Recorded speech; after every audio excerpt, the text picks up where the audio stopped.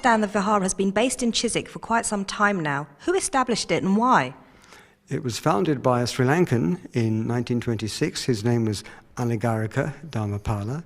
In those days, of course, Sri Lanka was a colony under British control, and he wanted to do something to spread the knowledge of the Buddha's teachings to the British people, and so this was founded here in 1926. We believe it is the oldest Buddhist monastic institution in the West. We have monks from Sri Lanka. The hardcore is usually 4, sometimes 5, but then we also get visiting monks staying for a number of days or weeks if they happen to be in London. For people who don't know about Buddhism, what is the kind of essence of Buddhism and what's it about? The Buddha was asked the same question, and I can't do better than give you his answer, which was, cease to do evil, learn to do good, keep your mind pure. That really is the essence of the teaching. First of all, get under control your bodily and verbal actions so you don't do anything harmful to other beings. That's the cease to do evil. Learn to do good. That means develop your mind in a positive way, weeding out the negative qualities and developing the wholesome qualities. And so that way you can keep your mind pure and free from defiling qualities. Above all, greed, hatred, and ignorance, which are the 3 root defilements, which we all have to a greater or lesser extent. In terms of the teachings of Buddhism and the Buddha himself, how does that differ from other religions out there, such as Christianity? The Buddha was emphatic that he was only a human being, a very special human being, but that is all. He was not a god, a divine prophet, or he had no connection with any divine power. So the Buddha is respected as a teacher, but not worshipped as a god. At lunchtime today, we're going to see a ceremony where the lay people will come in and make lunch for the monks. What's that about, please? Monks are not allowed to store or obtain their own food. They are dependent entirely on the lay community to offer them food. And so this ceremony is taking place every day when lay people bring food to offer to the monks, and that is the main meal of the monks. They do not take any solid food after noon. Richard, I understand you do courses here at the London Buddhist Vihara. What are these courses about and who can get involved? The courses teach various aspects of the Buddha's doctrines. One course is just exclusively for beginners, another course is on meditation, other courses look at the doctrines in more detail. There's a course on philosophy and psychology. Anybody is welcome to these courses. They're all run free of charge, and people are welcome to come here whenever they wish. You also do some children's courses. How many children get involved in these and what do they learn? The children's class, the Sunday Dhamma school, takes place at 2 o'clock on a Sunday afternoon. We have best part of probably 100 children here, divided into smaller groups according to age, and they're given instruction about the Buddha's teachings. Richard, how do people in Chiswick find out more about the London Buddhist Vihara? Do you have a website? We have a website, and also the Vihara is open every day of the week from 9 in the morning till 9 in the evening, and people are always welcome to come in here and have a look round and ask questions, and we're happy to see them. Richard, thank you very much for your time today and your talk about the London Buddhist Vihara.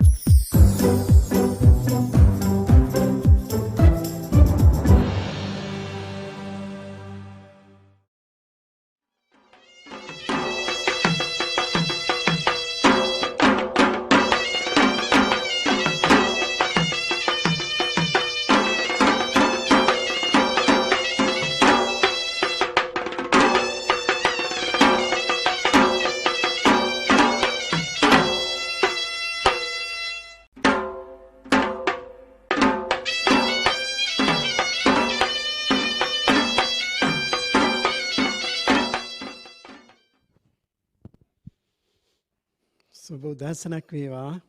Good morning, everyone. Today, we are here to celebrate the Poson Poya in our Buddhist calendar, with its great significance according to Buddhism and the history of Buddhism, and according to Sri Lankan history, and also according to Theravada Buddhism. Because the Sri Lanka today is known as the home of Theravada Buddhism. It is a great reputation has been given to our country. Sri Lanka became a Buddhist country in the 3rd century BC. As you know, the history is recorded in the Pali canon, chronicles, the great chronicle in Mahavansa, and also in Deepavansa, reported our country Sri Lanka was ruled by King Devanam Pirith in the 3rd century BC. He and Emperor Asoka in India were very good pen friends. They haven't met each other, but they were very good friends, exchanged a lot of gifts. So Devanam Pirith, king of Sri Lanka, has sent some important gems, jewelries to his friend in India, Emperor Asoka. That time in India had a great revival of Buddhism under the patronage of Emperor Asoka. During that time, the 3rd Buddhist Council took place in the city of Patna, and then there were 1,000 enlightened Arahant monks attended to that council. Moggali Puttatis Thera presided the council. End of the council, all the Dhamma, they revised and they repeated and they verified the authenticity of the Dhamma. Finally, they had the decision to send missionaries to neighboring countries beyond the geographical boundaries. So they were thinking about other Asian countries and also other neighboring countries in Northwest. Emperor Asoka decided to send a very important gift to his friend Devanam Pirith in Sri Lanka. So he organized his son Mahamahinda Thera and other missionary monks in the group to send to Sri Lanka as a gift to our country. According to that, Mahamahinda Thera and other few enlightened monks, Ittiya, Uttiya, Sambala, Bhaddasala, and there was a Samanera monk, a novice monk called Sumana, and a lay person called Bandula. In that group, they arrived to Sri Lanka. They met the king, Devanam Pirith, in Mihintale, near to Anuradhapura, on Pusam full moon day. This is a great important historical event in the Mahavansa and other Pali chronicles recorded. When King Devanam Pirith met Mahamahinda Thera, asked, who are you?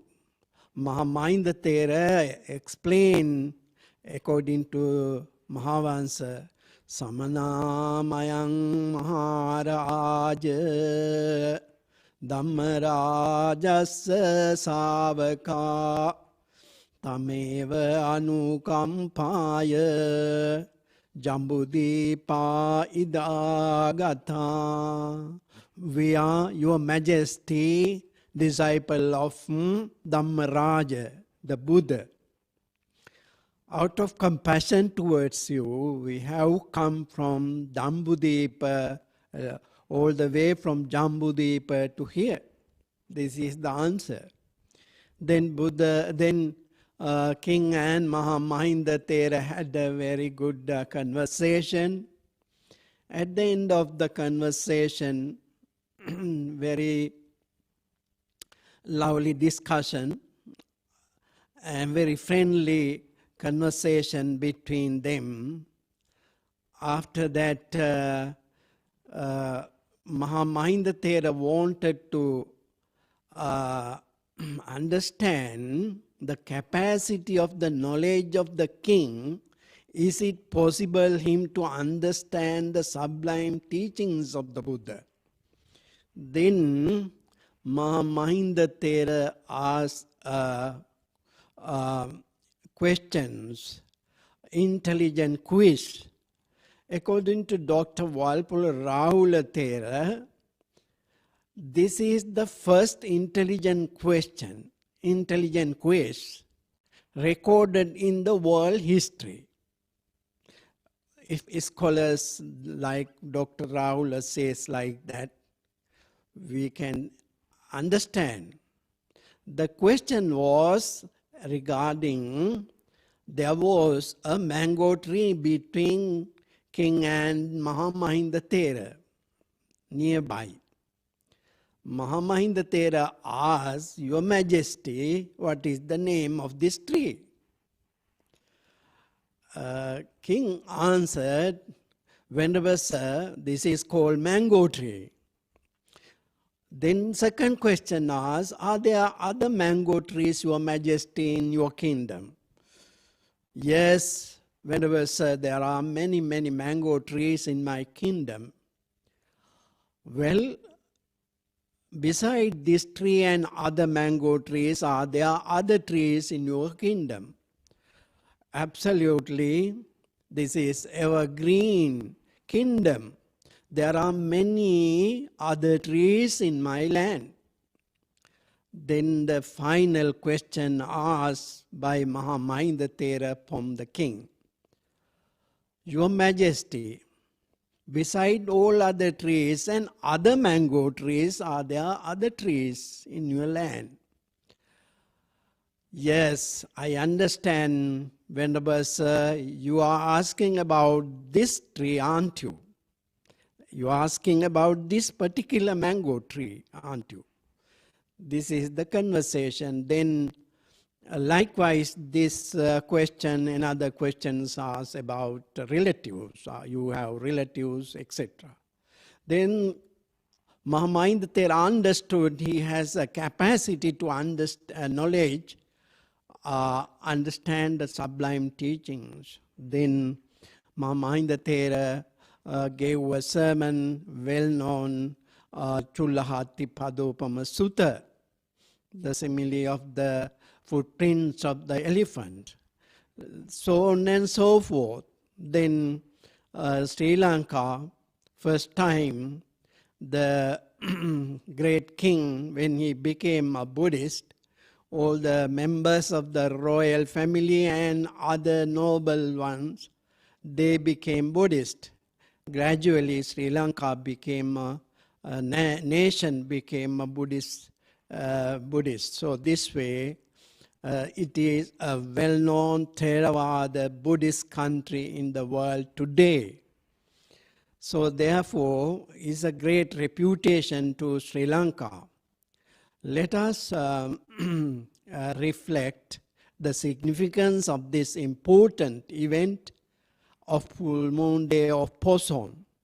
So because of the friendship of Ashoka and Devanam Pirith, the Buddhism was introduced to Sri Lanka. Not only the Buddhism means, actually there is a great revival in Sri Lanka because of introduction of Buddhism. Buddhism came to Sri Lanka with great cultural heritage of Mauryan Empire, like architecture and sculptures, paintings, etc. And in everywhere in Sri Lanka started Buddhist Viharas, Pali canon, Pali literature, and the great sublime teaching based on great wisdom of the Buddha. All these things were given and to our country, bequeathed Sri Lanka, the Mauryan culture. So this way, this is called Dharma Vijaya. We celebrate Poson Poya today, considering the significance, great significance of the Poson Full Moon Day, this historical event. We are here to celebrate Poson Poya. We administer 8 precepts and also chanting and meditation and Dhamma talks and Desana, Dhamma Desana and Pirith chanting, etc. Whole day we have this program. Now I would like to administer 8 precepts. Would you please say sadhu, sadhu, sadhu 3 times? 3 times. Namo tassa, namo tassa bhagavato arahato samma sambuddhassa. Namo tassa bhagavato arahato samma sambuddhassa. Namo tassa bhagavato arahato samma sambuddhassa. Would you repeat after me? Aham bhante tisaranena sadding attanga silang dhammang yachami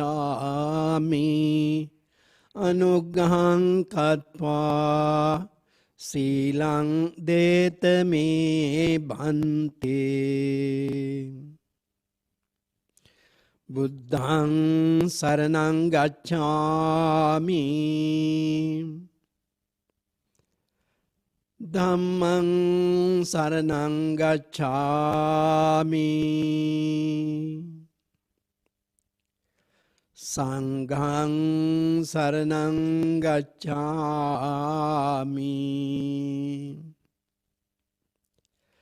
Duteyampi buddhang saranang gacchami.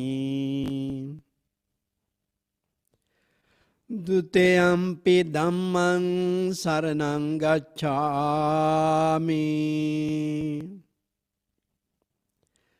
Duteyampi sanghang saranang gacchami.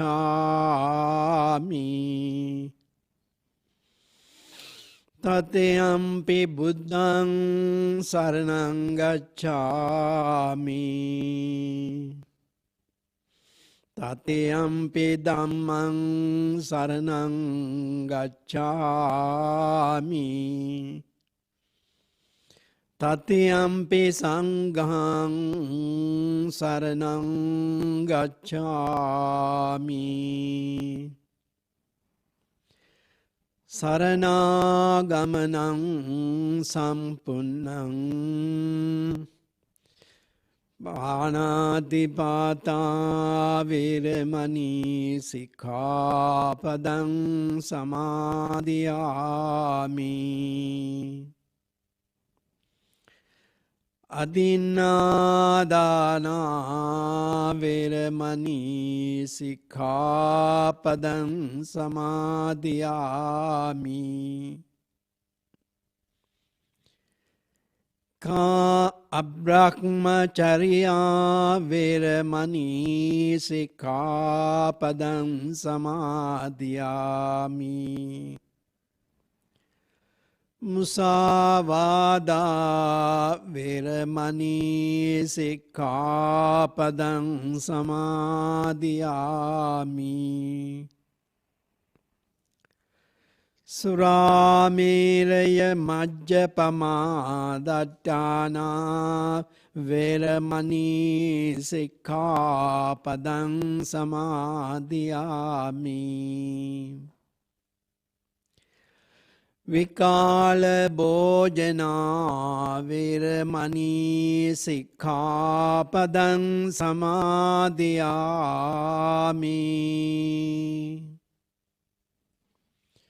නාච්චගීතවාදිත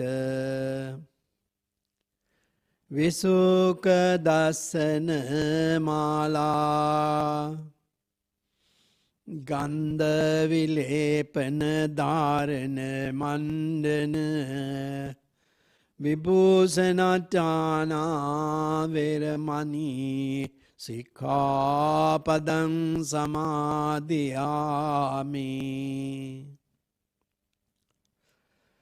උච්චාසයන මහාසයනා වේරමණී සික්ඛාපදං සමාදියාමි. ඉමානි උපෝසත අට්ඨාංග සීලානි සමාදියාමි. ඉමානි උපෝසත අට්ඨාංග සීලානි සමාදියාමි. ඉමානි උපෝසත අට්ඨාංග සීලානි සමාදියාමි. සාදු සාදු සාදු.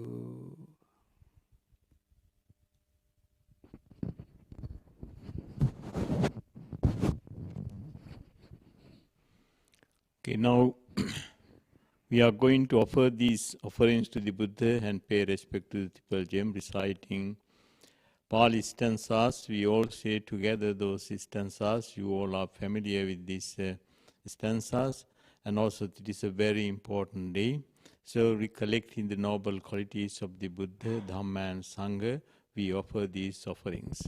Let us say together those stanzas.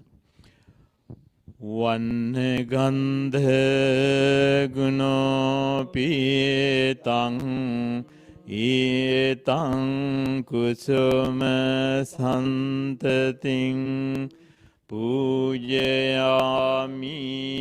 muning dassa siripada saroruhe Pujimi buddhang kusumena nena punyena metena ca hotu makkang puppang milayati athaidang me Kayo tathayati vinasa bhavang pujemi dhammang kusumena nena punyena metena ca hotu makkang Puppang milayati athaidang me kayo tathayati vinasa bhavang pujemi sanghang kusumena nena punyena metena ca hotu makkang puppang milayati athaidang me කායෝ තථායාති විනාසභාවං ඝනසාරප්පදිත්තේන දීපේන තමදං සිනා තිලෝක දීපං සංබුද්ධං පූජයාමි තමෝනදං ගන්ධ සංභාරයතේන දූපේනහං සුගන්ධිනා පූජයේ පූජනීයන්තං පූජාභාජනමතමං සුගන්ධං සීතලං කප්පං පසන්න මధుරං සුභං පානීයමේතං භගවා පතිගන්හාතමතමං අධිවාසේතු නොවන්තේ ගිලාන පච්චයං ඉමං අනුකම්පං උපාදාය පතිගන්හාතමතමං ඉතිපිසෝ භගවාරයා සම්මා සම්බුද්ධෝ විජ්ජාචරණ සම්පන්නෝ සුගතෝ ලෝකවිදු අනුත්තරෝ පුරිස ධම්ම සාරති සත්තා දේව මනුස්සා බුද්ධෝ භගවාති අරහං අරහෝති නාමින අරහං පාපං නකාරයේ අරහත් පලං පත්තෝ අරහං නාමතේ නමෝ සම්මා සම්බුද්ධ ඥානේන සම්මා සම්බුද්ධ දේශනා සම්මා සම්බුද්ධ ලෝකස්මින් සම්මා සම්බුද්ධ තේ නමෝ විජ්ජාචරණ සම්පන්නෝ තස්ස විජ්ජාපකාසිතා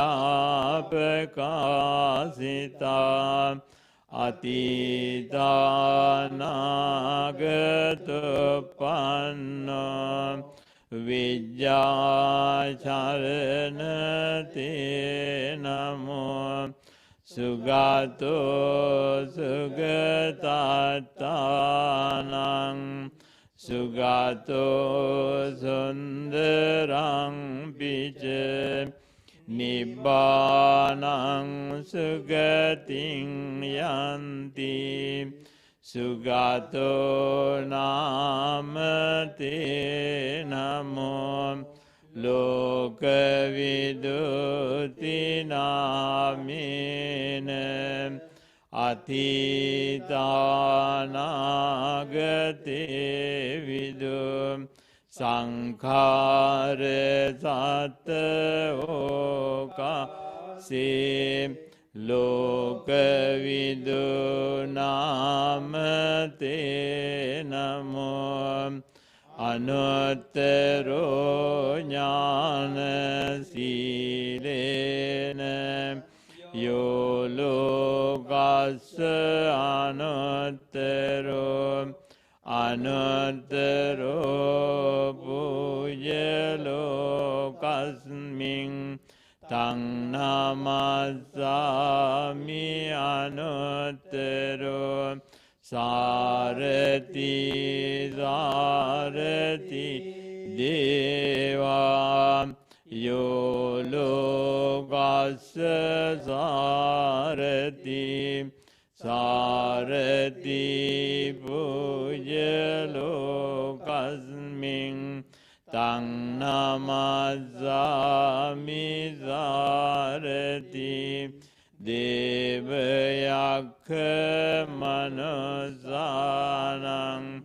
loke agga palang dadantang damayantanang purisajanyate namo bhagava bhagavaya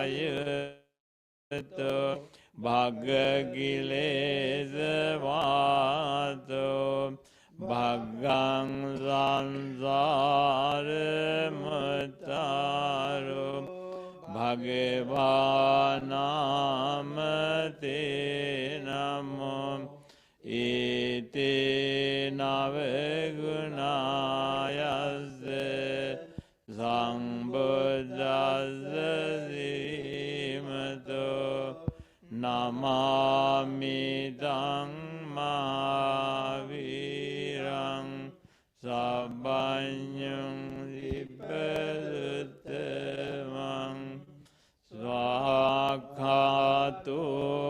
bhagavata dhammam sanditthiko akaliko ehi vasiko openaiko paccattang vedittabbo viñño iti supatipanno bhagavato sāvaka sangho ujjupatipanno bhagavato sāvaka sangho ñāya patipanno bhagavato sāvaka sangho yāmici patipanno bhagavato sāvaka sangho yadidang jattari purisa yugani atta purisa puggala isa bhagavato sāvaka sangho auneyo pauneyo dakhineyo anjali karaniyo anuttarang punyaketang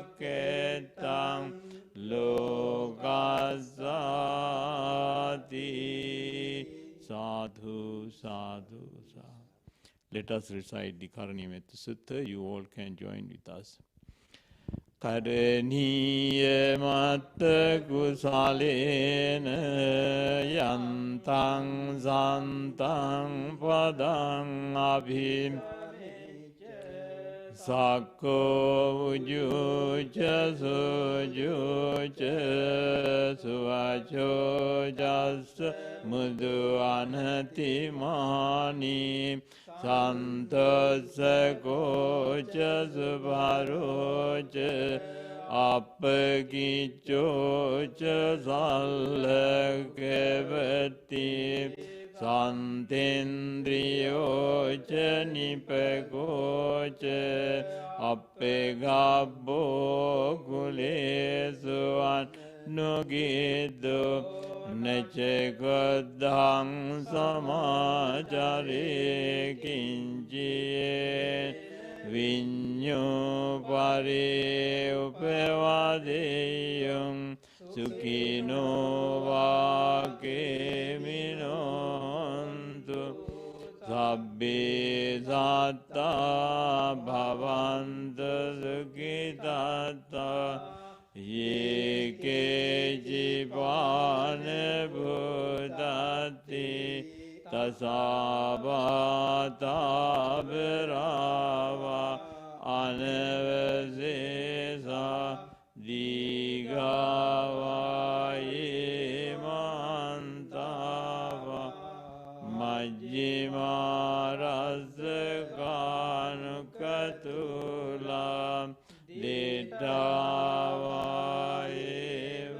additta ye jadure vasanti avidure bhutavasambhaveri sabbe satta bhavantu sukhitata naparo Nati manyete katte jinang kanchi Vyarozana patiga sanya Nanya manya zadukamichaya Mata yata niyang buddha ayusayi Manurake evam pira Buddhesu manasangva Yaparimanang metanja sabbalogasming manasang bhavaye aparimanang Uddhang adocha tiriyancha asangbhada avirang asapata tithang charang nisinno vasayano yavatasa vigatamiddo etang sating aditteya brahmametang viharang idamavo dittinja anupagamma silava dasanena sampanno Kamesu vinayagidang naija dugabaseyang unare titi sadhu sadhu sadhu.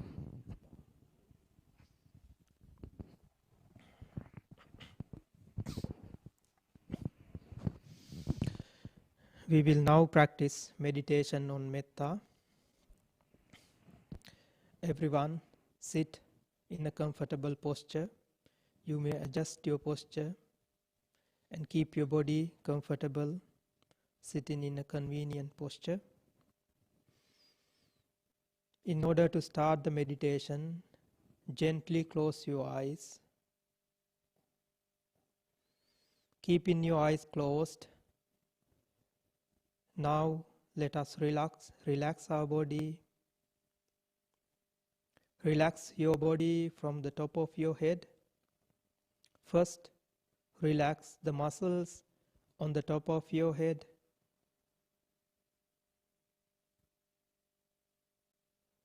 Relax your forehead.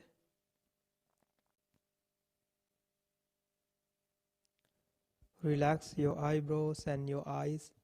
Keep them gently closed.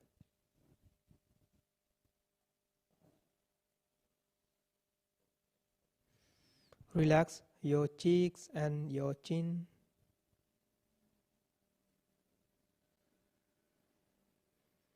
Relax the muscles around your neck.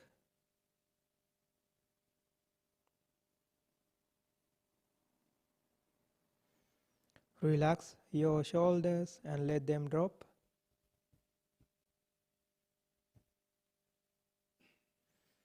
Relax your chest and your abdomen.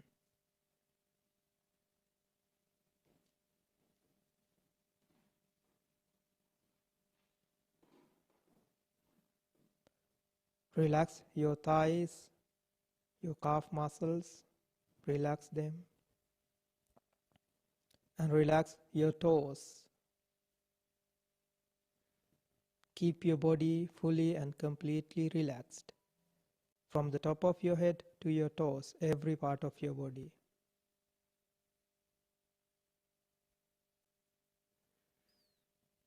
Relaxing your body, now relax your mind and bring your mind to the present moment.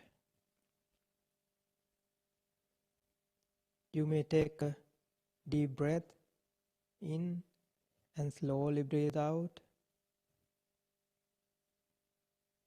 Take another breath in and slowly breathe out, relaxing your body and your mind. Take another deep breath and slowly breathe out, relaxing your body and your mind. And bringing your mind to the present moment. Now in your relaxed mind, generate metta, loving kindness, thoughts of loving kindness.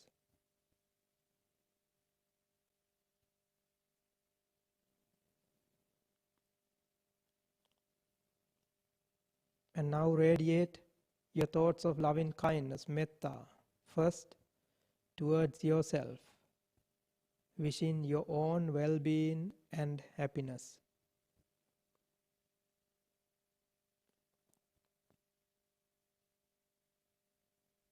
Send your thoughts of metta, radiate your metta towards yourself. May I be free from anger. May I be free from ill will. May I be free from enmity.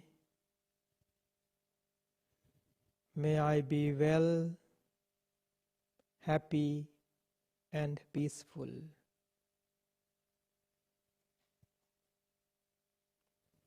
Just as you wish your own well-being, radiating metta towards yourself, now start radiating metta towards others. Send in your thoughts of metta towards others.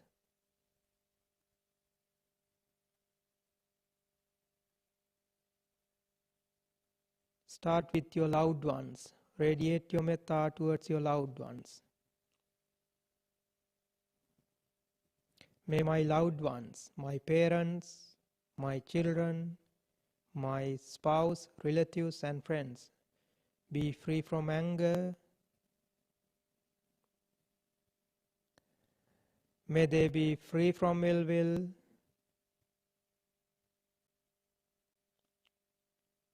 May they be free from enmity. May they be well, happy, and peaceful.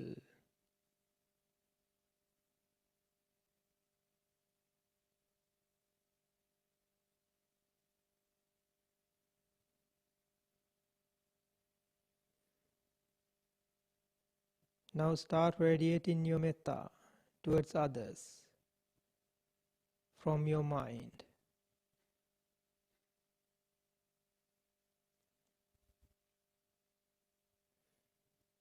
Radiate your metta towards friendly people, friendly to you. May everyone friendly to me be free from anger.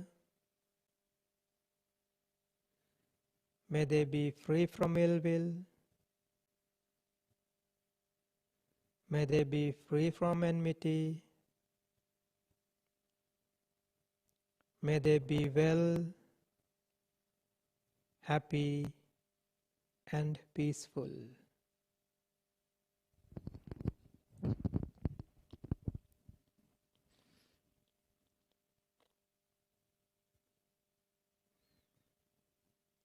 Generate and radiate metta, thoughts of loving kindness, even further towards other people.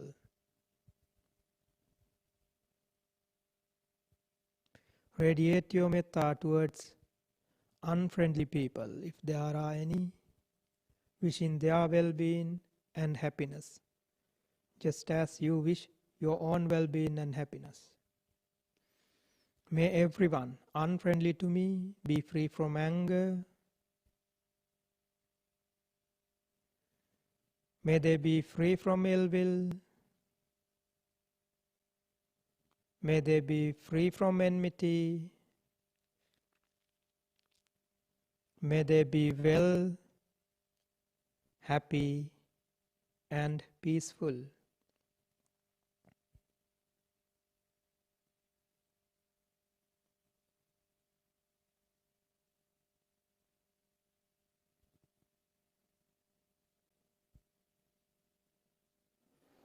Now radiate metta from your mind towards all human beings living all over this world, equally wishing their well-being and happiness. May all human beings living in this world be free from anger. May they be free from ill will. May they be free from enmity.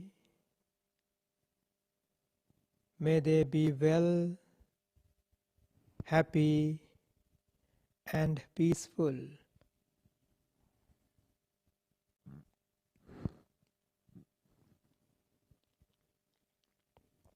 Now radiate metta from your mind towards all living beings living on this earth and in this universe, seen or unseen, wishing their well-being and happiness. May all living beings living on this earth and in this universe, those seen or unseen, be free from anger. May they be free from ill will. May they be free from enmity. May they be well, happy, and peaceful.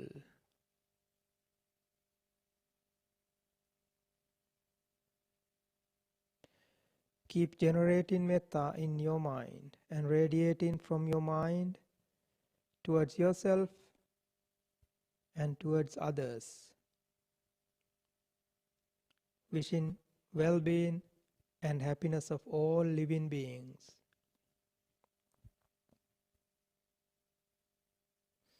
Just as you wish your own well-being and happiness, wish well-being and happiness of all living beings. Keep your mind full of metta, thoughts of loving kindness, unconditional love.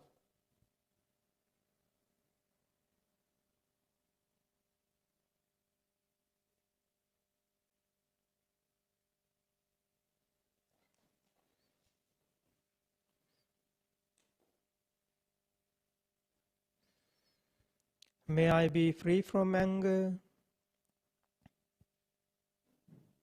May I be free from ill will. May I be free from enmity. May I be well,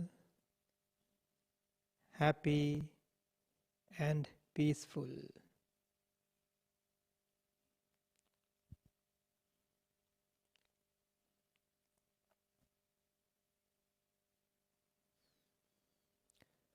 May my loved ones, my parents, my children, my spouse, relatives, and friends be free from anger. May they be free from ill will. May they be free from enmity. May they be well, happy, and peaceful.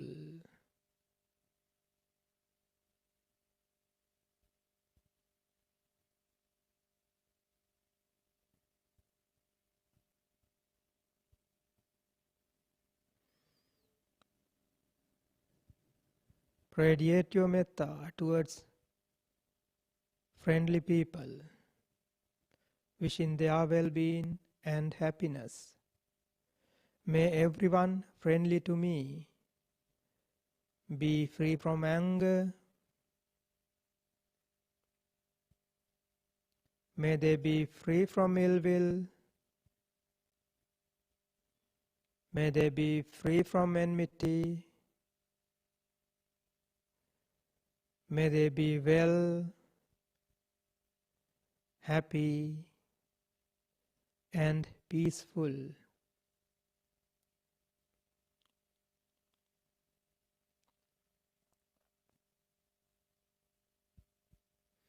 Just as you wish your own well-being and well-being of your loved ones, radiate in your metta towards unfriendly people. Wish their well-being and happiness. Radiate your metta, your unconditional love, towards unfriendly people, if there are any. Wish their well-being and happiness. May everyone unfriendly to me be free from anger. May they be free from ill will. May they be free from enmity.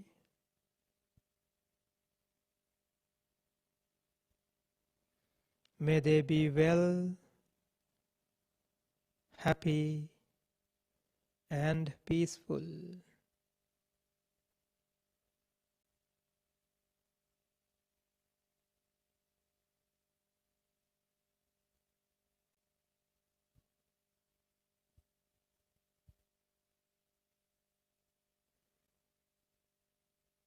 Radiate your metta towards all living beings living in this world.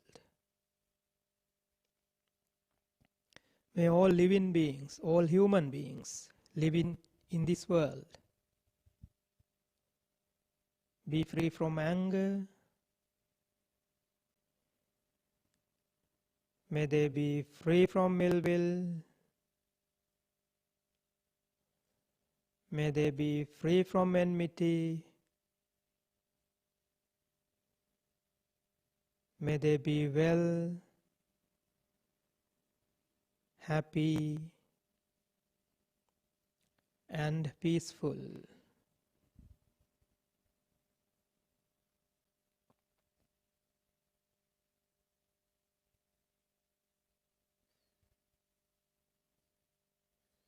Radiate your metta towards all living beings on this earth and in this universe.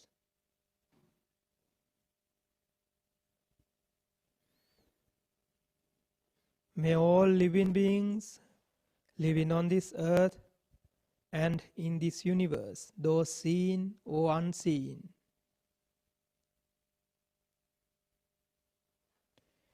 be free from anger. May they be free from ill will. May they be free from enmity. May they be well, happy, and peaceful.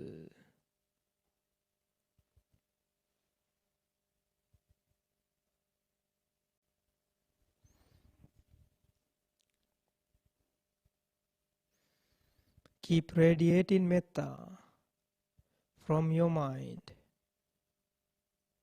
towards yourself first, towards your loved ones, friendly and unfriendly people, human beings, and all living beings. Equally wishing well-being and happiness of all. keep your mind full of metta, thoughts of loving kindness, unconditional love.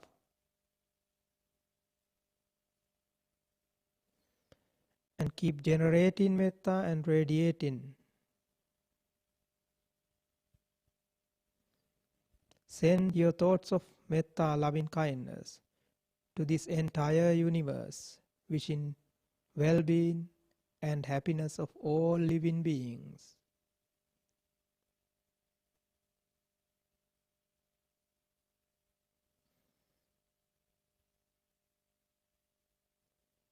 When your mind is full of metta, full of loving kindness,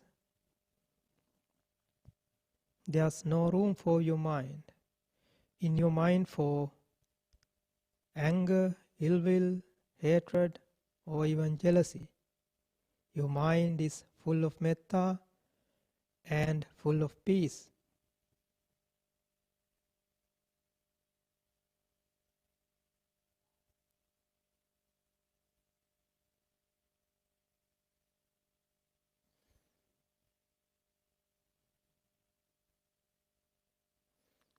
With your mind full of metta, loving kindness, generating and radiating metta in your mind, wishing your own well-being and well-being of all living beings, unconditionally and equally, just as you wish your own well-being and happiness.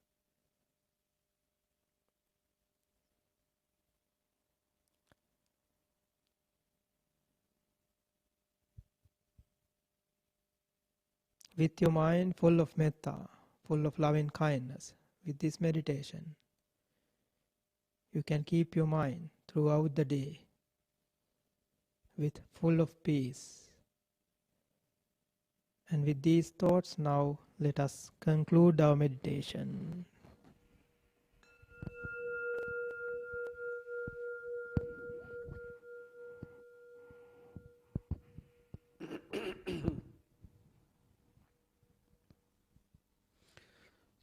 So the first part of this program come to the end with that meditation on loving kindness. You are at home. Usually we celebrate with you at the Vihara. But today, as the city and the countries are locked down, you all are staying at home with your children. There is disadvantage and also good advantages as well. We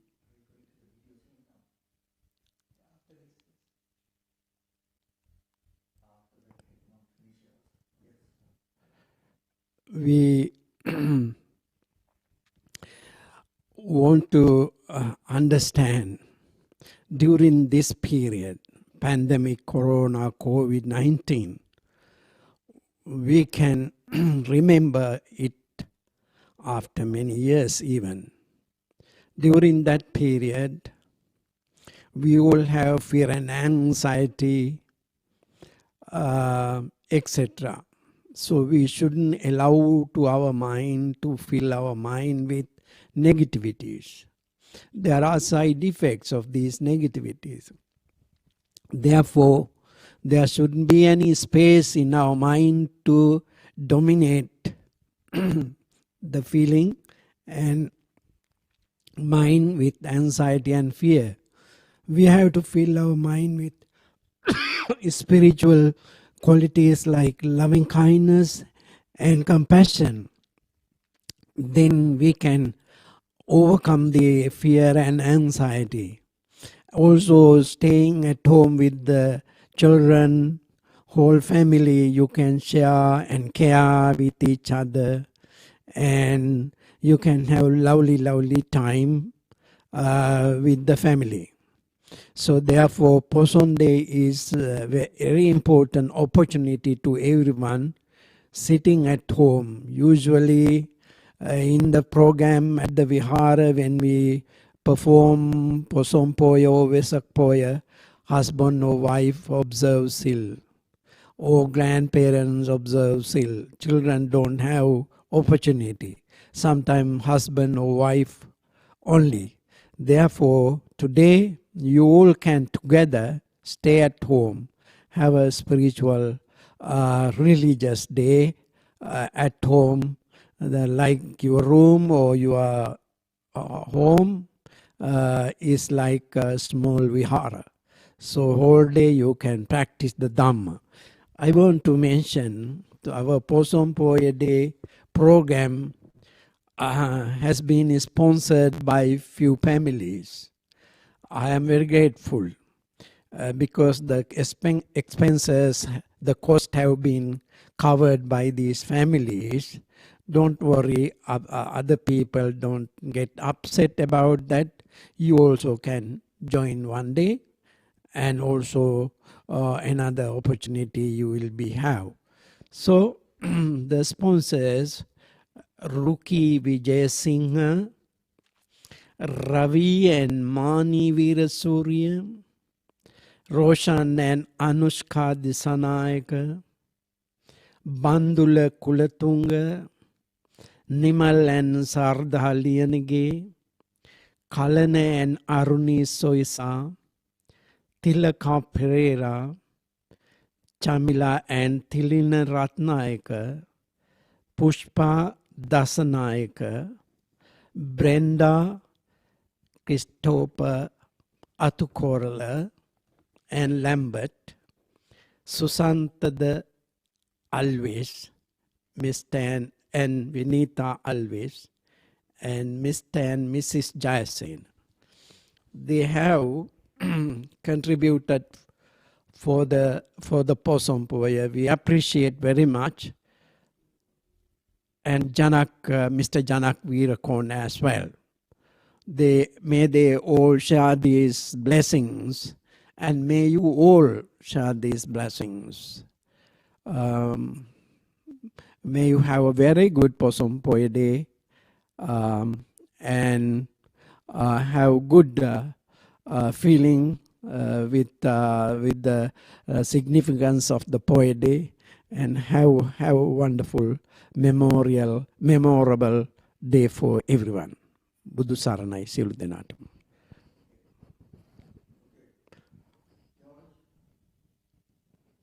Program start again 10:15. 10:30. We start again 10:30.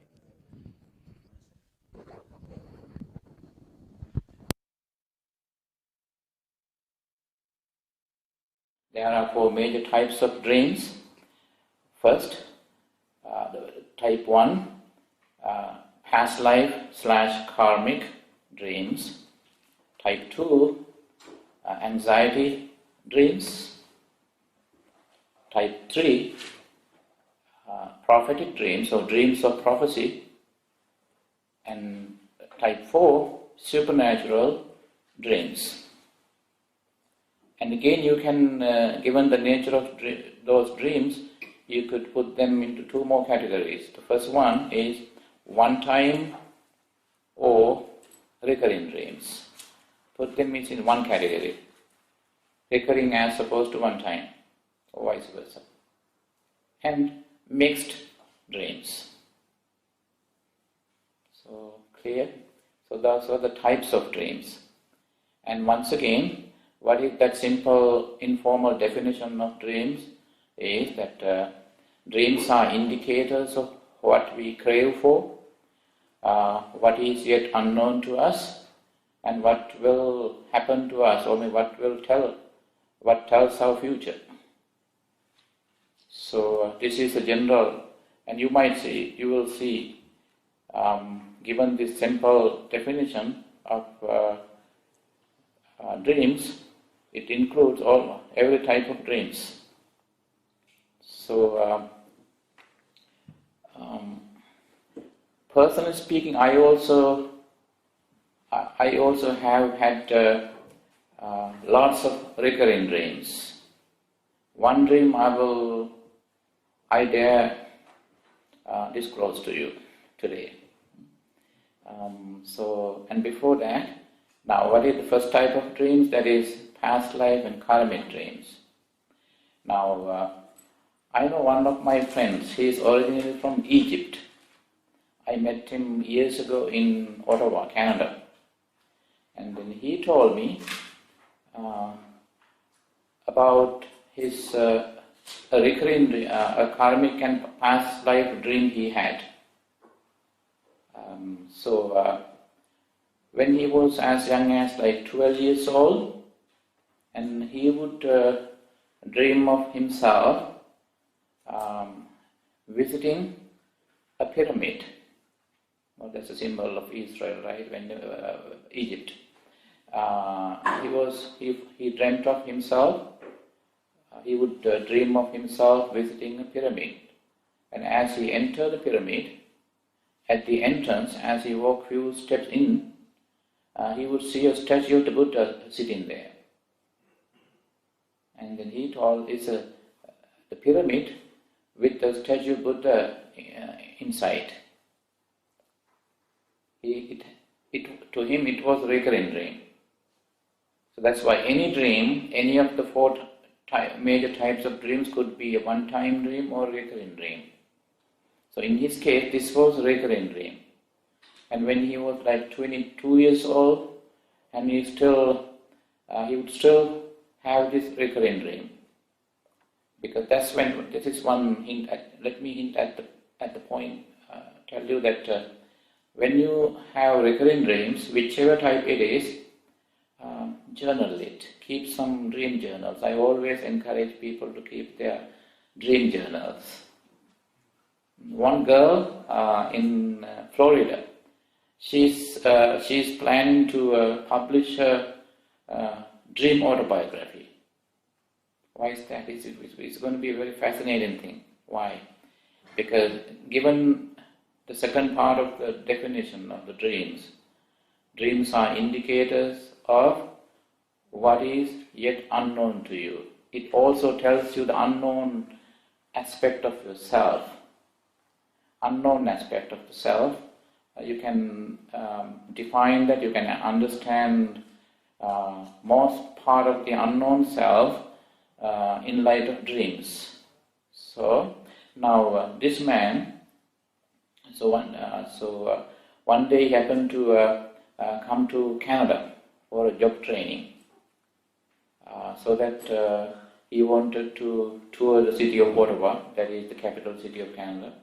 And then he was thirsty, and he saw an Indian monk in his own language. He was a monk wearing like a type of a sari, that's he told. He didn't know what it was, a robe. But immediately, this was a man wearing a kind of sari, because he was extremely thirsty.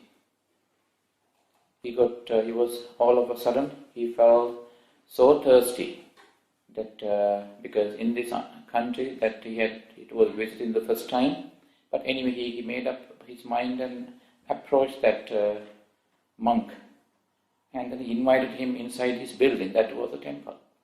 When he entered the temple, he saw a statue of the Buddha, the kind of statue he had been dreaming of since he was a teenager. To him, the more fascinating part of his thing is, when he went to bed that night, right, he saw the statue, but the pyramid was missing. The pyramid was missing. And he saw the statue, only the statue.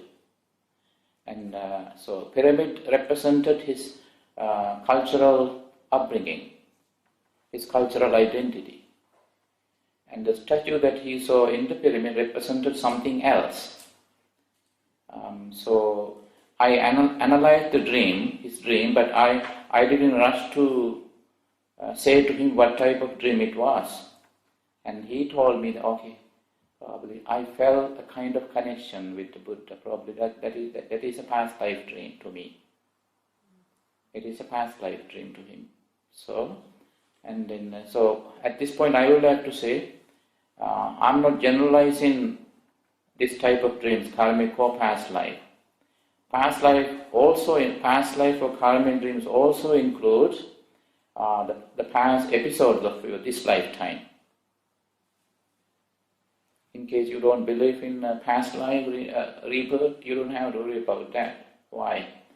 Because past life karmic means it's all about our past. Probably the past that begins with the moment we open our eyes to this world, in this very lifetime. So that was his dream. And then I still contact him at times. Now he says, 1 week later, one more time he had that dream, but it never came back. His recurring dream stopped coming, meaning it wouldn't be a recurring dream anymore, not even one time now. So that night, the day he encountered the statue of the Buddha, he saw, he had the dream. In that dream, the pyramid statue was missing. And that also tells something. When you analyze your dreams, right, you can at times block. You can unblock the socio-cultural surroundings that block your access to your dreams. If you can cut through the socio-cultural layers of your identity, you can get to that the dream level. At times it would tell you at times what you are, or maybe that can help you disclose an unknown aspect of your selfhood. So I always leave that open. Why? Even though I talk about Buddhist dreams as they are explained in Buddhist scripture, so I never ask people to accept it. But one thing I always say to them, think about the past episodes of your life, within this lifetime. Because the moment as you know, karma is your intention. When you do something intentionally with your body, with your words, with your mind, so that creates a kind of vibration, a kind of mental energy. And then so that becomes part and parcel of your memories. So that it's your karma. Wherever you go, you carry it within. But interesting, some people see karma as an individual. And sometimes many times I overheard parents say to their children, okay, I'm going to tell the karma guy to come after you. The karma guy. It's okay to, conceptualize karma as something with a persona, like an individual. So that is the first type of karma, and we will come back to these types again. So that is the first type of karma. And later, before I explain one-time recurring and mixed dreams, I will explain how dreams occur, because I never want to get you bored at the beginning. So because I need to explain how dreams occur. It's always good to explain some dreams afterwards, in the halfway through I will explain that, how dreams occur. Now it's always good to get right to the point, right? So now that is the first type of dreams, past life / karmic dreams. And when you do that, you can think about that. And I will disclose one of my recurring dreams when I explain the recurring dreams to the end of the session today. And then let's look at the second type. Type 2 is anxiety dreams. Anxiety dreams, look at the first part of the definition. Dreams are indicators of what you crave for. what you are longing for, what you long for, what you crave for, what your mind is urging you to have. So, and the anxiety dreams. Anxiety dreams also include dreams due to psychotic medicine. Because I work with some patients in Florida, I work with people with some mental disorders, and they were on medication. They were on psychotic medication, and then so I did volunteer service. I was like a therapist. I used to go to them, and I am not a professional trained therapist, but I simply use my Buddhist meditation, mindfulness, and then I would go to them and take notes, and I will ask them to explain their dreams. And most of the time, I would visit them every Wednesday, and they were lining up to share me their dreams. Most of the time, those dreams were recurring dreams. They had those dreams on a regular basis, but I saw the interconnection. It's because of the medicine that they took once a week or so. So within 48 hours, they would have some anxiety dreams. Well, anyway, anxiety dreams are due to our, because of our hopes, our ambitions. And because when you are nervous, most of the time there is more anxiety. The type 2 or the anxiety dreams are the more general types of dreams. You can have an anxiety dreams tonight because you are going to a job interview tomorrow. And these days I have been talking to youngsters who are going to take their O-level, whatever exams forthcoming in May also. So and then some are taking some IQ tests. And they already told me they were already having anxiety dreams. And one boy told me that almost every night he would see, he was in an examination hall, and then he is now answering the questions, and he's handing over the answer sheets, and all of a sudden everything goes blank, like another episode in drama, and then he says, okay, there are these monster-looking, professionally dressed examiners. Among them there are teachers, his teachers also. Some would have teeth coming and just look like a monsters, like devils. And then I told them, because that anxiety dreams is because you fear your own exams. You don't trust yourself. It's a lack of self-confidence and lack of focus. And you are not competing. And he told me when he was doing that, at times, his own friends would approach him from all angles and try to attack him. Then I said, that's because, and he asked me whether other friends are jealous of you. I said, even if they are jealous of you, you don't have to worry about that. Just focus on your. It's not because of the fact that they are jealous of you, but because you are anxious and you think of how others are doing in their exams. Because don't pay attention to them. When you pay attention to others, it becomes a competition.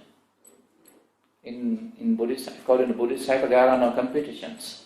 Even if there are 200 students taking the same exam, as long as you focus on your studies, your exams, you are answering the questions, you don't have to worry about what others think. Let them be jealous of you at this point. And then, interestingly, then he sent me a text message like 3 days ago. Wow, I didn't have that dream. So that they are seasonal recurring dreams. Some dreams are not lifelong recurring dreams. They are periodic, seasonal. And lots of students have those anxiety dreams, seasonal recurring anxiety dreams, because when it occurs more than few times, like 2-3 times, so it is a recurring dream for sure. But And they could be temporary as well. But there are some dreams that are lifelong. Now that is anxiety, and also it's due to medication. Medication can give you anxiety dreams. And that's because of, and then according to Buddhist definition of anxiety dreams, it's due to biopsychological reasons. Biopsychological reasons. If I use a modern standard terms, the reason is neuropsychological. Because neuro part represents your biology, your body. Neuropsychological dreams. So that you take a look at. So I don't know what neuropsychology is, I just read. But somehow what I do is, in good faith I read other subjects and without distorting the Buddha's teachings, and then I ask certain scholars and then I define them, come up with some clear conclusions. And ask many people whether what I define tallies with what Buddha has said. Because otherwise the things that I say go public, right? So that's why I always keep myself ready to answer in case some people want to know in the future. And that is type 2 dreams. So anxiety dreams. So this is very general. Like in the case of a student, he had that anxiety dream recurring for a few weeks. Now he doesn't have. But I told him already, probably it would come back to you close to the exams. Close to exams it might come back. Because again he gets anxious. You become nervous. And in job interviews also. Interestingly, another, because I work with youngsters, so especially people keep me so busy. Even before they go for a date, they call me and Bhante, will I achieve that, succeed? Oh, wait a minute, why are you asking me about CNC? But I like it, even the people keep me busy, because they trust me and they want to know something. Right? And then lots of people have told me that the previous night, lots of people talked about the same kind of dream, both girls and boys, both guys and ladies, same type of dreams. And they, so over 200 people have told me, explained to me the kind of dreams, and all those dreams are similar. Now, let's say, now you are a guy, you are a man, and all of a sudden you take off and then you start flying, cutting through the white clouds. It's like a fairy tale.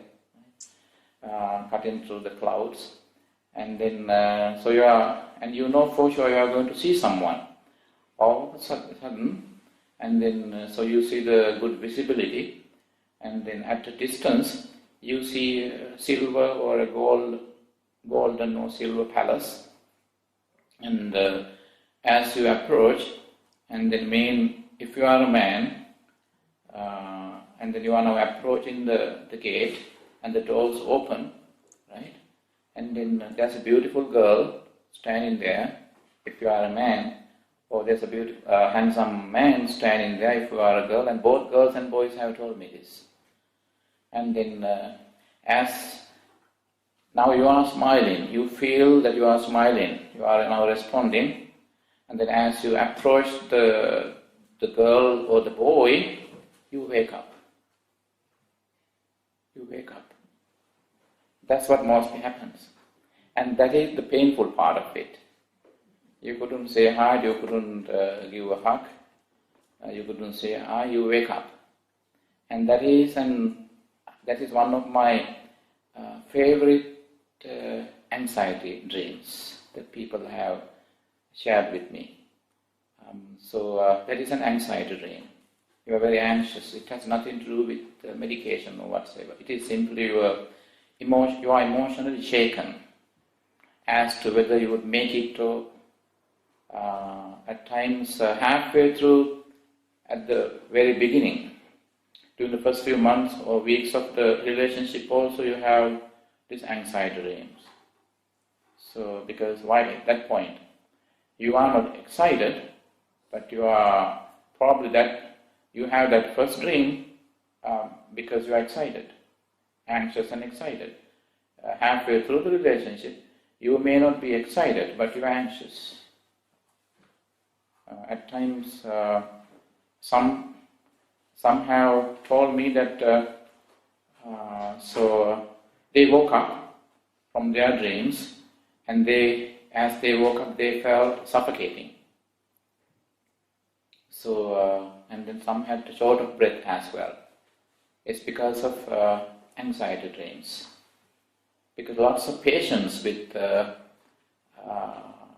certain medical conditions have told me they dream, and sometimes they get their blood pressure high in their dreams, and they wake up, they could hear their own heartbeat.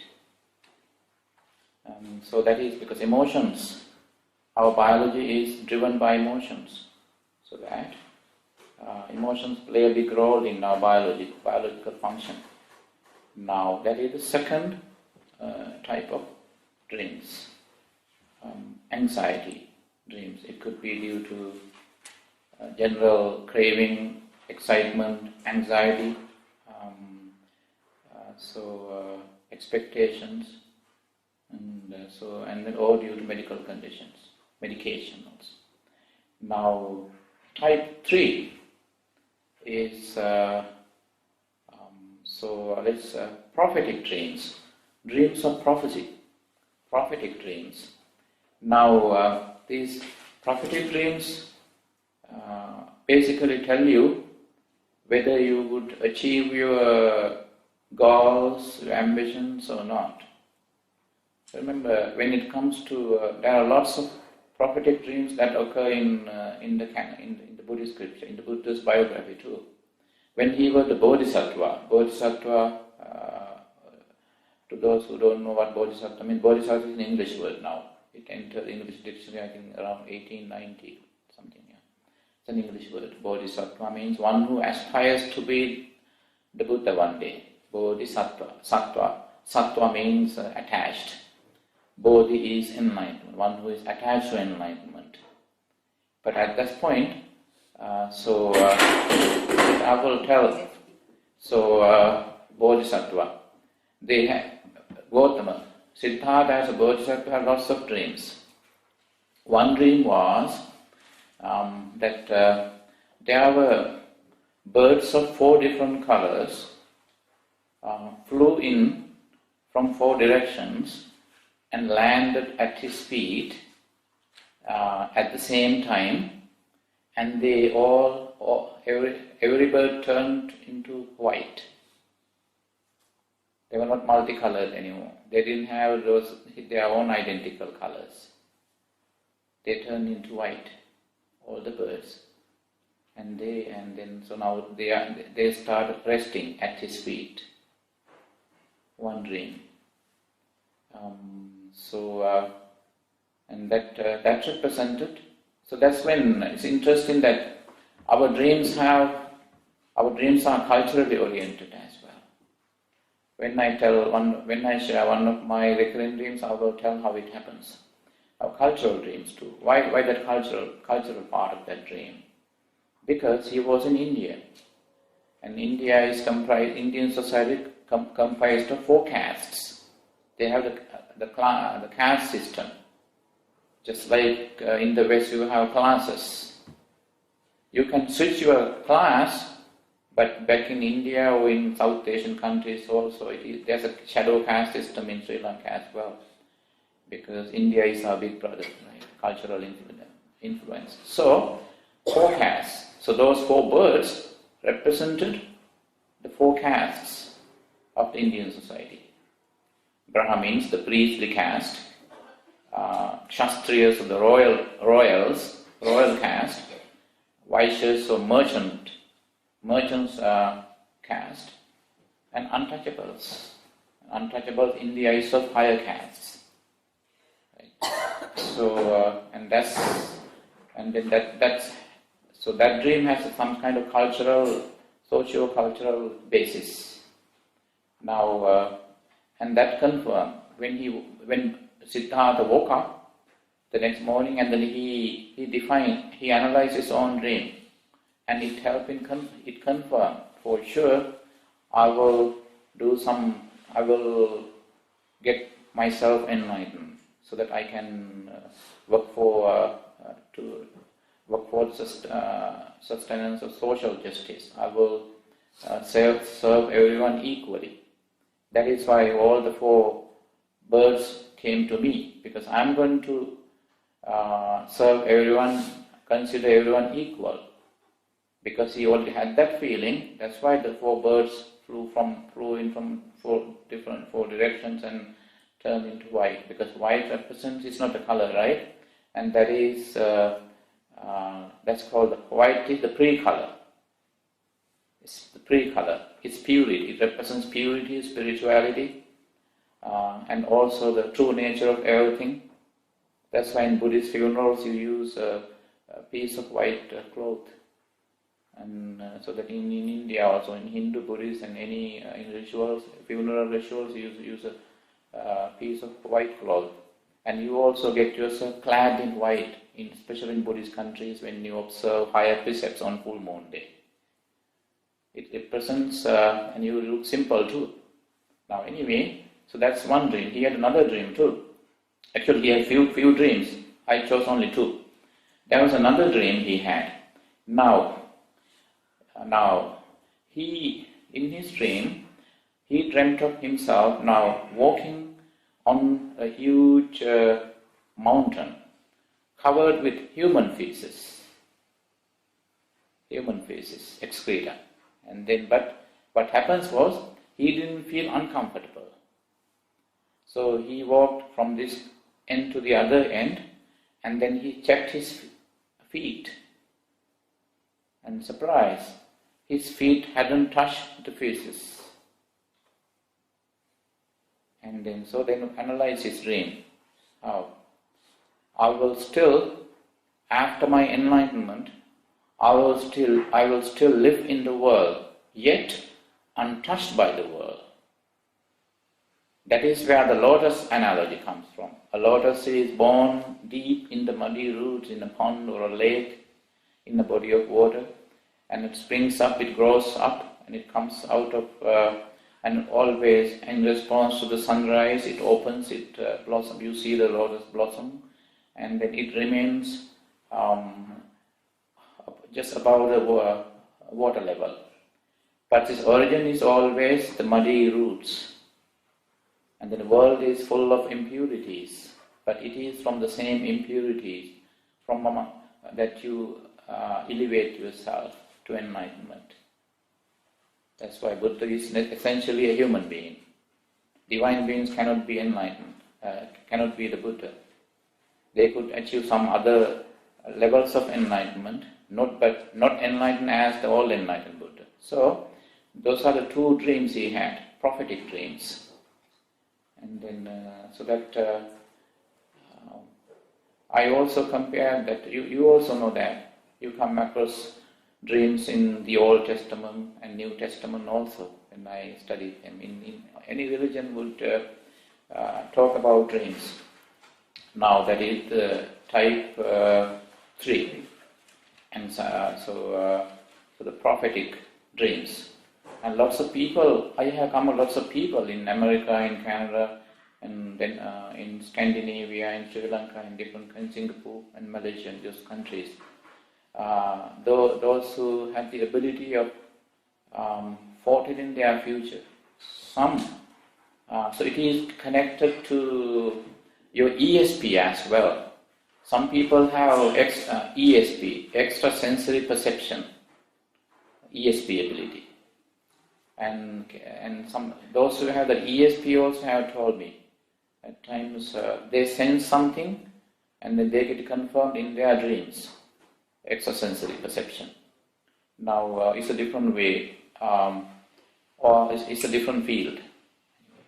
Now that is the third type of dreams.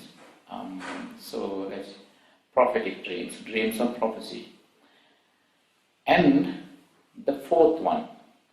The fourth one is supernatural dreams. supernatural dreams, lots of people are more interested in supernatural dreams. And one day I came across some free thinkers. They don't stick to any religion, but I love free thinking. So that's why. But still, they told me, and they believed in supernatural dreams. Supernatural dreams involve your past relatives, in Western terms like angels, saints, in Buddhist language, like deities, devas, deities and divine beings, good and bad spirits. But Buddha taught.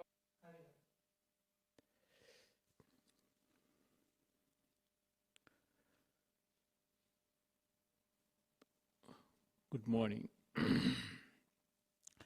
Samanta Chakvalisu atra gachantu devata saddhammang munirajas sunantu saggamukhadang dhammasavana kalu ayang badanta dhammasavana kalu ayang badanta dhammasavana kalu ayang badanta Namo tassa bhagavato arahato samma sambuddhassa Namo tassa bhagavato arahato samma sambuddhassa Namo tassa bhagavato arahato samma sambuddhassa Tattho mala malatarang avidya paramang malang Etang malang pahatvan nimmala hoti bhikkhavo.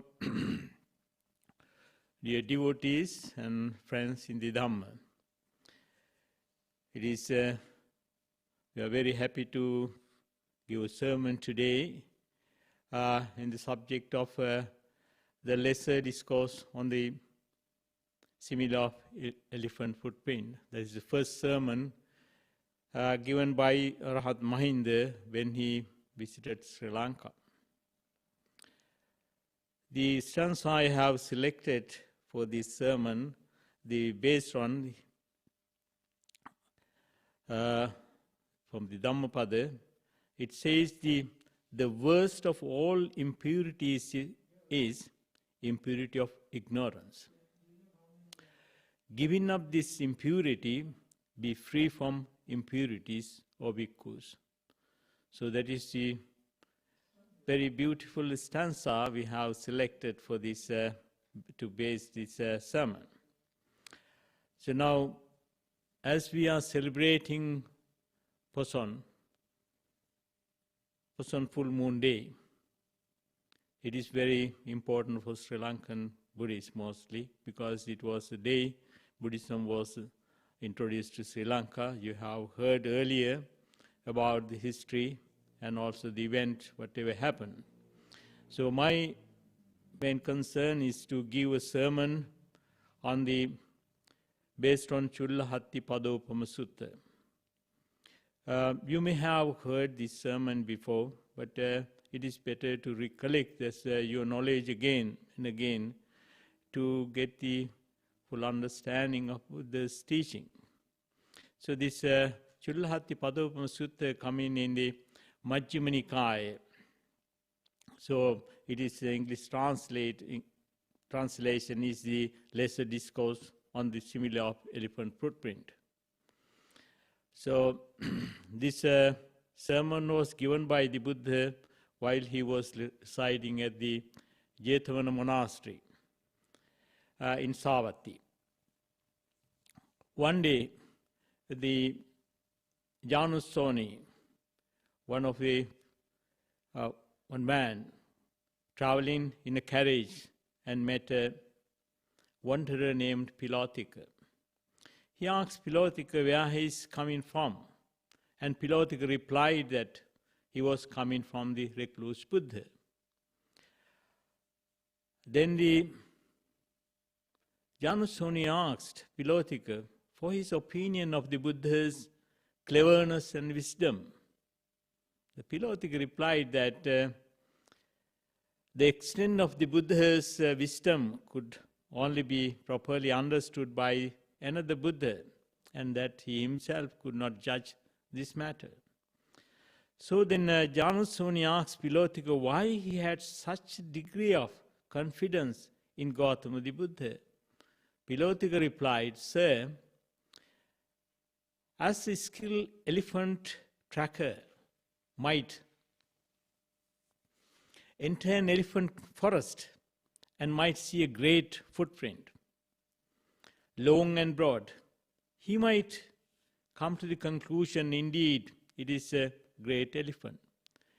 Even so, I had seen the footprint of the recluse Gautama and came to this conclusion, the fully self-awakened one is the Buddha, well taught in the Dhamma by the Buddha.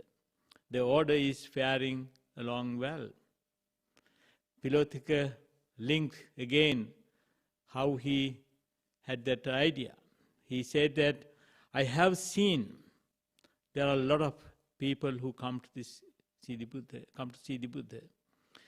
Among them are nobles, Brahmins, householders, and recluses.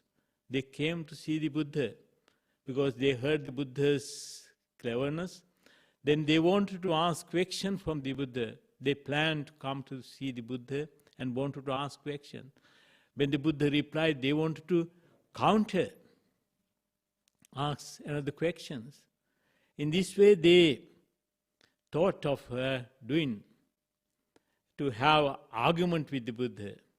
But when they came to the Buddha, Buddha has given them a teaching. Then they could not ask any questions. So they were converted. They became followers of the Buddha. Pilotika said that when he heard the story of those 4 groups of people, he came to the conclusion that the Buddha is fully awakened. Dhamma is well taught by him, and that the Sangha is well disciplined. After listening to Pilotika, Janusoni decided to meet the Buddha. He went to the monastery and met the Buddha and reported his conversation with the Pilotika. The Buddha said that the simile of elephant footprint was not complete in its all details, and he wanted to explain why it is not completed.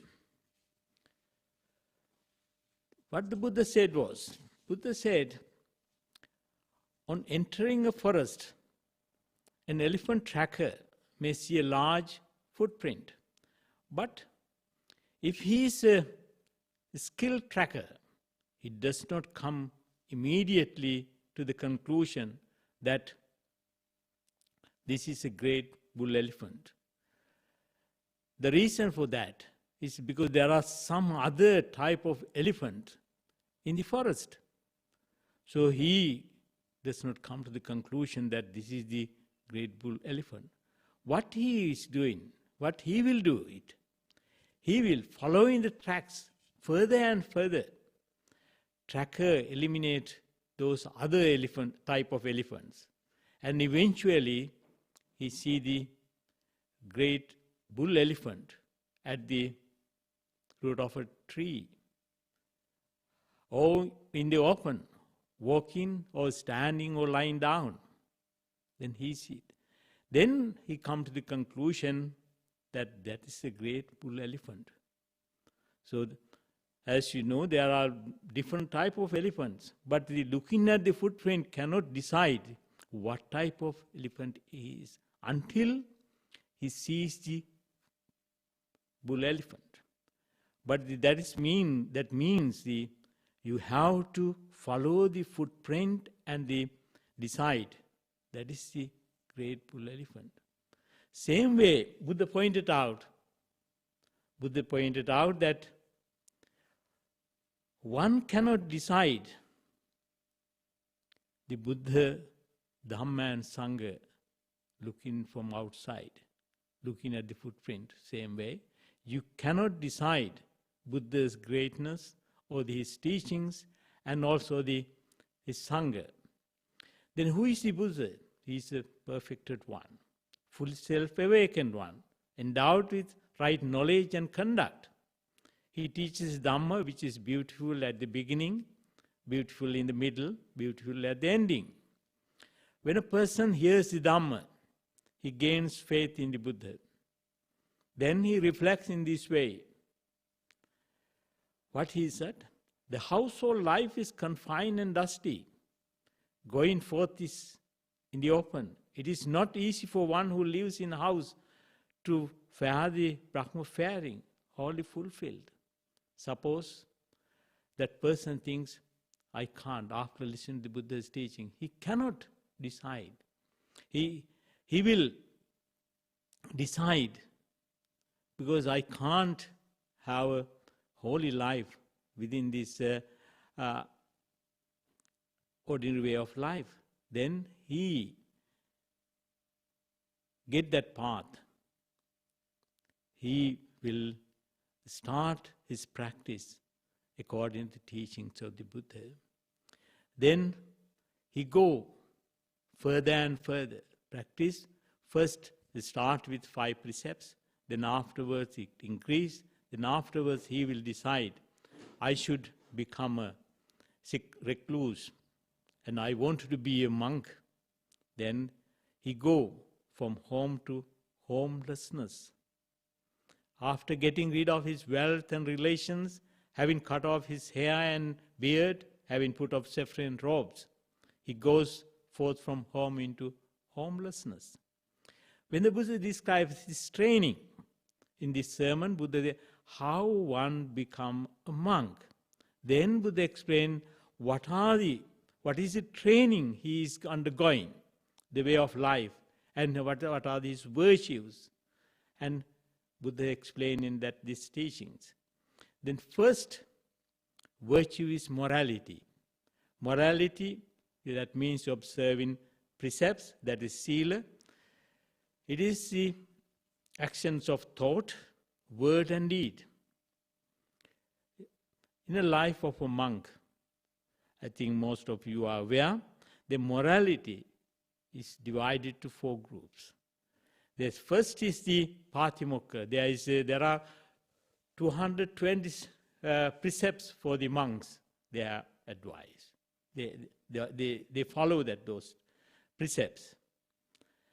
Then they have to control themselves, their senses. And also, third is they should have the right livelihood. And also they should have the fourth is the correct behavior with regard to their 4 requisites. That is the Chivara, Pindapata, Senasana and Gilanapachya. Those are robes and food, and also the where he is dwelling, and also what are the medicines they take. The Buddha explained those 4 items clearly and great details. He talked about the life of a monk who lives contented with his robes to protect the body and with his arm food to sustain his tummy. He can take those things easily with him wherever he goes, just like a bird goes with his wings. So second virtue is mindfulness. In order to develop this, monk seek a quiet place and that monk start practicing. In this sermon, Buddha explained the second stage as the virtue as mindfulness. That is most important part in a monk's life. Mindfulness, to be mindful always. Then they need a quiet place, recluse get away from others, and also they should be mindful in every actions, whatever they do. In every action, whether it's standing, sitting, walking or lying down, every actions they should be mindful. Then the monk should clear his mind by means of meditation. So through the meditation, then he cleans his mind. Then it will lead him to removal of 5 hindrances. Meditation, the mindfulness, is the main way, correct way to get rid of those 5 hindrances. What are the 5 hindrances? 5 hindrances, first one we call the sensual desires, what we call the kama chanda, lusting of sense pleasures, grasping at sense objects. It keeps the mind, when we have this sensual pleasure, it keeps mind looking outward, searching after the objects, that object and this object, they live unbalanced way. It is the very nature of sense desire that they can never be satisfied. I think you all understand. Those things you are not satisfied. One day you are happy with that, but again you will be fed up with it. Then same way, there is no end of seeking. He enjoy a pleasurable object and he left in the same unsatisfied desire for more gratification. It is like when you finish one tour, one holiday, then again you are looking for another one. But where I am going to go next? In this way, sensual pleasures, not only that journeys and also the taste, smell, present sensations in the body, and fascinating ideas, attachment to those objects, strengthen the greed factor. Greed factor, it increases greed in the mind. It is clinging and grasping which keep us bound to the wheel of samsara. So this attachment to sensual pleasure make us to be attached to the samsara too. So that is why then the life after life we are suffering because due to this attachment. The second hindrance is hatred, that is we call the vyapada, it is ill will or aversion, annoyance, irritation, all these words used for that, because those are the things which we are confronting every day of our life. So through the practice of meditation, to the mindful practice, then one can get rid of it. The third hindrance is the sloth and torpor. That is what affects our life. Whenever we are going to practice, that we are affected with the laziness and the sluggishness. You are lazy of doing that. So just like to go to sleep, because whenever you feel, then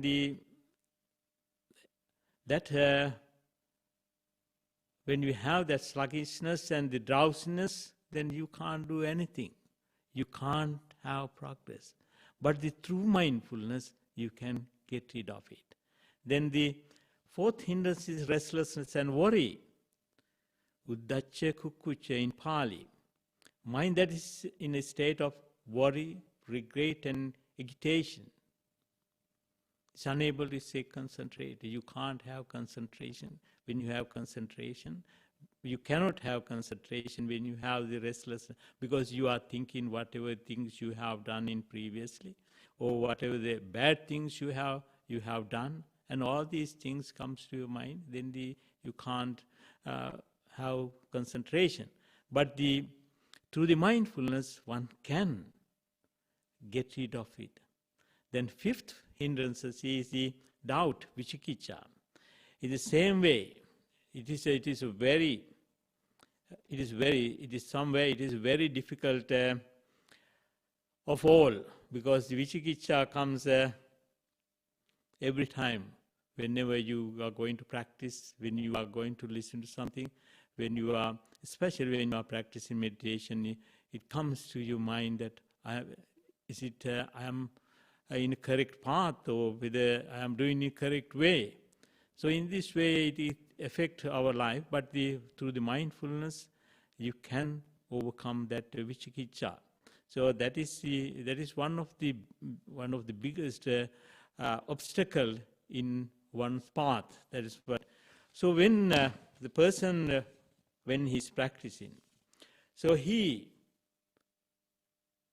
understand all these mental factors. Then they understand it is not self, it is the impersonal factors functioning their own way. There are a specific way to deal with those things actually. So they are, when they confronted on our path, we have to have that understanding. First we have to ignore it. We have to, first we recognize that those things has come to my mind. Then the recognition of through the mindfulness we can overcome all these hindrances. Then it will cover. Hindrances which it covers our attainment, it covers our attainment of Nibbana. So that is why those monks, they practice meditation. Through the practice of meditation, they can deal with all those hindrances, whatever things which affect their practices.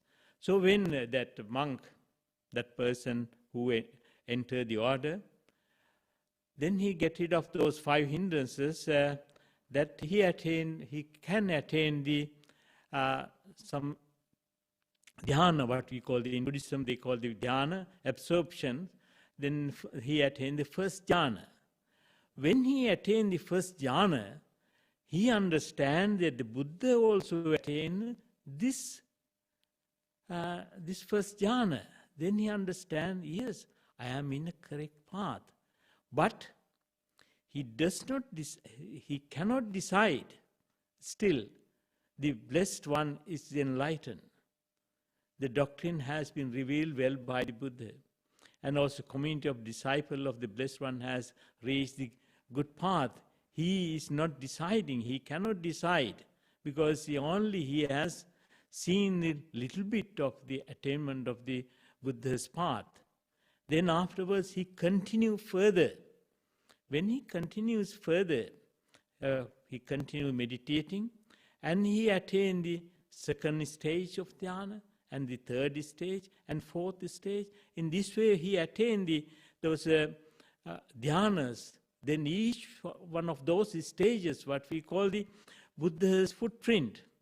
But he will not decide. He cannot decide that Buddha is the Blessed One is all enlightened. The doctrine has been revealed well by the Buddha. And also the community of disciples of the Blessed One has reached the good path. He cannot decide yet because he is still on the, he has seen footprint, but he is not yet come to that stage. So he continues further. Then what will happen? Because now he attained the dhyana status. Now, through his meditation practice, he attained 3 special knowledges. First one is called the knowledge of his former existence. Former existence. That is called the Pubbe Nivasanusati Jnana. I think you all can remember that is the knowledge Buddha attained when he was sitting under the Bodhi tree. First thing he attained that.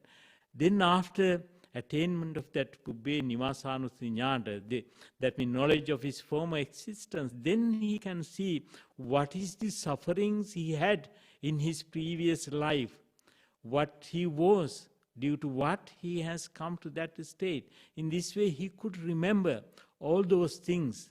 Then it will lead him to understand the karma and its reactions. All these things came to his mind. So that special knowledge came to him.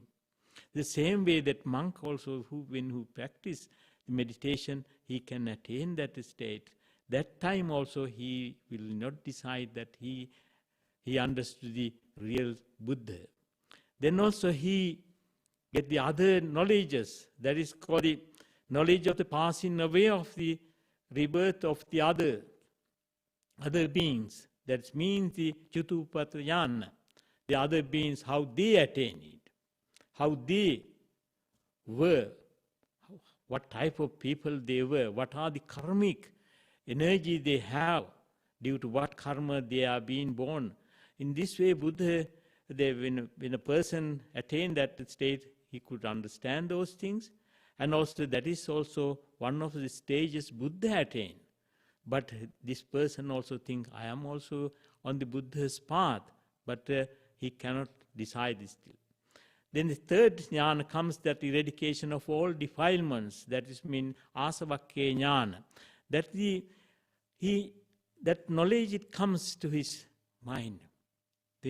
How to get rid of, eradicate these defilements. At that time also, he cannot decide.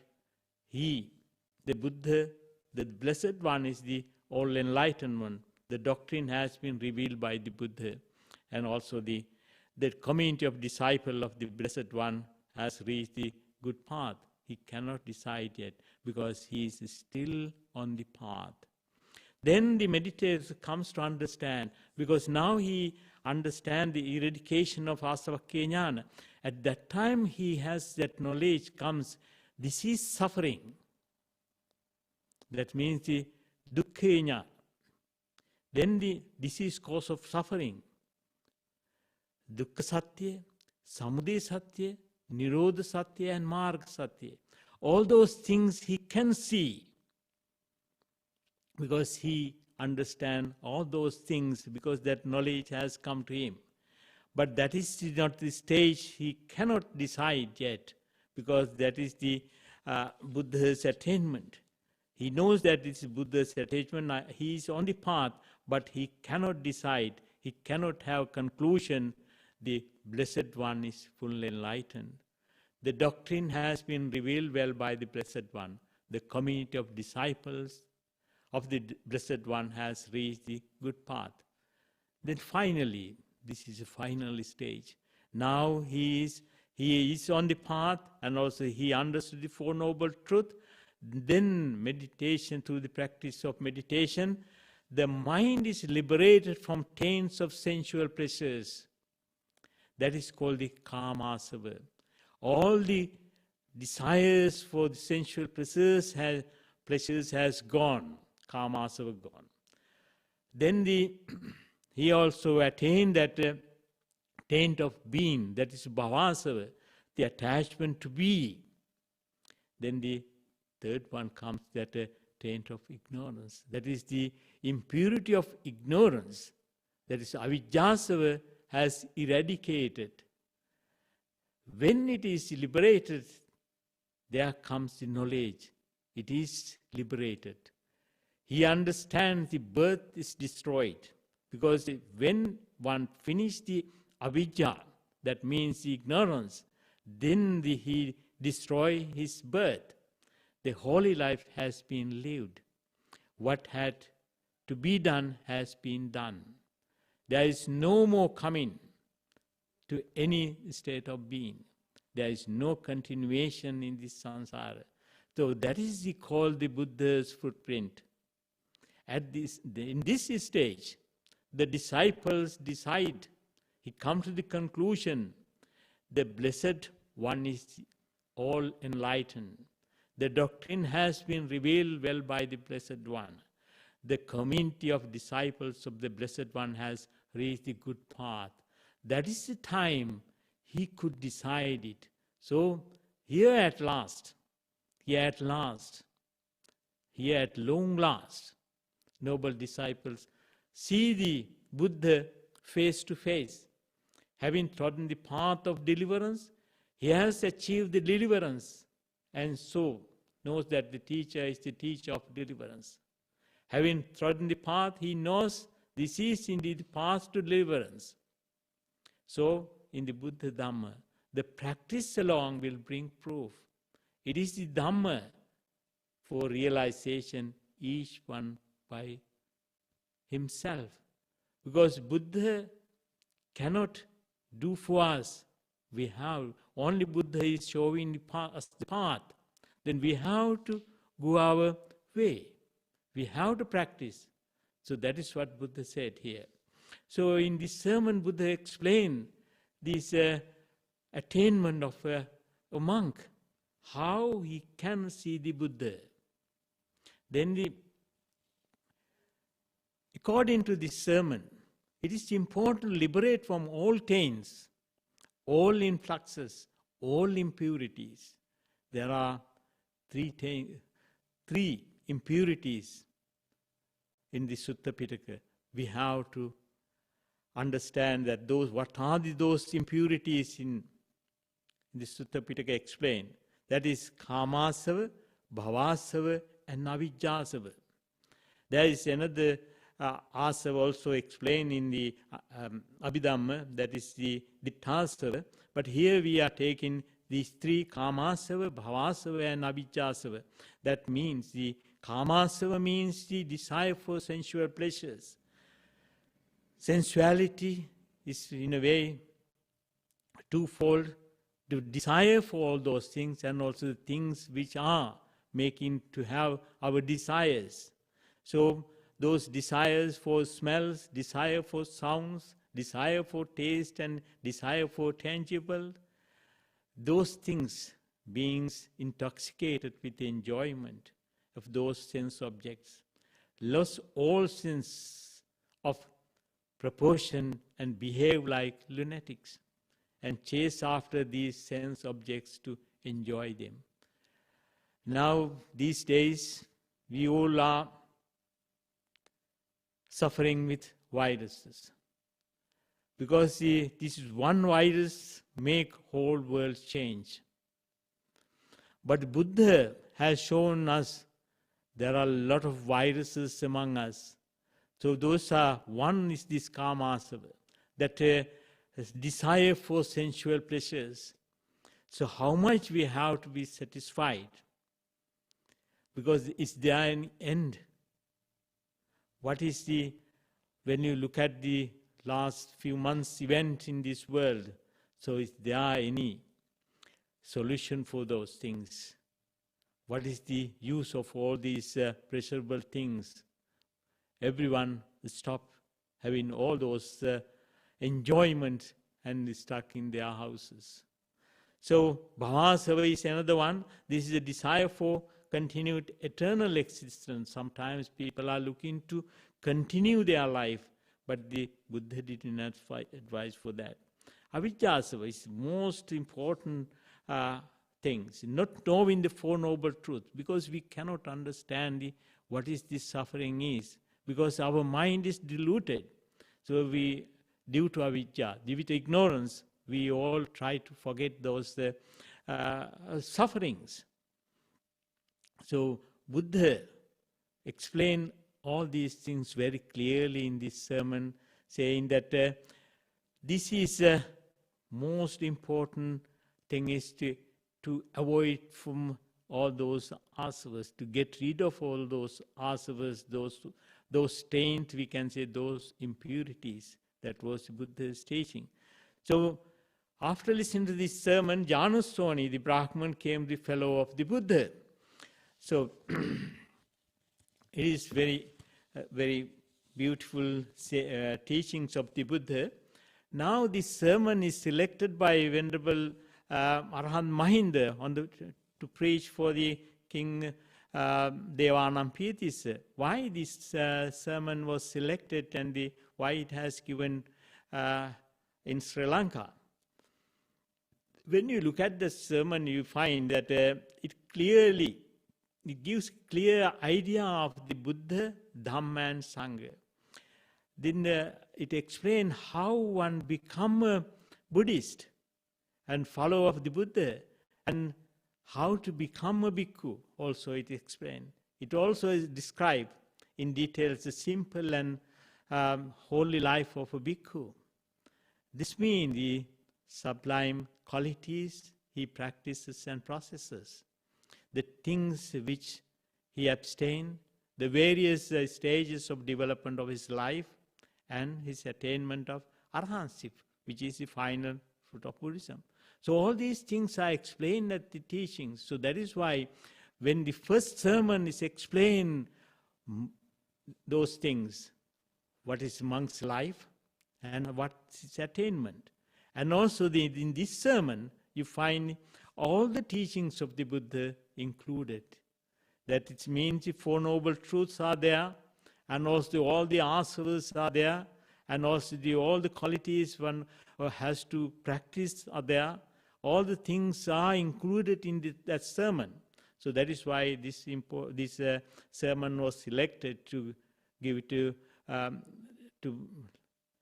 deliver to King Devanampiyathissa.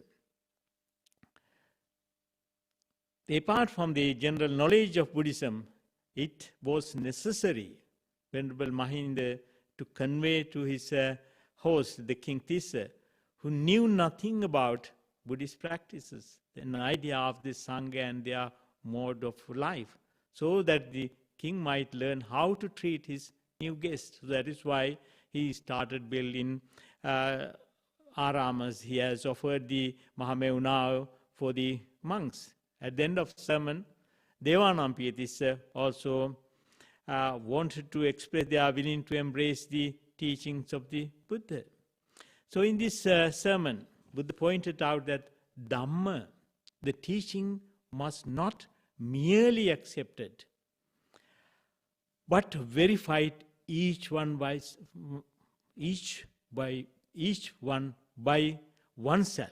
That is what very important point explained in this teaching. It is not looking from outside. You cannot decide, because it is like the not enough to reason that elephant footprint exceed in size those of other animals, so the Buddha Dhamma is greater than any other teachings. One must follow up the elephant footprint and see the lowly creature face to face. Same way, follow up Buddha's teaching, travel in the footsteps of the Buddha, and until he sees the face to face, realize the truth of his teachings, Buddha's teaching.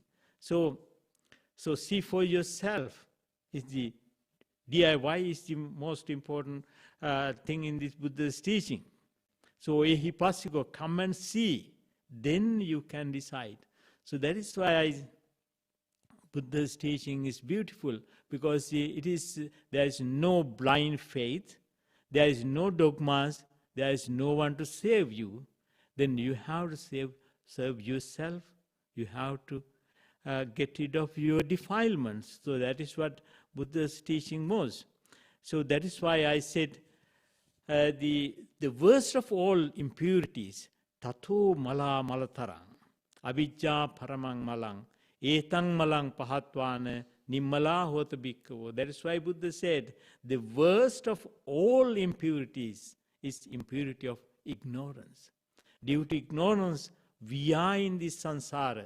We are being born again and dying again, because it is due to our ignorance it is happening.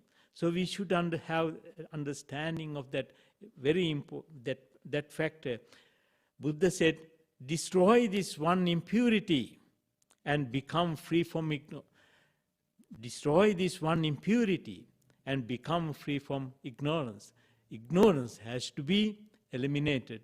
So otherwise there is no way we can get rid of this samsara, because we are being born again and dying again, because due to this, it is a very, very nasty virus we have.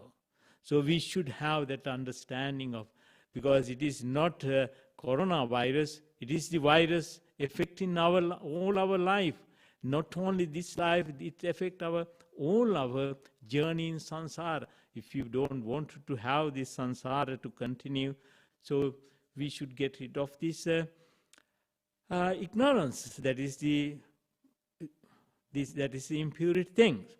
So that is why Buddha said, how we can get rid of this impurity of this ignorance? We need to have the wise attention. We need to have wise attention. That is called the yoniso manasikara.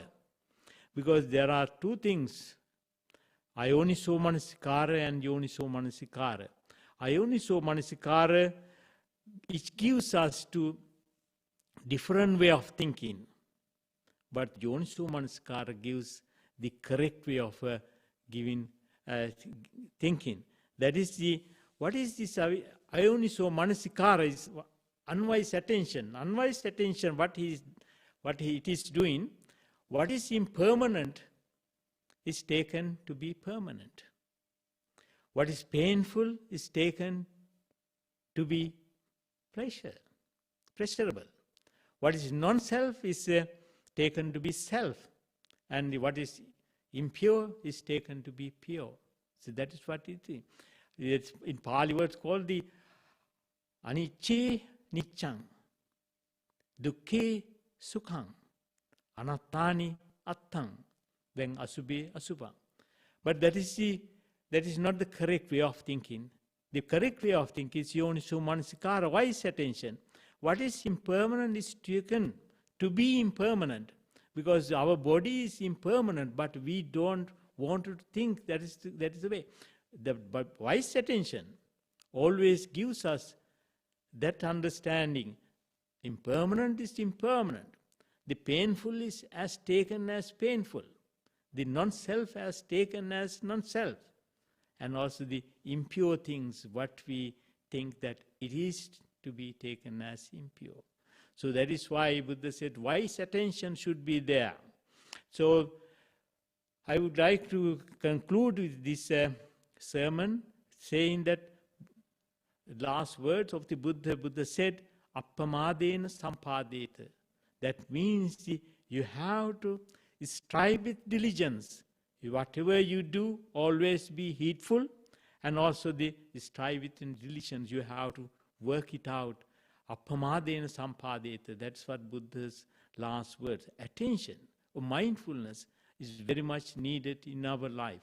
So it will gives us to eradicate all the defilements, our cravings, our bhavasava, and also our avijjasava, the ignorance. All these things can be eradicated with the mindfulness practice. So that is why Buddhist people practice mindfulness. So mindfulness, breathing is most important part of in our life. So it leads us to understand the true nature of our life. So let us, we have had a good fortune to be born as a human being, and also to hear the teachings of the Buddha.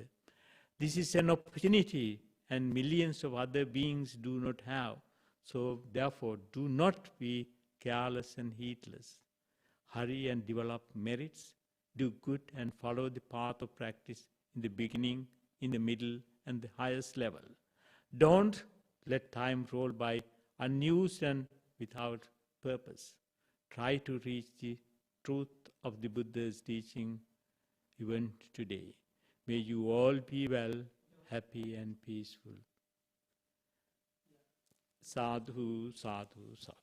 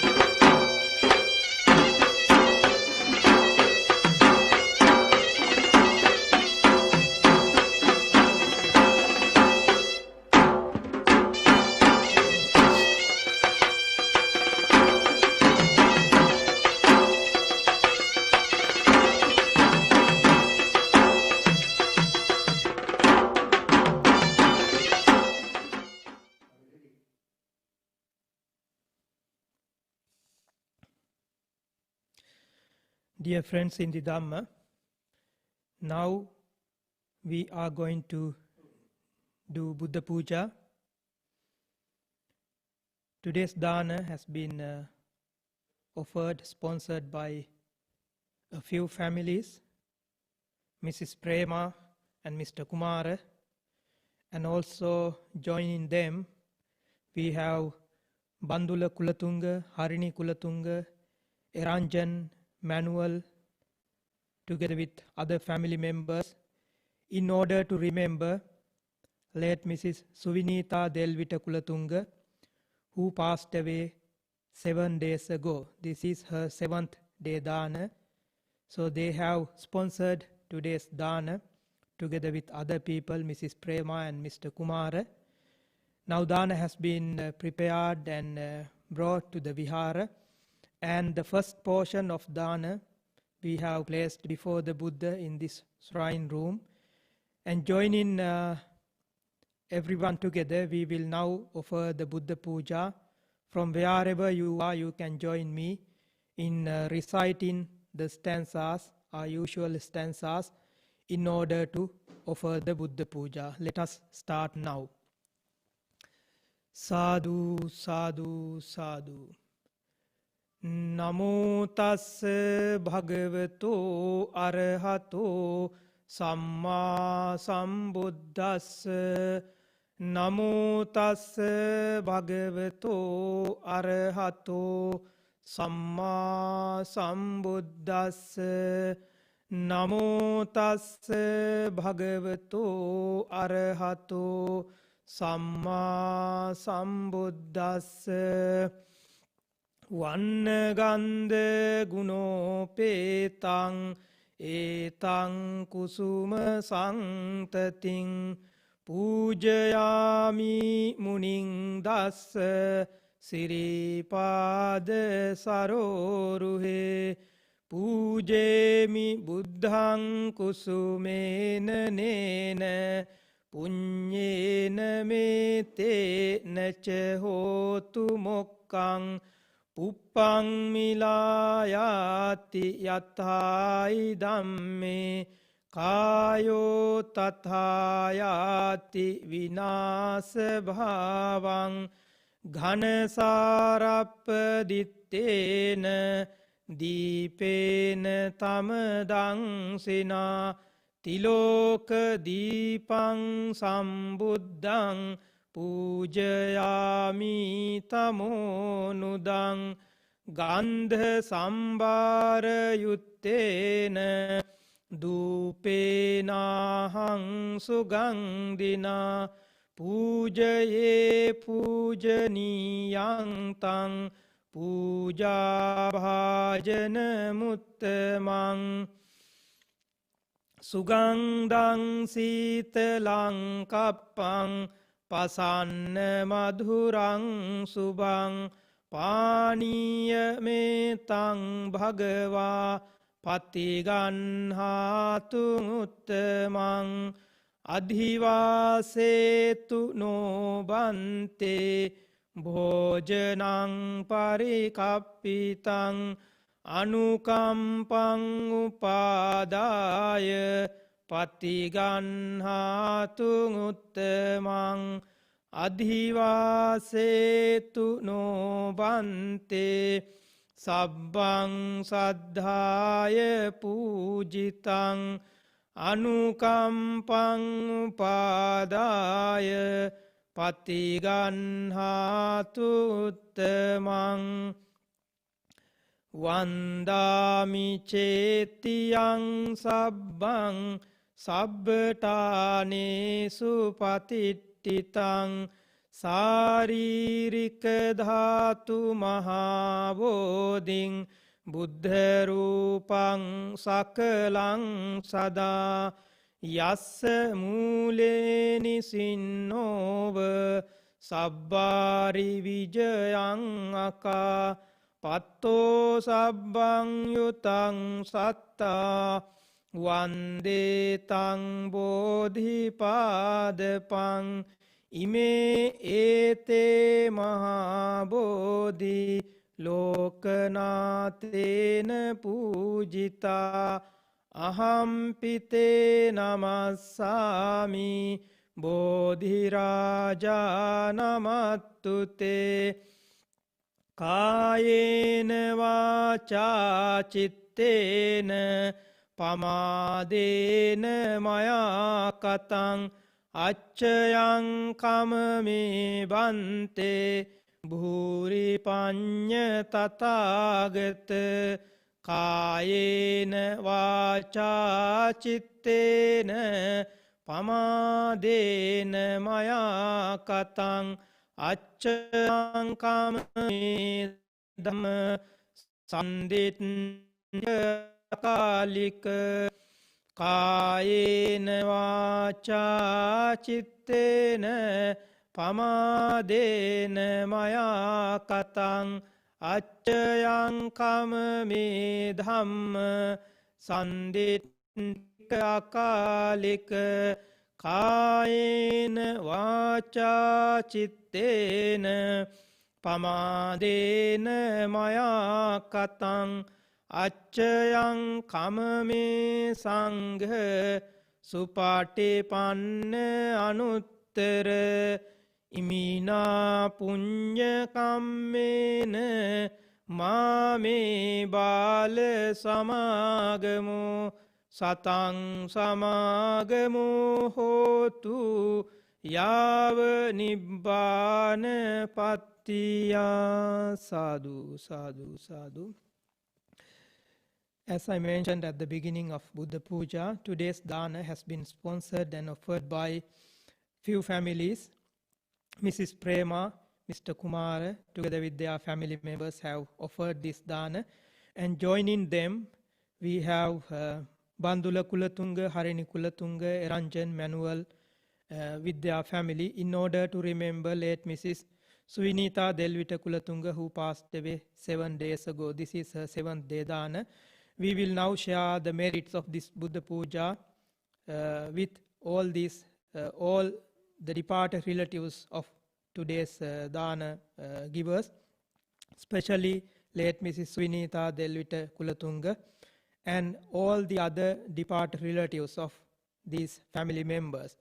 May they share these merits. May they be well, happy and peaceful.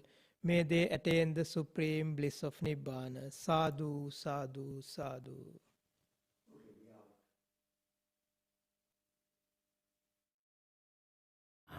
Ahan hengun bhave galvana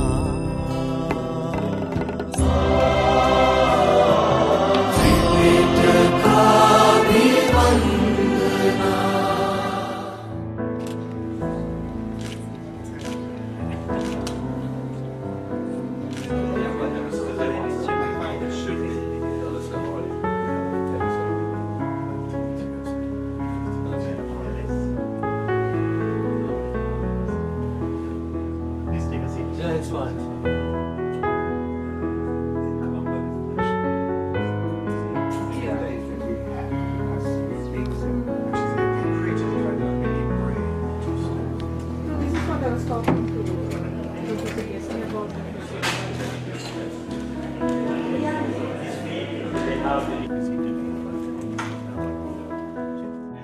With that brief announcement, let me invite today's MC and the moderator of this forum.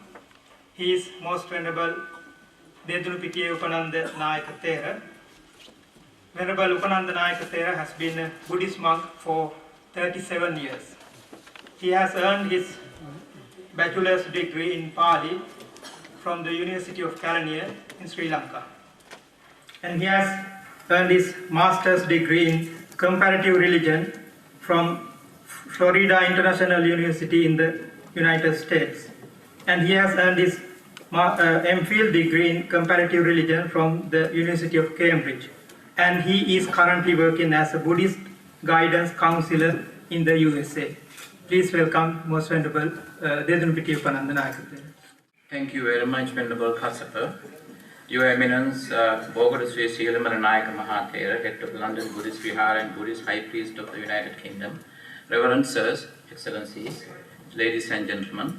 I'm so honored to be the MC and moderator for this unique forum here at London Buddhist Vihara.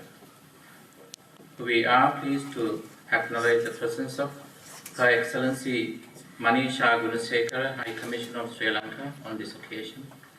We are also pleased by the presence of a number of ambassadors. His Excellency Isanu Suwarnajata, Ambassador of Thailand, and Madam Suwarnajata. His Excellency Kyaw Soar Min, Ambassador of Myanmar, and his colleague from the Myanmar Embassy, and his Education Counselor Tao Tu Zin Ment. Excellency Saida Mona Tasneem, High Commissioner of Bangladesh, and then His Excellency Muhammad Nafiz Zakaria, High Commissioner of Pakistan, and then Ms. Arani Elang Kuberan, Curator of South Indian Collections of the British Library. So first is the inauguration of forum and opening address delivered by His Eminence Bogoda Seelawimala Nayaka Mahathera, Chief Incumbent of London Buddhist Vihara and Chief Sangha of Great Britain. Venerable Mahasangha, Your Excellencies, dear friends, good afternoon everyone. You all are welcome to the London Buddhist Vihara. Today's event is very important. The Sri Lankan government has declared the teachings of the Buddha, the Tripitaka, as a national heritage. In order to develop awareness of this idea, the Sri Lankan High Commission suggested this forum in association with the London Buddhist Vihara. I am very grateful to the High Commissioner, Her Excellency Manisha Gunasekara, for selecting our Vihara.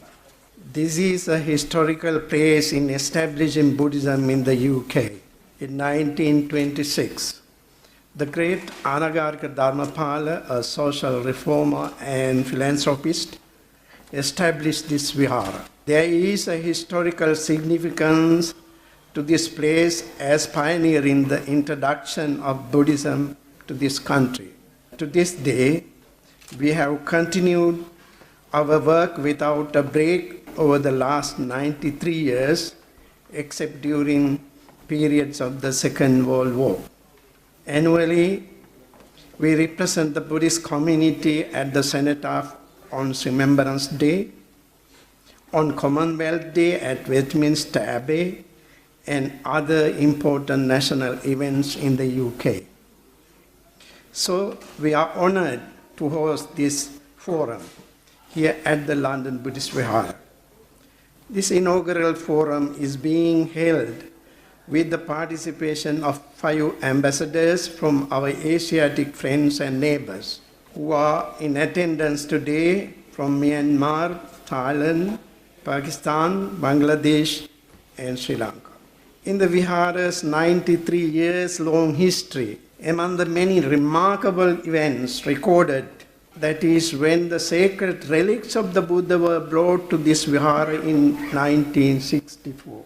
Brought by Mrs. Sirimavo Bandaranaike, the former Prime Minister of Sri Lanka, there was a very distinguished gathering at the VIP lounge at Heathrow Airport. Representatives of Her Majesty were present.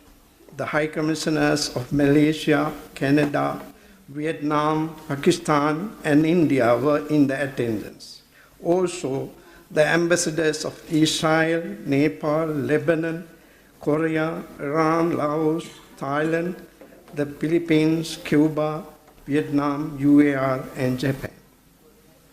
Also in attendance were representatives from Chinese, Indonesians, Swedish, Soviet Union, Burmese, and Belgium embassies in the UK. The chief organizer was Professor G.P. Malasekara, the High Commissioner in the UK.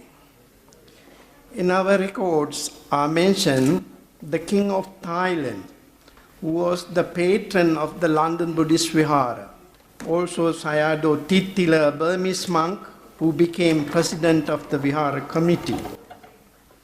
I just wanted to remind everyone of this historic event of bringing the sacred relics of the Buddha to this Vihara, because today we are celebrating the Tripitaka, the teachings of the Buddha, also with a very distinguished, international gathering.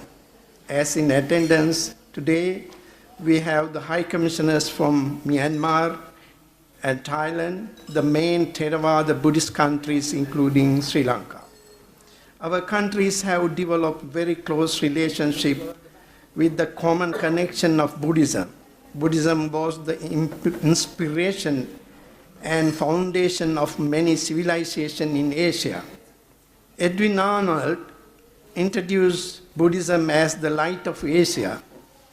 And so we are gathered here today to echo his words. Today, we are very privileged to have very renowned scholars who have been invited as our speakers. Professor Rupert Gattings, the chairman of the Pali Text Society, Venerable Professor Jigalle Mahinda from Batspa University, Bristol, Dr. Elizabeth Harris from Birmingham University, and Dr. Martin Seeger from the University of Leeds.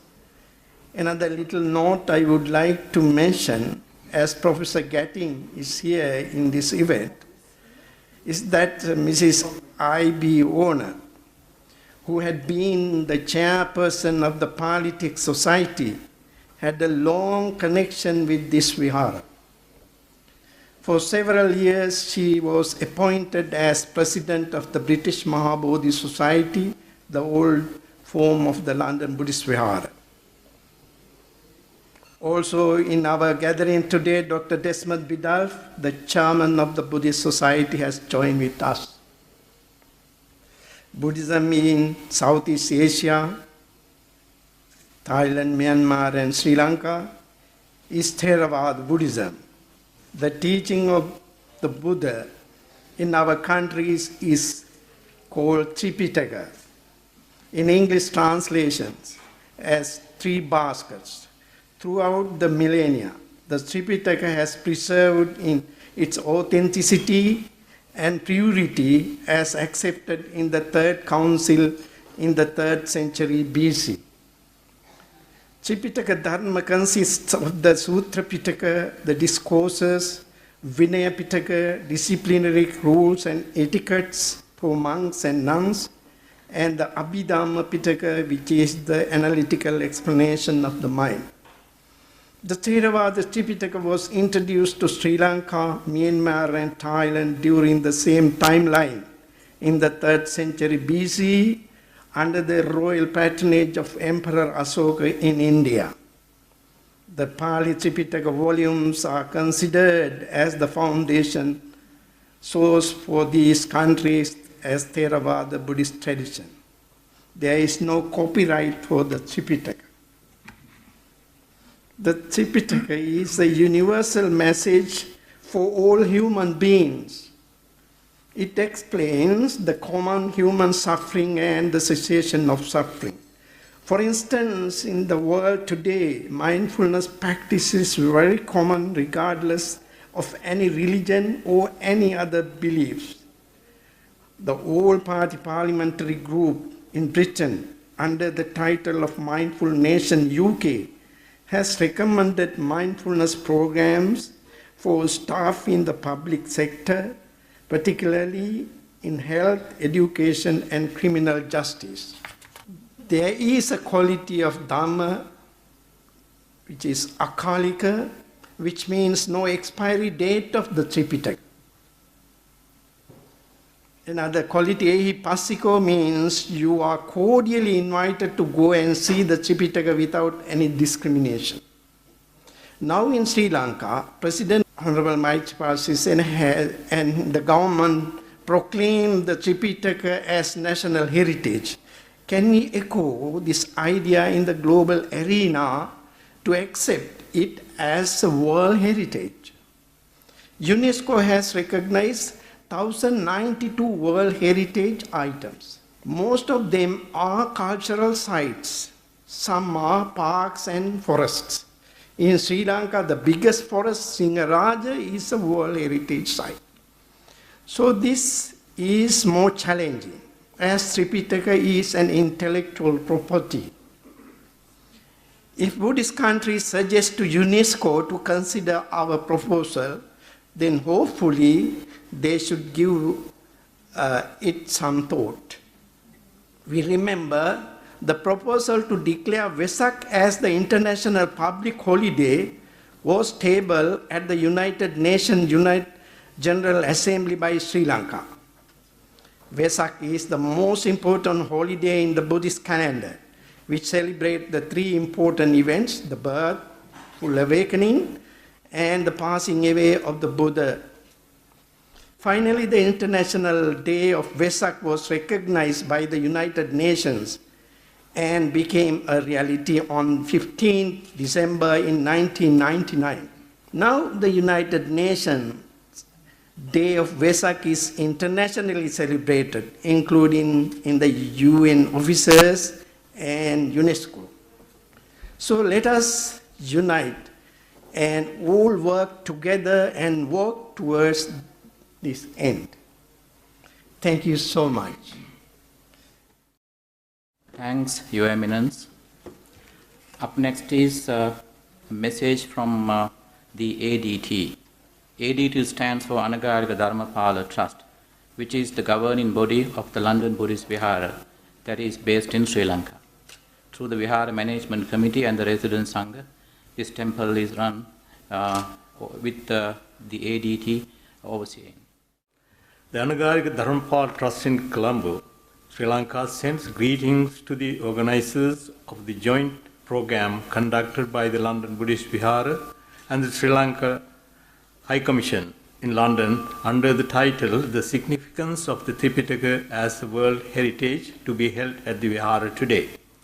Elaborate arrangements have been made to hold the Tripitaka Felicitation Week in Sri Lanka commencing today, followed by academic sessions, raising of the Buddhist flags at homes, and religious events at public institutions, culminating with the national ceremony at the historic Mahamalua in Kandy next week. On behalf of the managing trustees, may I convey our best wishes towards the deliberations in the United Kingdom held under the auspices of the London Buddhist Vihara and the Sri Lanka High Commission. With Metta, Mr. Sudamika Hewa Vitharana, Chairman, Anagarika Dharmapala Trust. Thank you. Thank you, Venerable Sir. Her Excellency Manisha Gunasekara, High Commissioner of Sri Lanka to the United Kingdom, will now deliver the welcome address. The Venerable Mahasangha, the Most Venerable Bogoda Seelawimala Thero, Excellencies, ladies and gentlemen. A forum on the significance of the Tripitaka as a World Heritage is timely. It is timely not just because the Tripitaka is being declared a national heritage in Sri Lanka. It is timely because Buddhism is a world religion, a global philosophy, and a way of life today, and more so in the West than ever before, as already elaborated upon by Venerable Seelawimala Thero. It is timely because the origin of this sublime truth and of mindfulness as practiced by not millions but billions of people across the globe today lies in the Tripitaka, or the Pali Canon, which was the first transcription of the teachings of the Buddha from the oral tradition to written format in Pali language on ola leaves in the 1st century BC in the historic Aluvihare rock temple in Matale, Sri Lanka. It is timely because while this seminal moment in history influenced the spread of Buddhism to South and Southeast Asia, to East Asia and to Central Asia, not enough study has been done on its global influence and contribution to world heritage as we see it today.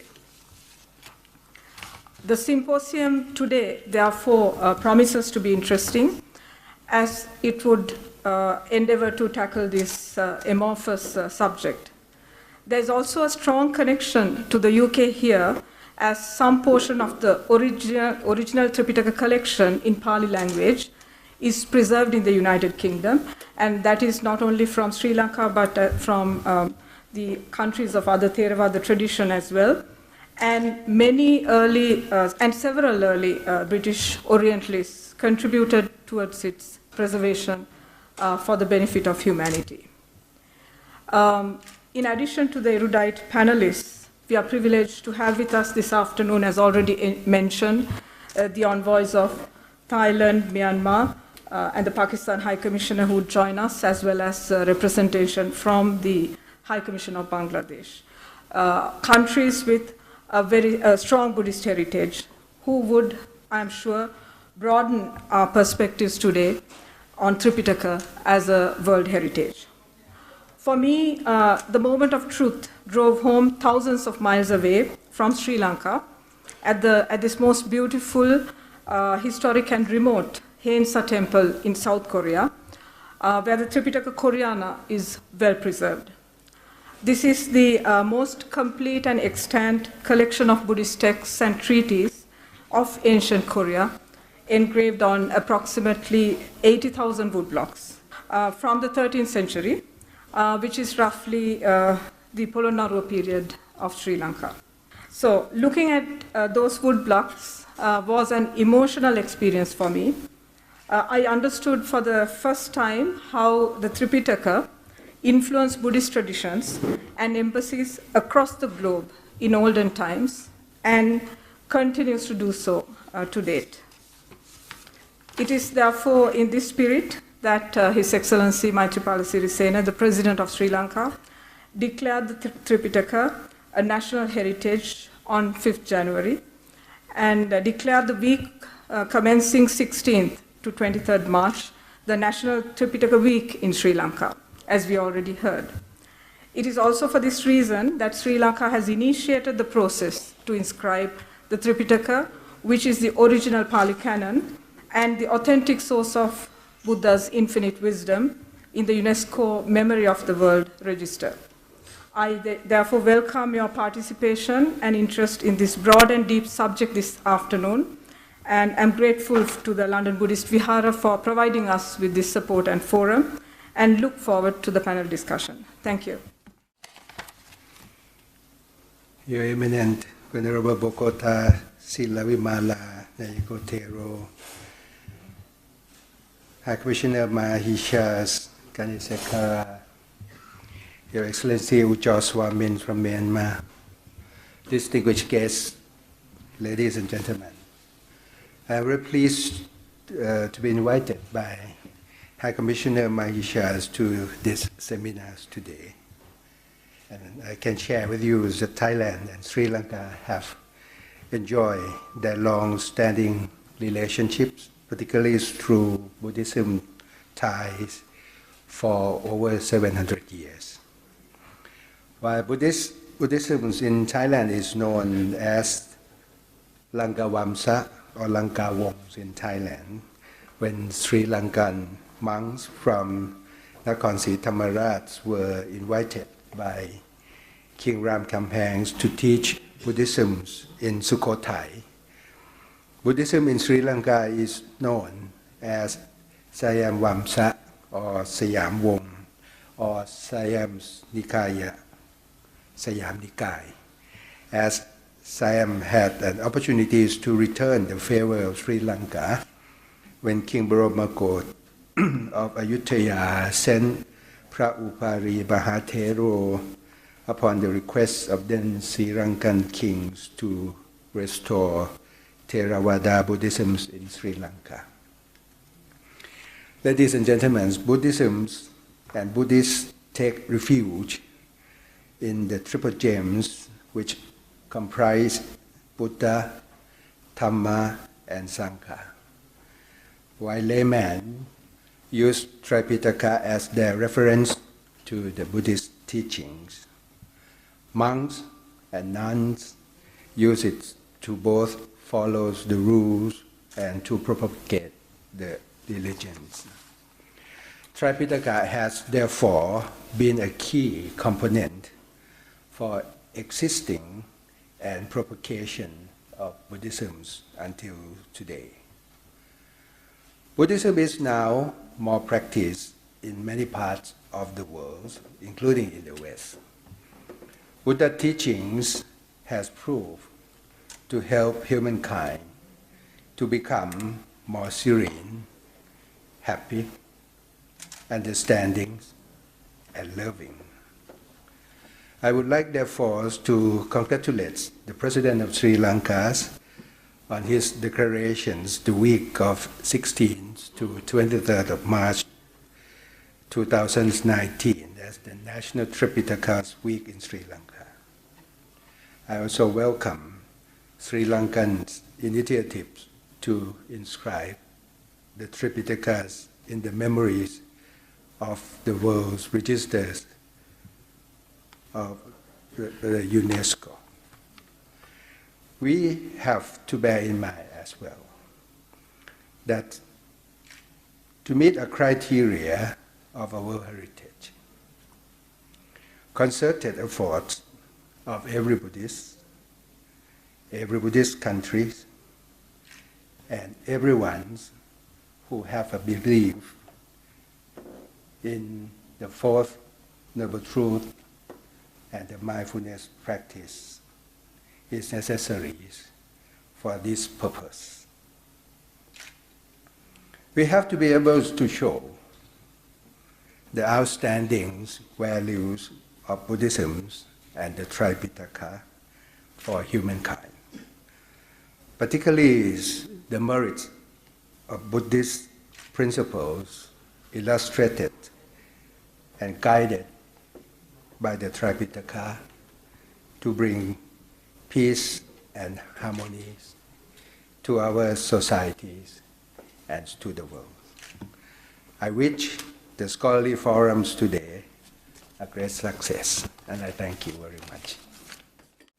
His Excellency Kyaw Soar Ming, Ambassador of Myanmar, is here despite your ill health. So, and we appreciate your presence here. On His Excellency's behalf, Education Councillor Tao Tosen Min will now deliver the congratulatory message. Everyone, good afternoon, thinkers, distinguished guests, and ladies and gentlemen. Kindly allow me to convey the message of His Excellency, Mr. Kyaw Soar Ming. A very good afternoon to the most venerable Sangha, Manisha Gunasikra, Excellency, distinguished guests, ladies and gentlemen. It's a good honor and a privilege for me to attend these auspicious events, and at the same time, a pleasure for me to have the opportunities to address to the distinguished guests. First of all, I'd like to express congratulations to the President of the Sri Lanka for his endeavor of proclaiming Tripitaka as a national heritage. And I also like to offer my sincere thanks to the High Commissioner of Sri Lanka and the London Buddhist Vihara for organizing these noble and important events. Since the teaching of Buddha on how to achieve enlightenment, as well as the guidance to the Buddhists in their everyday life can be found in Tripitaka, it's the most important source of authority of Buddhists. In order to prevent the pollutions of the Tripitaka purity from generation to generation, our two countries successfully held the Buddhist Council. The Fourth Council in Sri Lanka, where Tripitaka was transcribed into written text, and the Fifth and the Sixth in Myanmar. Thanks to the efforts of noble person, the support by the rulers and the followers, over more than 25 centuries since the Buddha's attained Nirvana, the Tripitaka has been preserved in its pristine purity and well protected. As a well-wisher of the Theravada Buddhism, I'd like to express my sincere appreciation to the effort of the government of Sri Lanka in initiating the process to inscribe Tipitaka in memory of the World Register of UNESCO. Once the Tipitaka is inscribed, it could be preserved by the most appropriate technique of the world documentary heritage. Moreover, there will be higher public awareness worldwide of the existence and the significant teachings of Buddha.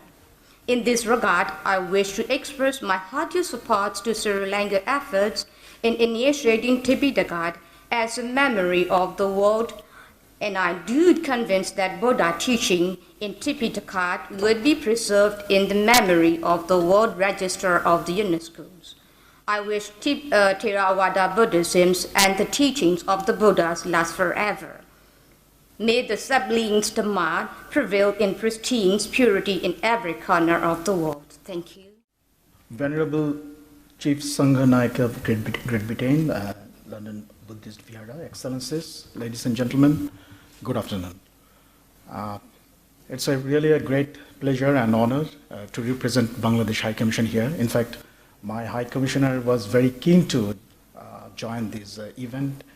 At the last minute, she informed me to come here because her son is very ill. I'm not very prepared, but my High Commissioner, before coming, guided me that what I may please to say here. And I find that what my High Commissioner thought and what I thought, that is almost similar. And that is the spirit of Tripitaka and Gautam Buddha, which is very much very common in our heart. And as I can recall in my childhood, our day started by listening to television. It started with from the verses of Holy Quran, Tripitaka, Bible.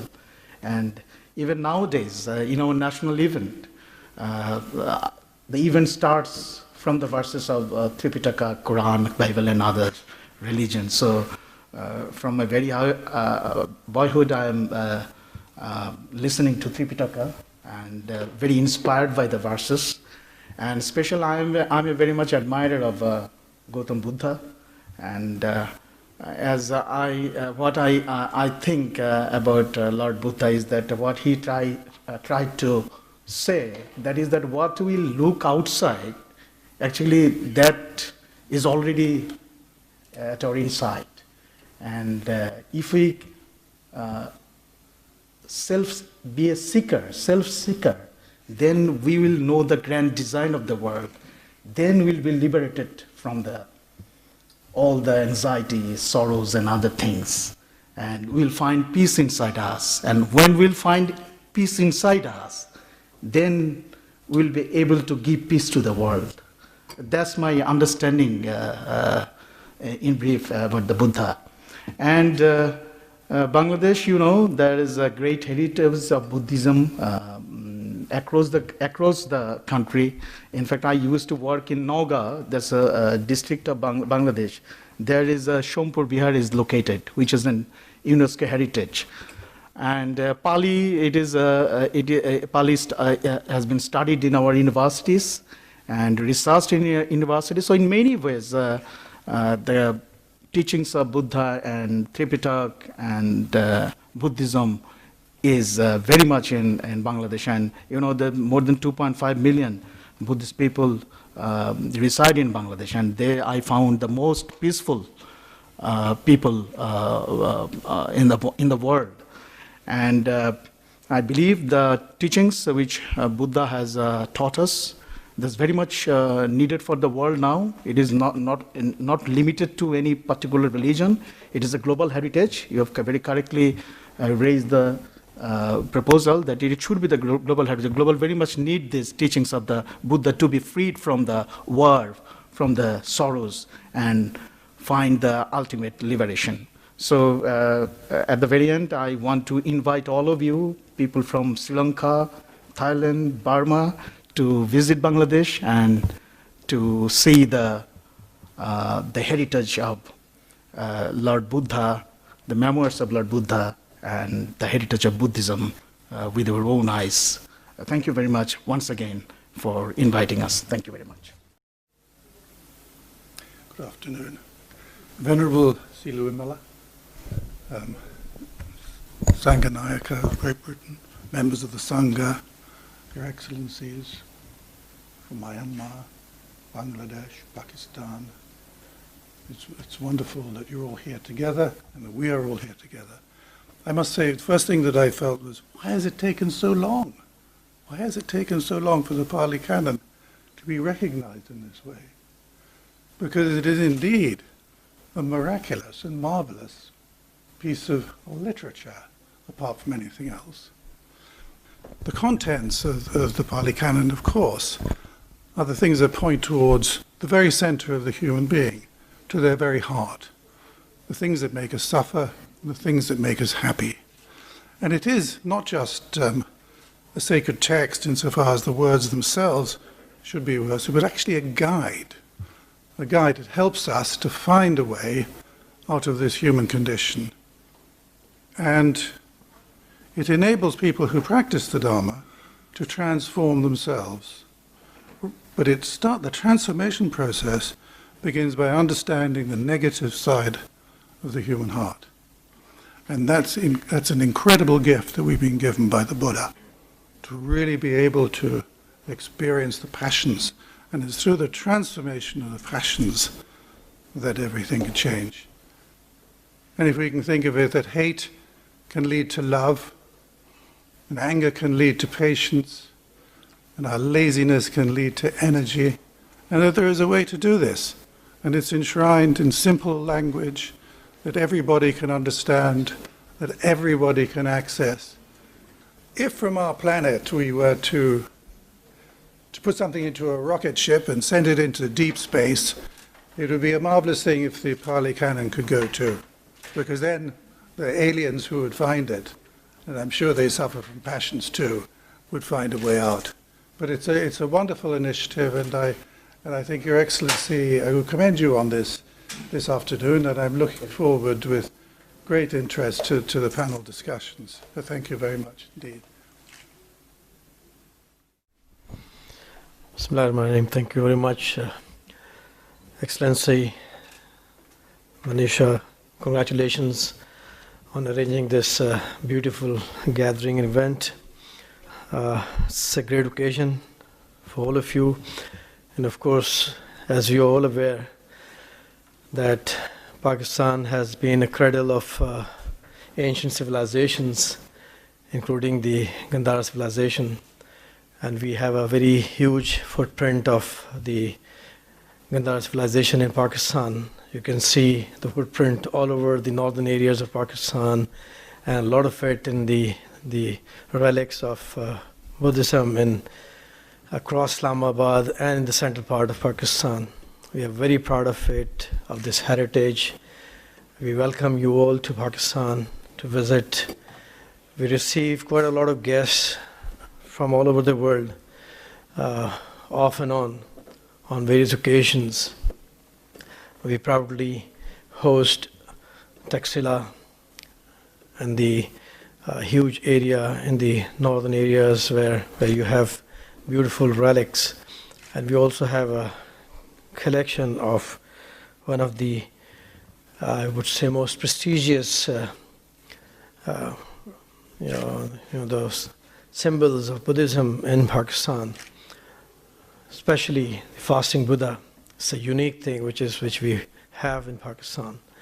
So I wish you all best and congratulate you all on this occasion. And thank you very much for inviting me. Maybe this is a good occasion for making a presentation.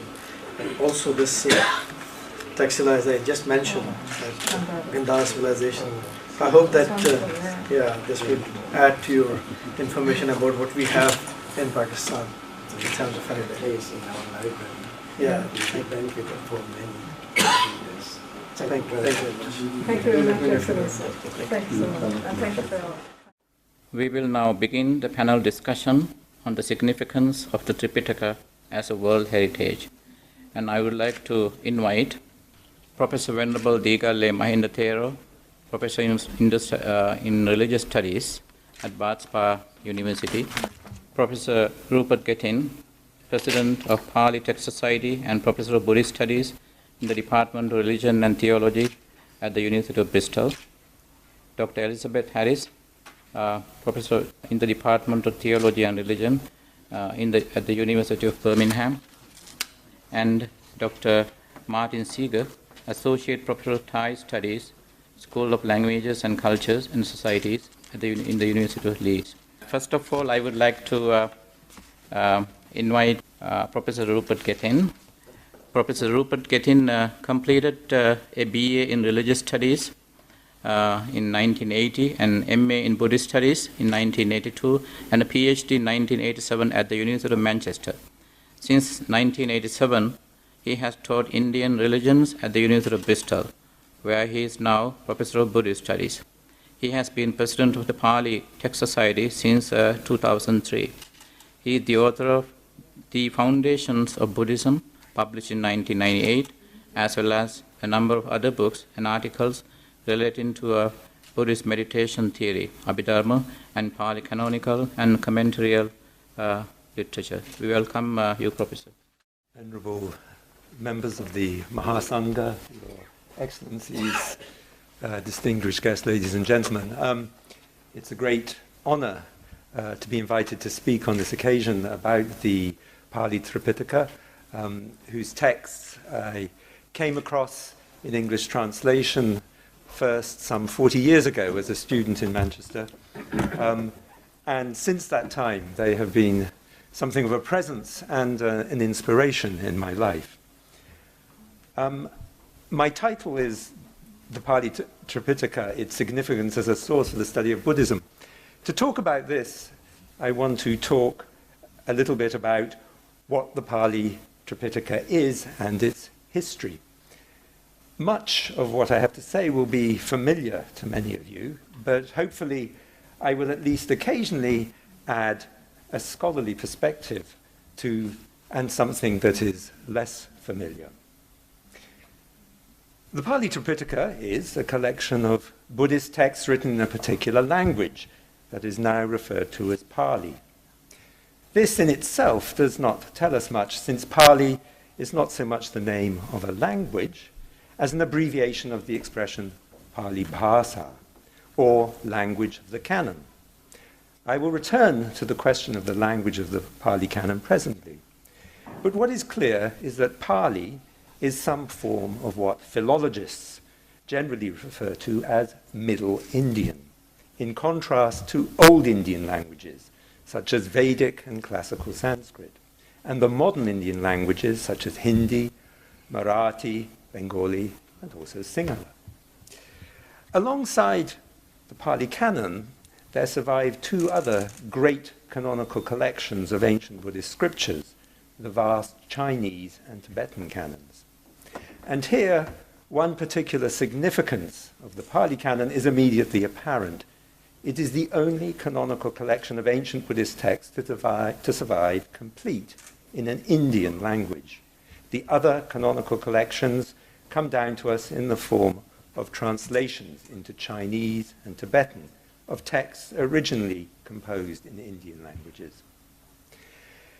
The particular canonical collection of Buddhist texts we call the Pali Canon is one that has been preserved by a particular Buddhist tradition that flourishes today in Sri Lanka, Myanmar, Thailand, Laos, and Cambodia. This tradition is most often referred to today as Theravada, but it is perhaps more accurately called in Pali the Theria school, corresponding to Sanskrit Stavira, meaning belonging to the elders or the seniors group of monks and nuns. So what is this school of Buddhism precisely?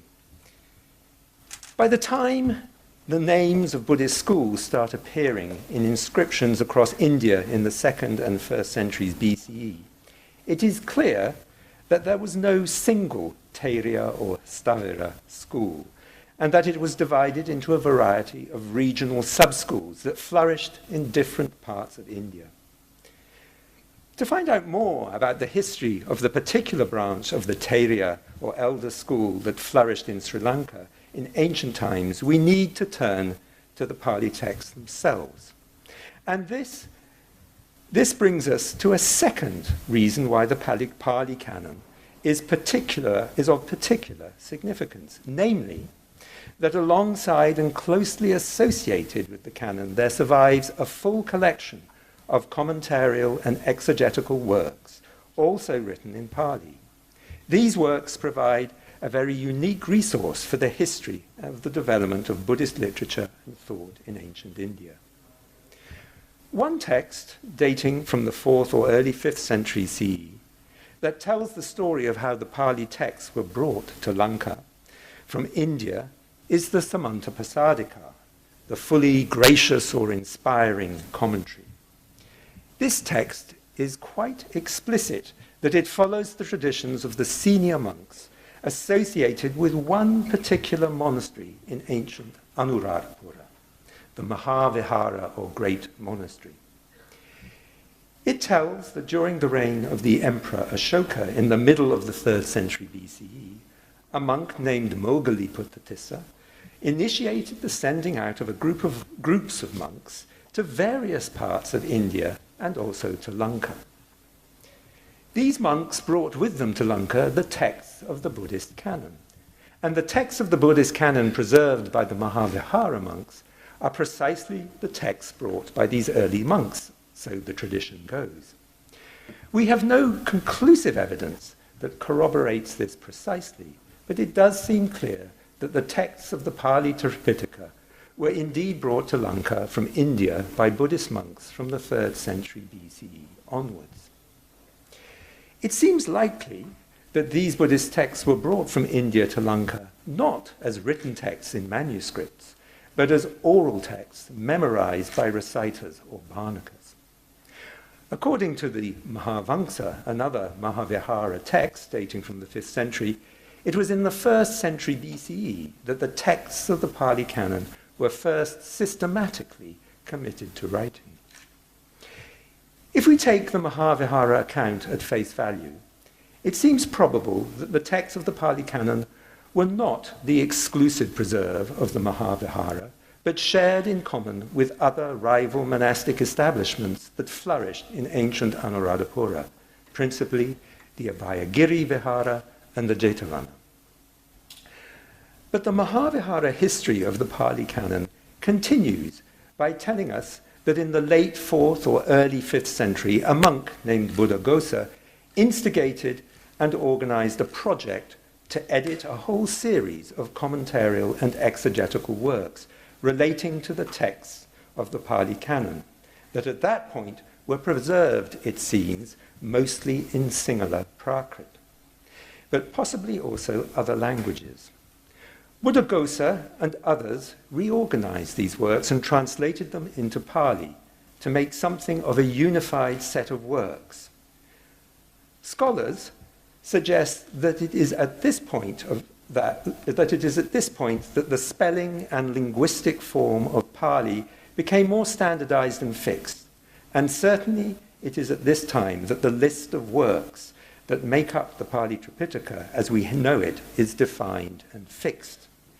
Thus we can say that the precise form in which the Pali Tripitaka comes down to us today is the result of the work of Buddhaghosa and others around the 5th century CE. Let me now backtrack to the story of the Buddhist missions sent out by Moggalliputta. If we take this story at face value, it suggests that at the same time as monks set off to Lanka with their memorized Buddhist texts, other monks set off to other parts of India with the same memorized Buddhist texts. What became of them and their texts? The short answer is that we do not really know, but versions of early Buddhist texts other than the Pali do survive in part and in various forms. Let me say something about these.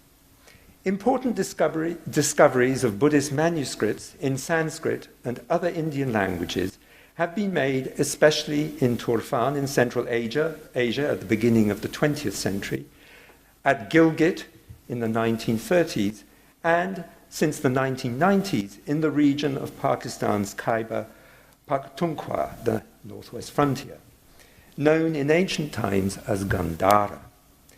The texts contained in these manuscripts appear to belong to other branches of the Stavira, or elders' school, especially the Sarvastivada and Dharmaguptaka schools. It is also clear that from the 2nd century onwards, texts belonging to these other branches of the Stavira or Taittiriya schools were taken by Buddhist monks to China, where they were translated into Chinese, and from the 7th century they were also taken to Tibet and translated into Tibetan.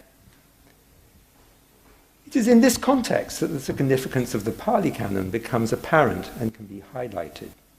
In the case of the Pali Canon of the Lanka branch of the elders, we have complete, in one language, the various volumes of the Vinaya Pitaka, the 4 Nikayas or Agamas of the Sutta Pitaka, along with the additional works of the Khuddaka Nikaya.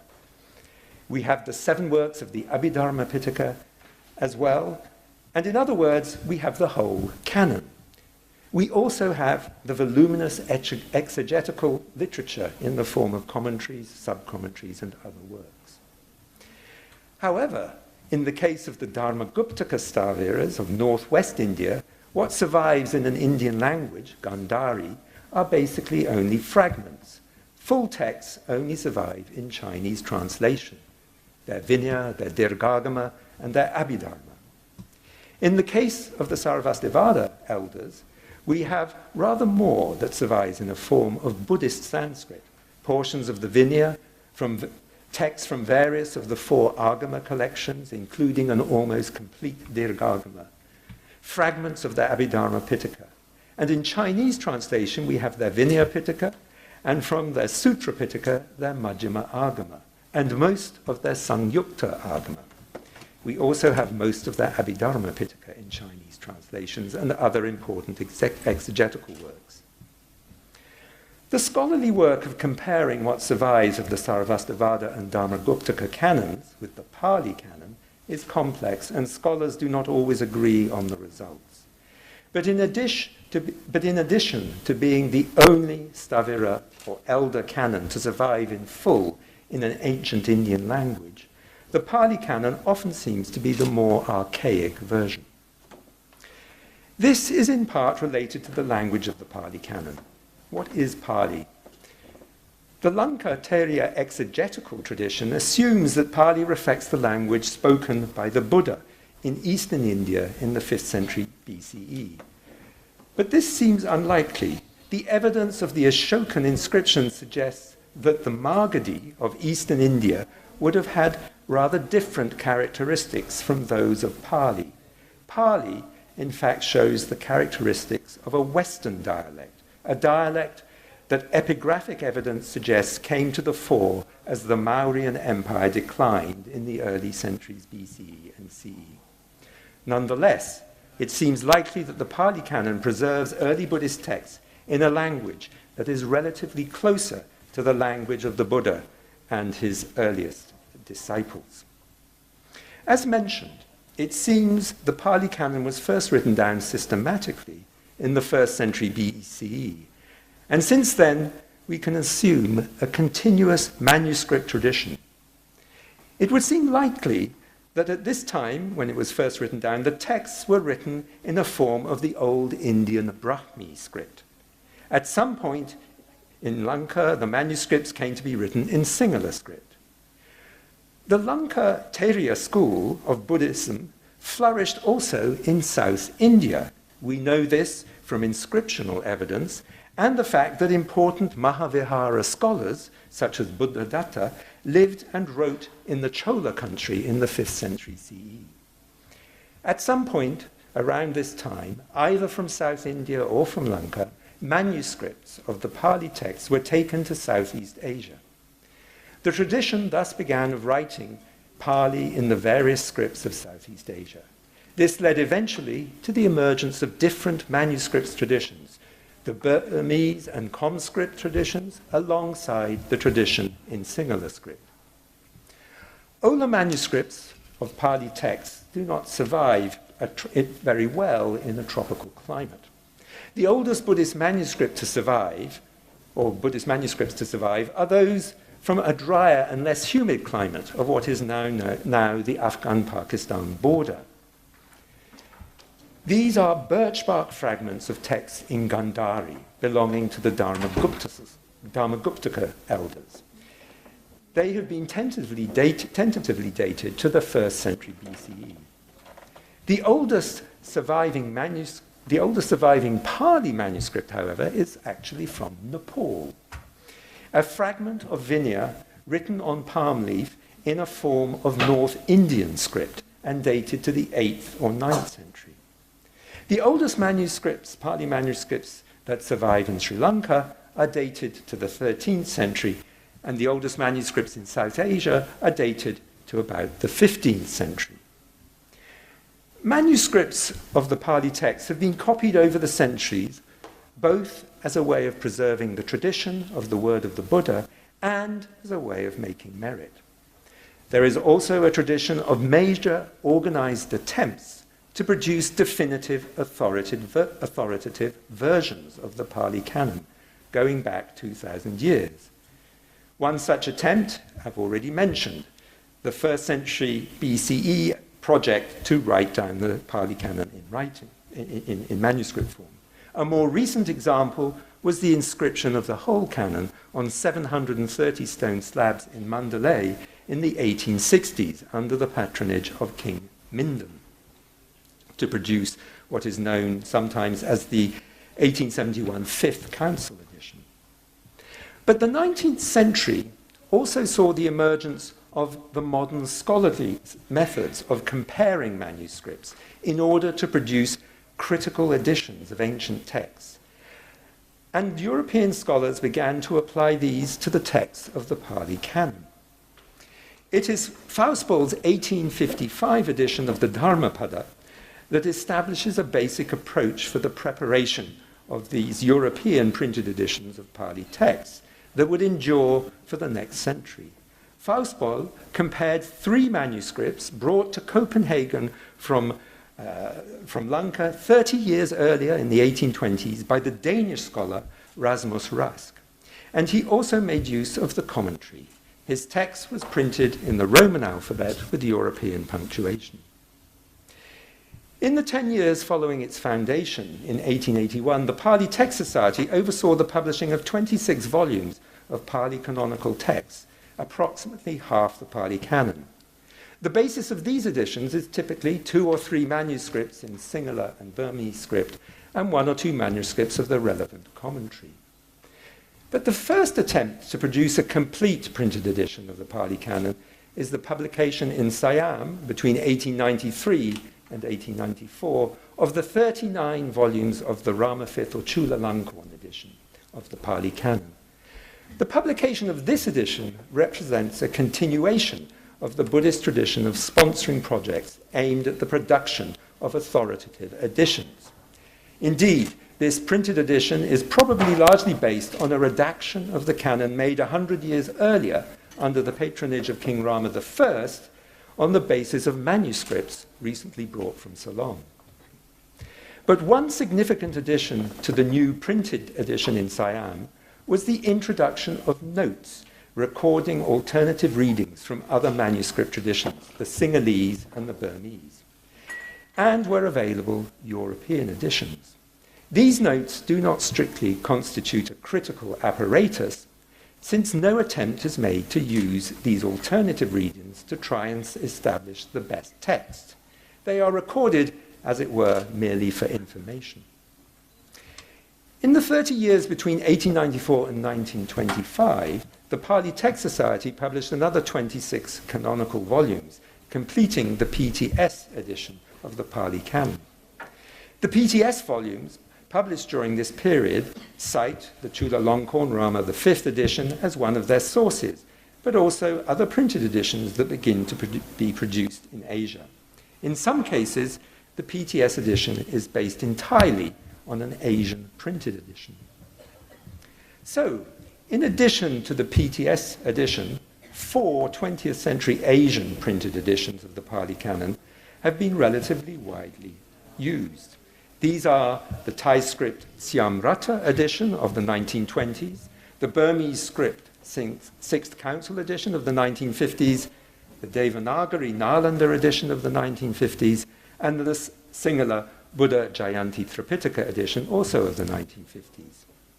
There are also the very important Simon Hevavetarane bequest editions of the Pali commentaries, published from 1970 onwards in Sri Lanka. But the PTS edition and all these editions are in many ways provisional. The task of producing a properly scholarly and critical edition of the Pali Canon that systematically compares a representative set of manuscripts remains to be carried out. In recent years, some attempts have been made, but the task is not straightforward. Pali manuscripts are very numerous and distributed in monastic and other libraries across Asia and Europe and America. The task, therefore, is one that will require the collaborative efforts of scholars and many others to complete.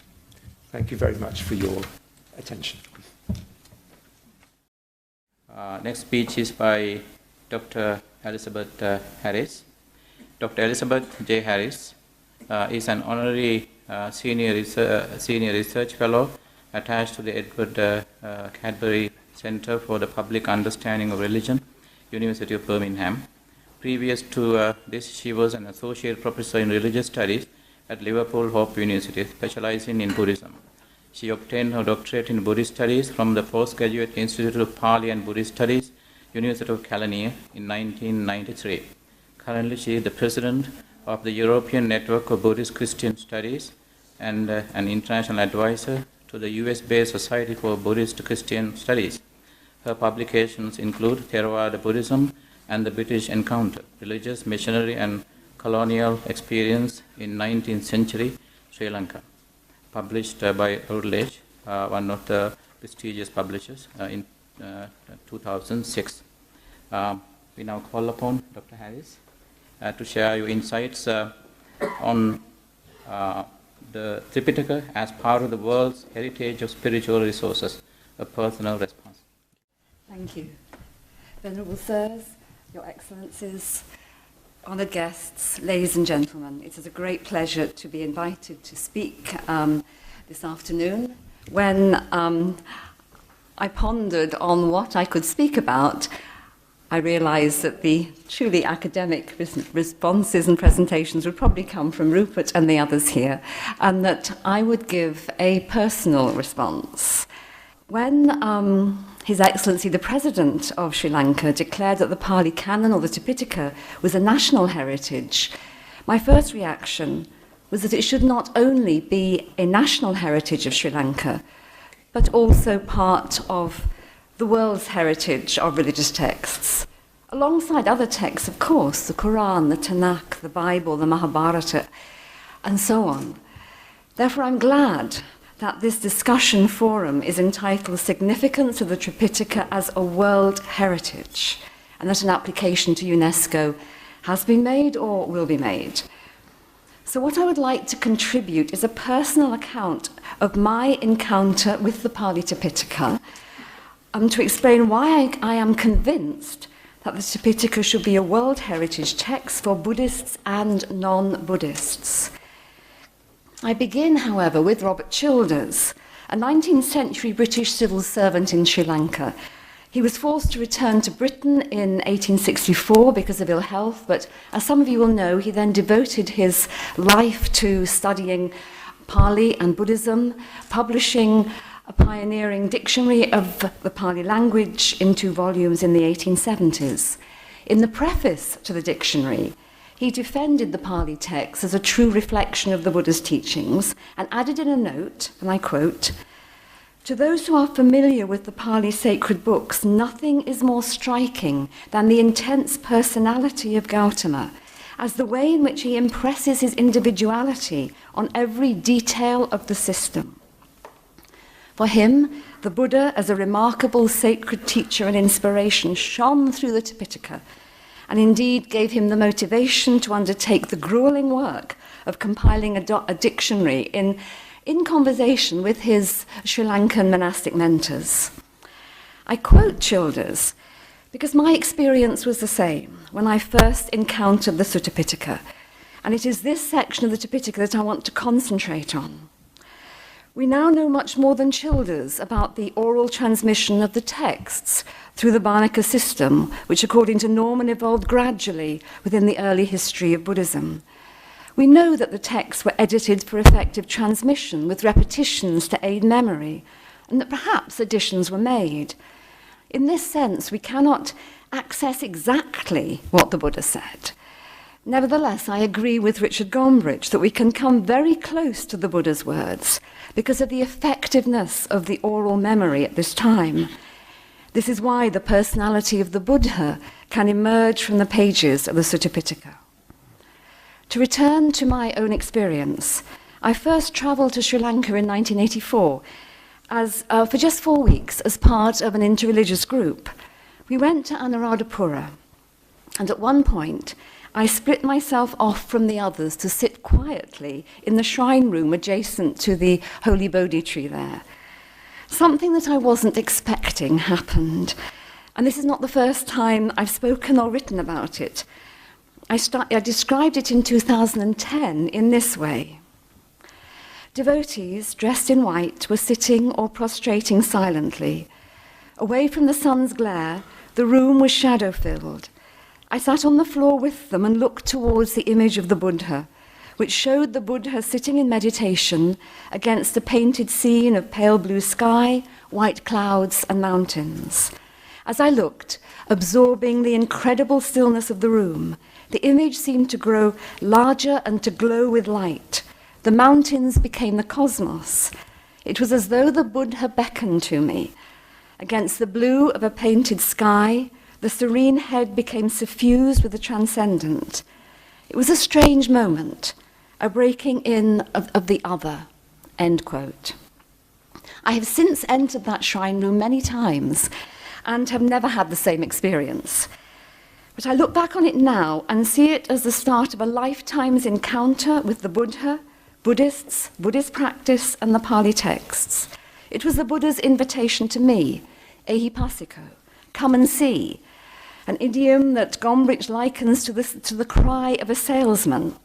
And I did, I responded to it. I went and saw. In 1986, I travelled to Sri Lanka on a scholarship in my mid-30s to study Buddhism. I was a Christian, yes, but not perhaps a stereotypical Christian, since I was convinced that my task in Sri Lanka, if I was truly to understand Buddhism, was not only to read about Buddhism, but to experience it, so that I could see the world through Buddhist eyes. I wanted to honour Buddhism by passing over into it through pilgrimage, the practice of meditation, taking part in Buddhism's ritual culture, and of course study. My Christianity, therefore, went into hibernation, and it was an experience that changed my life and made Buddhism part of me. My passing over into Buddhism is not the subject of this talk, so I will not say more about it, except to say that as part of the study I undertook through the Postgraduate Institute of Pali and Buddhist Studies, I read the Sutta Pitaka in translation, although I was also studying Pali, and made notes on what I read. I got through most of it within 2 years, and I loved doing it.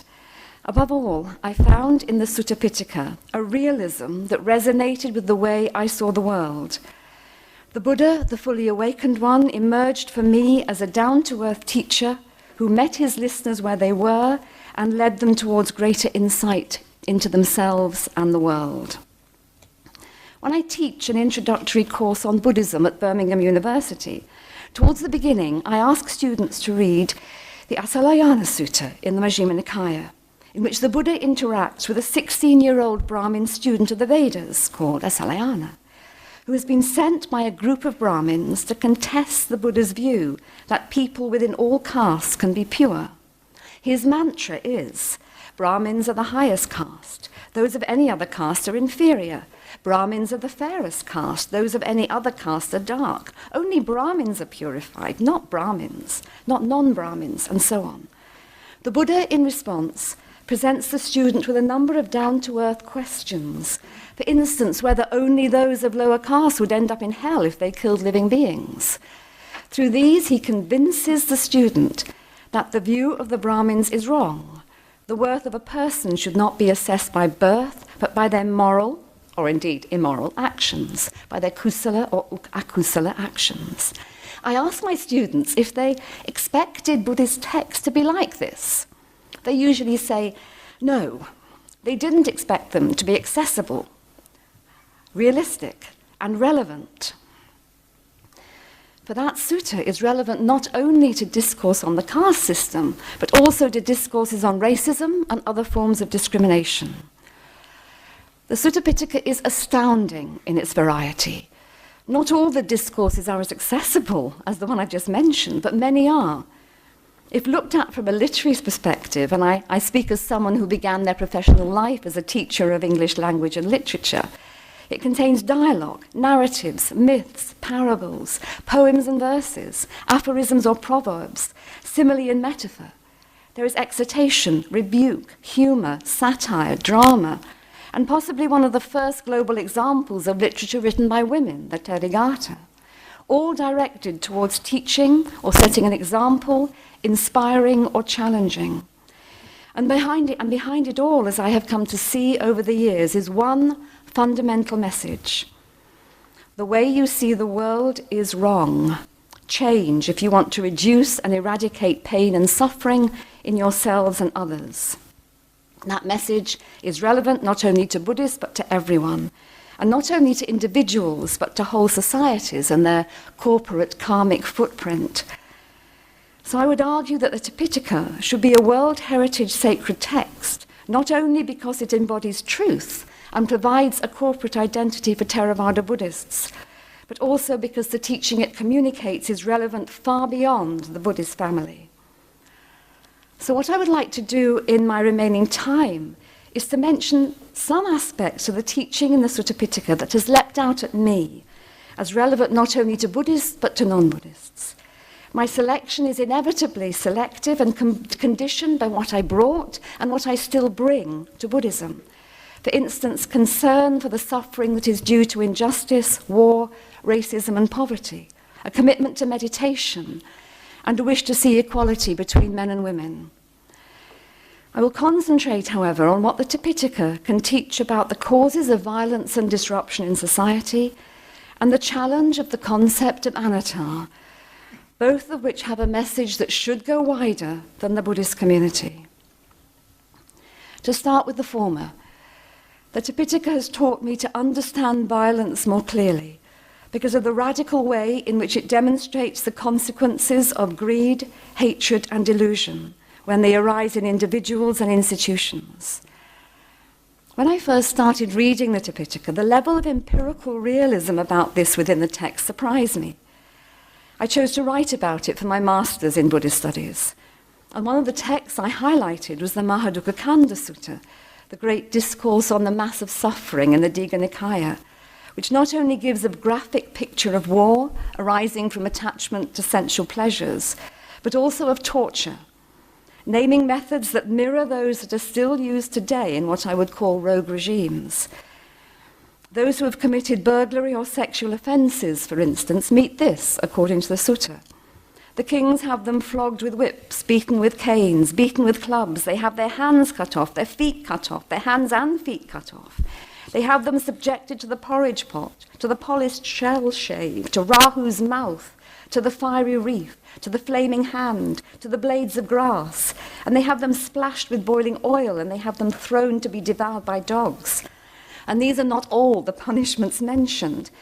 This realism deeply challenged me and led me to think more deeply from a Buddhist perspective about how violence emerges, so that when I wrote many years later about what Buddhism could offer a violent world, I declared this. And again, I quote from something I wrote in 2006. One popular reaction to extreme violence, whether perpetrated by an individual or a group, is, how can any humans do that? Of suicide bombers, we exclaim, how can a human blow himself and others up? Of those in the Third Reich who helped Hitler's genocide, we cry, how could ordinary men, husbands, fathers, lovers carry on with their everyday life and at the same time send thousands of Jews to be killed in the gas chambers? We will never understand violence, I continued, if we stay at this level. Buddhism can help here in two ways. First, it can teach us that violence is to be expected in a world that is in the grip of greed, hatred, and delusion. Second, it can force us to see that the perpetrators of violence are not aberrations within the human race. They are formed by a web of conditioning factors that implicate many more people than the actual perpetrator. End of quote. The narrative in the Angulimala Sutta is relevant here, again for Buddhists and non-Buddhists. Many here will know the story well. Perhaps you were taught it as a child. Angulimala is a robber and serial killer. He terrorizes a number of villages and garlands his neck with the fingers of those he has killed, a gruesome necklace that would seem to express a gruesome and non-redeemable mind. Certainly no villager would dare to approach him. They had tried to go in groups, but with the aim of wiping him off the face of the earth, but hadn't worked. But what the Buddha is different, does is different, and of course he has supernatural powers, Iddhi, at his disposal. He goes out to encounter Angulimala, and Angulimala, as you will know, finds that however fast he runs, he cannot reach the serene figure of the Buddha. He calls out, "Stand still, hermit, stand still." The Buddha replies, "I am standing still, Angulimala. You too, stand still." To cut a long story short, standing still in this narrative means laying aside all violence. And the Buddha challenges Angulimala to do just this, and he does. He becomes a Buddhist monk and a highly revered one. What I take from this discourse is that the Buddha could see the web of conditioning or causes which have made Angulimala a killer. The discourse does not reveal what they were. Had he been abused or terribly traumatized as a child or in a previous life? Had he been a warrior whose mind had become deranged because of the violence he had seen? Had he suffered so much in the past that he could only lash out in hatred at all humanity? We don't know. We only know that the Buddha could see that Angulimala had within him the potential to change. And the wider message is, everyone, however bad they would seem to be, can change if causes are understood and addressed. Again, I feel this is a compassionate message that the violent world needs to hear. Also relevant, for me at least, and again I'm sticking to this personal response, is the Chakravarti Sihanada Sutta, again from the Digha Nikaya. This offers a mythical narrative that all states, I believe, should note now. Again, you may know the story well. A king does not honor the advice given to him by his religious advisor that property should be given to the poor to enable them to live in security without fear of where the next meal will come from. Society starts to break down as a result. The king then takes reactive, stopgap measures that give charity but not justice, and they don't work. When brutal punishments are then enforced, the people turn to extreme crimes. A complete breakdown of morality follows, and the lifespan of humans reduces. The culmination is what the sutta calls a sword interval of 7 days, when people mistake each other for wild beasts and kill each other with swords. The killing only stops when some of the ordinary people themselves in the bottom-up movement see that there is an alternative to killing. For me, the message of this discourse is, it is not only individual craving that can cause suffering and violence, but also the failings of the state to provide for all without discrimination. It is an eminently realistic message which few states honor. Britain, for instance, throughout its history has periodically forgotten this, shown, for instance, in the brutally crushed peasants' rebellions in the Tudor period and the unrest during Britain's rapid industrialization, which could have caused a revolution, as in France, if not for the restraining efforts and effect of some new religious movements. Related to this within the teaching of the Tipitaka is something that goes to the heart of Buddhist philosophy, namely that the way we see reality is a construction. It's not real, because we see the world through our preconceptions, greeds, hatreds, and delusions, and are in a sense imprisoned by them. The message of the Buddha is, of course, that we can cut through these and see what is happening around us more clearly if we purify our minds. But this isn't easy. To return to the Asalayana Sutta, The young Brahmin student who comes to the Buddha is convinced that what he says is true. The Brahmins are superior. He looks at people from other classes or castes and sees them as inferior on the basis of perhaps their dress, their houses, their occupation, their education, perhaps the darker colour of their skin. Isn't it obvious that they are inferior, he might have said to his fellow students. And this is what he wanted to see. It accorded to his own perception of himself as pure and gifted. The Buddha turns this on the head by encouraging another way of seeing. And there's another important message, I think, for the world from the Tipitaka here. Be careful when making judgments about other groups of people, other nations, other religions, other ethnic groups, and when constructing how we see ourselves, because our judgments may be based on our own delusion. Let me pass quickly now to anatta in the Tipitaka, the concept of non-self, which diametrically opposed the nascent Brahminical view that there was an unchanging substance in the human being that was identical to Brahmin. Some non-Buddhists who have encountered anatta have judged it as wholly negative, interpreting it as saying that there is nothing of worth in the human being according to Buddhism, and that nothing within the human being continues after death. Both judgments, of course, are wrong. In contrast, I would argue that the concept of anatta can offer a much-needed countercultural message in a world that is dominated by a consumerist culture in which we are encouraged to buy, to increase the profits of already rich companies with the message, you're worth it. I take from the Tipitaka this message: happiness is not gained by feeding the idea of self, protecting the self, gaining status for the self, but by letting go of any fear connected with ourselves through developing compassion and non-attachment. It's not about denying that we are persons. It's not about denying loving kindness to ourselves. It is about the freedom that can come when we don't cling to anything as mine. And throughout the Tipitaka, this is stressed that as I get older, I see more deeply into the truth of this, much more than when I was in my 30s. One sutta, and this is my last example that I share with students, is the Kakachupama Sutta of the Majjhima Nikaya. Again, you may know it well. It's addressed to those who've renounced lay life and encourages them to let go of feelings associated with lay life, particularly those connected with anger. Its culminating illustration is this: because even if bandits were to sever you savagely limb by limb with a two-handled saw, he who gave rise to a mind of hate towards them would not be carrying out my teaching. Herein, because you should train thus.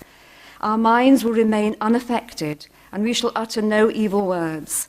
We shall abide compassionate for their welfare with a mind of loving kindness without inner hate.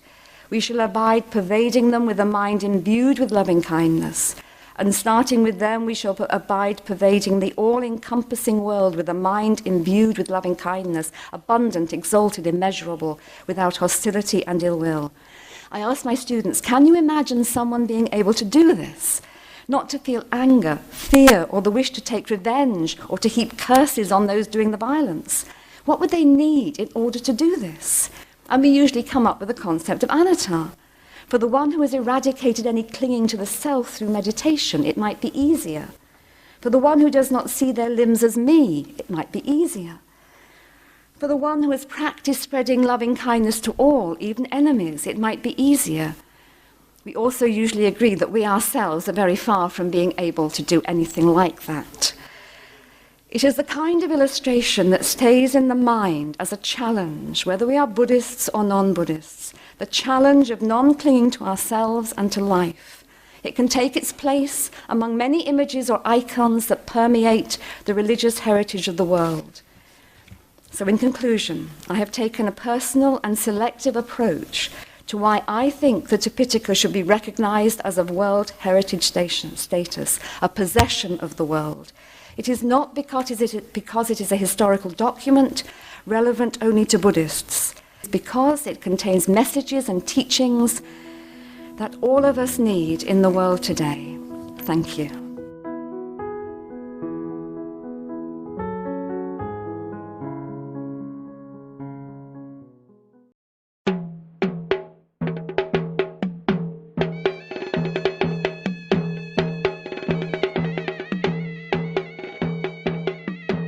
Dhammacakkappavattana Sutta. This is the first sermon of the Buddha, delivered by him to the first 5 disciples at the deer park of Isipatana in Benares. The main explanation given here concerns the 4 noble truths that represent the fundamental teaching of Buddhism. They are the truth of suffering, that is, the sense of frustration and discontent experienced in the psychological life of living beings. The truth of the origin of suffering. The truth of the cessation of suffering, or the state of Nibbana, and the truth about the middle way to the attainment of it. That is the Noble Eightfold Path, consisting of 8 factors. In other words, it represents the 4 truths consisting of the Buddhist teaching about the foremost problem that human beings confront, the cause of that problem, the solution to that problem, and the means of solving it. The Buddha explains each of these sufferings in 12 modes as knowledge of truth, knowledge of what is to be accomplished, and knowledge of what has been accomplished. The Dhammacakkappavattana Sutta also shows 2 things that are conducive to the realization of Nibbana. They are the extremes that ought to be rejected.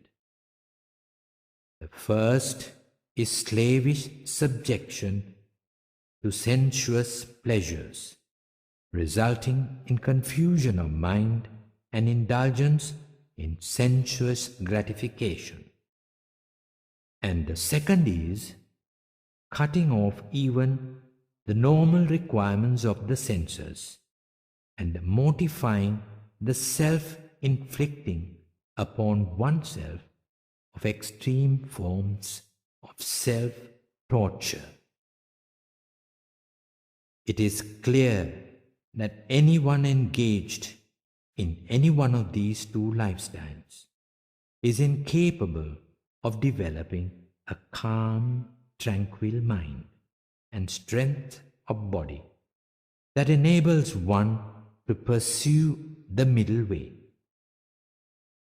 We, the noble disciples of the Buddha, ought to memorize and recite the first sermon of the Buddha frequently.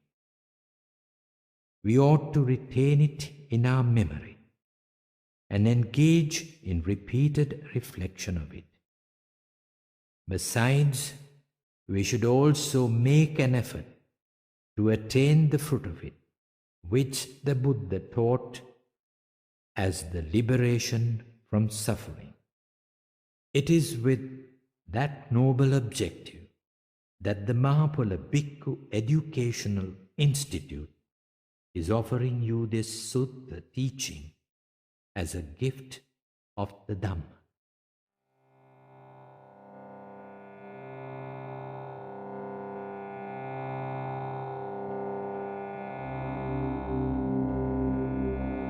Namo tassa bhagavato arahato samma sambuddhassa.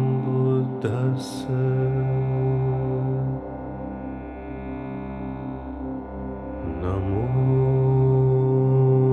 tassa bhagavato arahato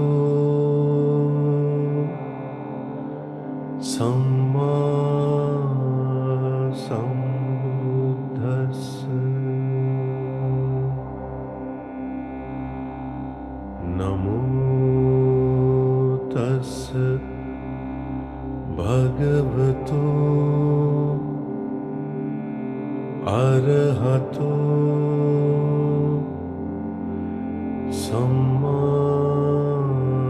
sambuddhassa.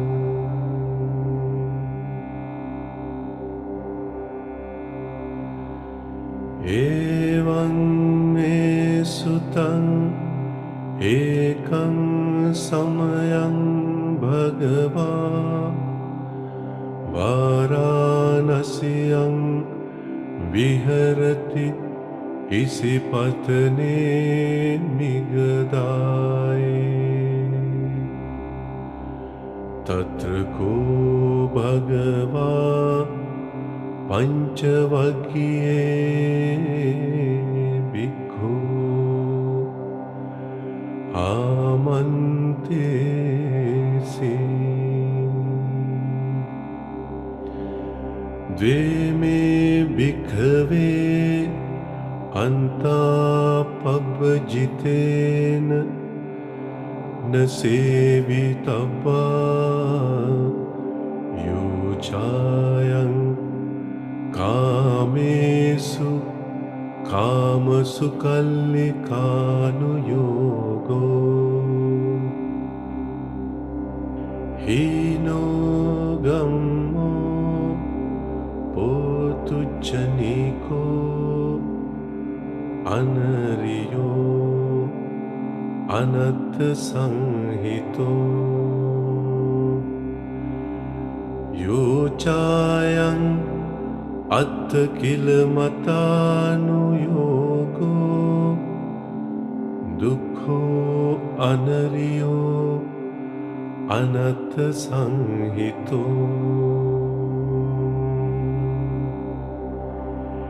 Ete te bhikkhave ubho ante anupagamma majjhima patipada tathagatena abhisambuddha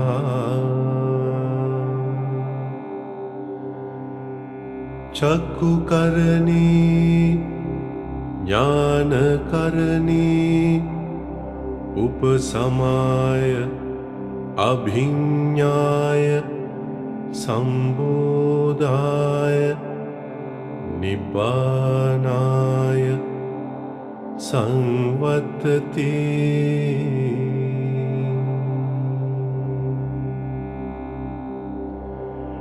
Katmacha sabhikkave majjhima patipada tathagatena abhisambuddha Chakku karani jnana karani upasamaya abhinyaya sambodhaya nibbanaya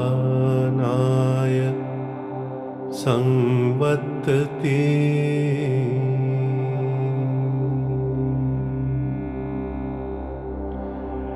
ayameva ariyo attangiko maggo seyatidam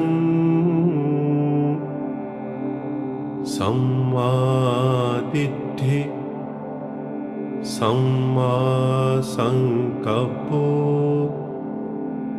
samma vaca samma kammanto samma ajivo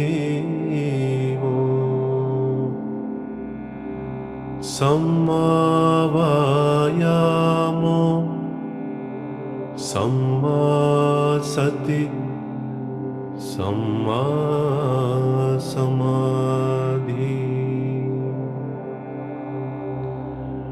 ayanko sabhikkave majjhima patipada tathagatena अभिसंबुद्धा चक्षुकरणी ज्ञानकरणी उपसमाय अभिज्ञाय संबोधाय निब्बानाय संवत्ति।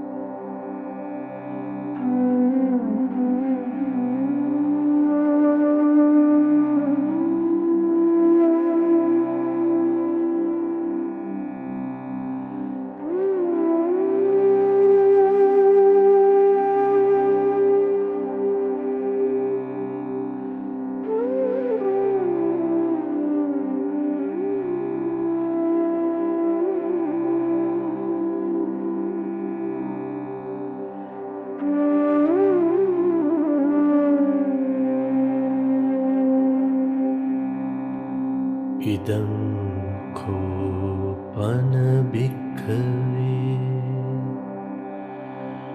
दुःखं अरिय सत्यं जातिपि दुःखा जरापि दुःखा व्याधिपि दुःखो मरणंपि दुःखम् अप्येहि संपयोगो दुःखो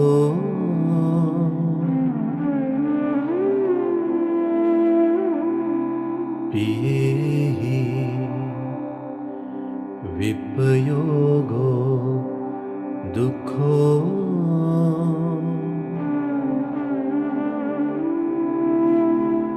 यं पिच्चं न लभति तंपि दुःखं संकित्तेन पञ्चुपादानस्कन्धा दुःखा इदं कोपन भिक्खवे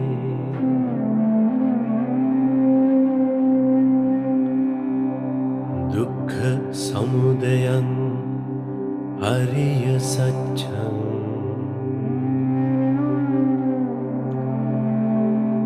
यायं तन्हा पूनो भविका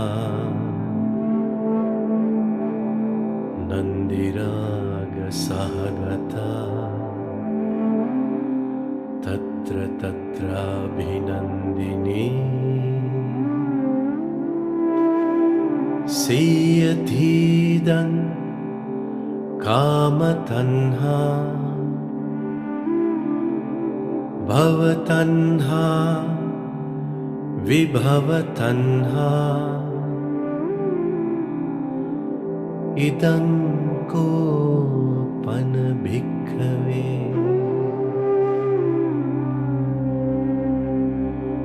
दुःख निरोधं अरिय सत्यं यो तस्सायेव तन्हाय අසේස විරාග නිරෝධෝ චාගෝ පටිනිස්සග්ගෝ මුත්ති අනාලයෝ ඉදං කෝ පන භික්ඛවේ දුක්ඛ නිරෝධගාමිනී පටිපදා අරිය සත්‍යං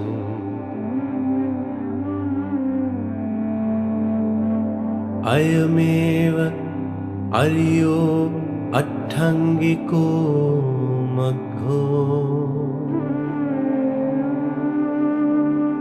සේයතිදං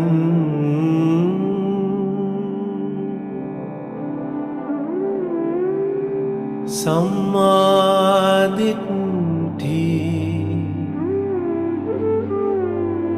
සම්මා සංකප්පෝ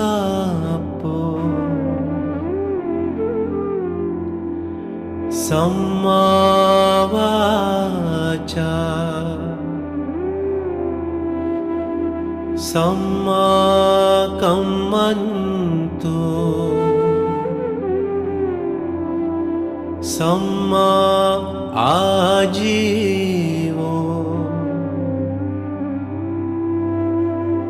සම්මා වායාමෝ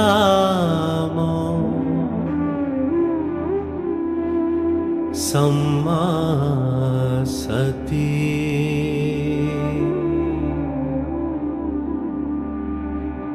සම්මා සමාධි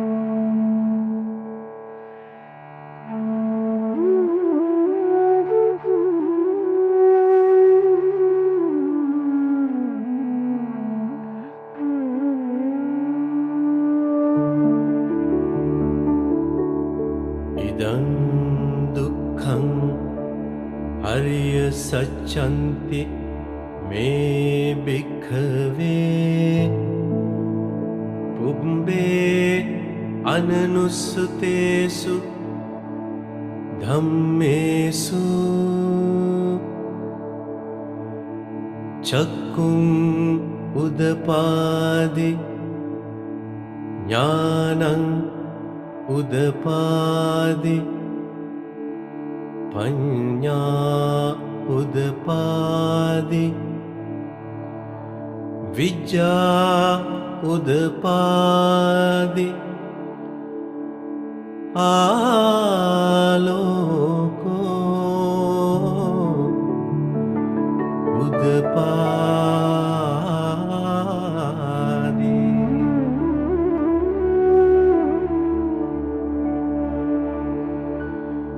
තංකෝ පනිදං දුක්ඛං අරිය සත්‍යං පරිඤ්ඤයන්ති මේ භික්ඛවේ පුබ්බේ අනනුස්සතේසු ධම්මේසු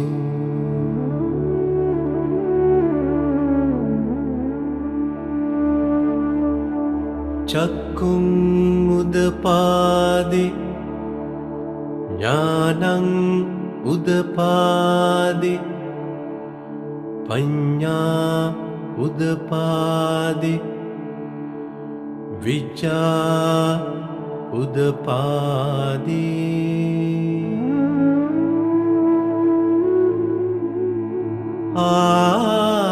ආලෝකෝ උදපාදි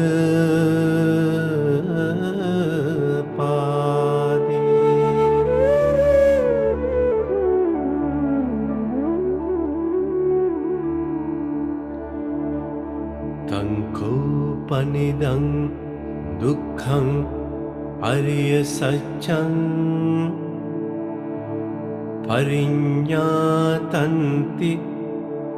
me bhikkhave pubbe ananussutesu dhammesu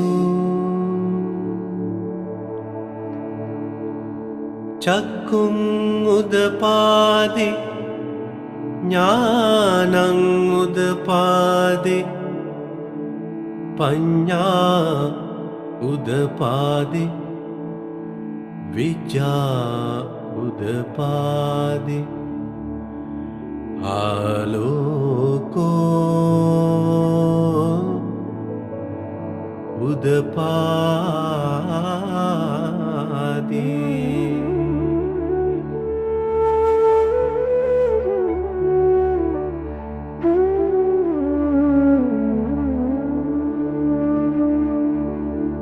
ඉදං දුක්ඛ සමුදයං අරිය සච්ඡන්ති මේ භික්ඛවේ පුබ්බේ අනනුස්සුතේසු ධම්මේසු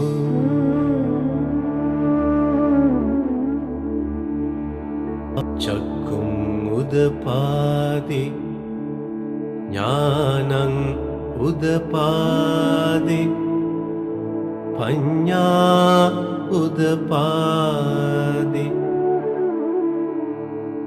විජ්ජා උදපාදි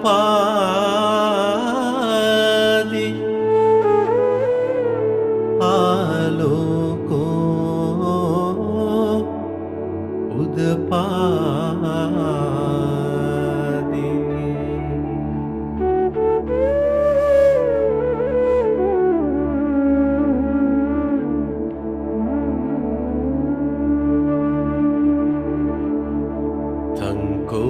පනිදං දුක්ඛ සමුදයං අරිය සච්ඡං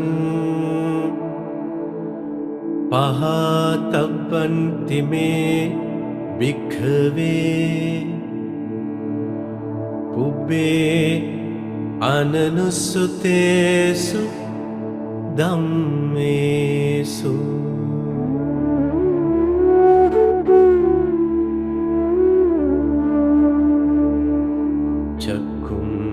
උදපාදි ඥානං උදපාදි පඤ්ඤා උදපාදි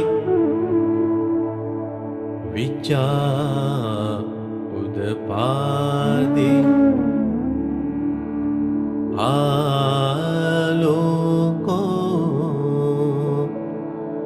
උදපාදි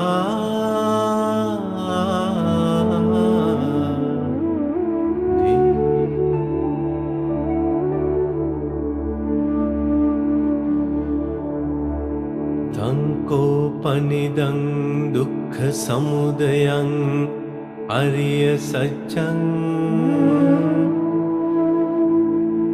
පහීනන්ති මේ භික්ඛවේ පුබ්බේ අනනුස්සුතේසු ධම්මේසු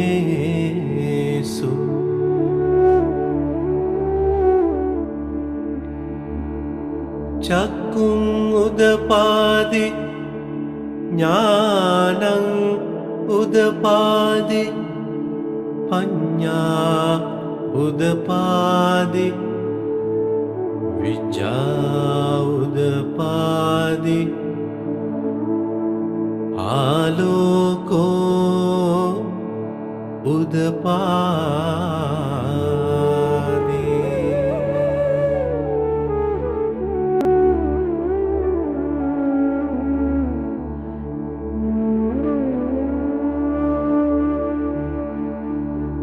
ඉදං දුක්ඛ නිරෝධං අරිය සච්ඡන්ති මේ භික්ඛවේ පුබ්බේ අනනුස්සුතේසු ධම්මේසු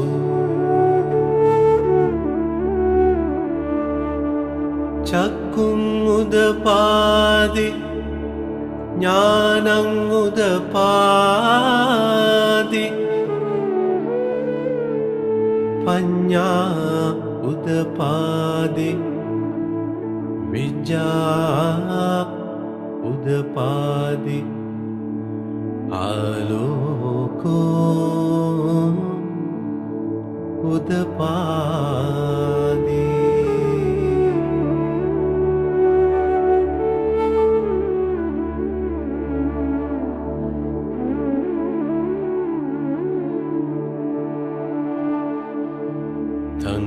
තංකෝපනිදං දුක්ඛ නිරෝධං ආරිය සත්‍යං සච්චිකාතබ්බන්ති මේ භික්ඛවේ පුබ්බේ අනනුස්සුතේසු ධම්මේසු චක්කුං උදපාදි ඥානං උදපාදි පඤ්ඤා උදපාදි විජ්ජා උදපාදි ආලෝකෝ උදපාදි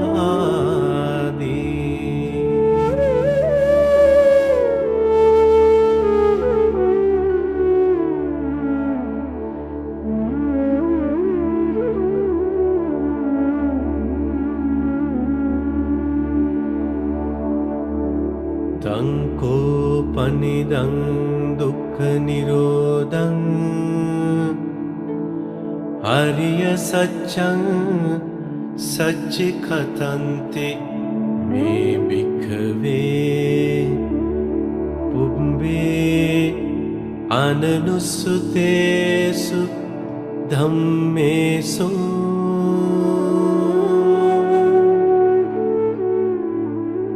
චක්කුං උදපාදි ඥානං උදපාදි පඤ්ඤා උදපාදි විජ්ජා උදපාදි ආලෝකෝ උදපාදි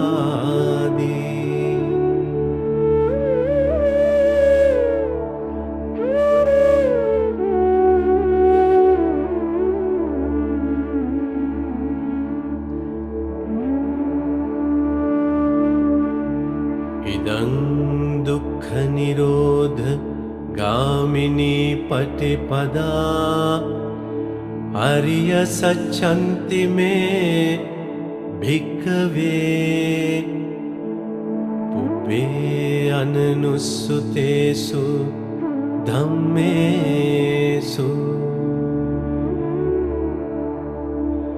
චක්කුං උදපාදි ඥානං උදපාදි පඤ්ඤා උදපාදි විජ්ජා උදපාදි ආලෝකෝ උදපාදි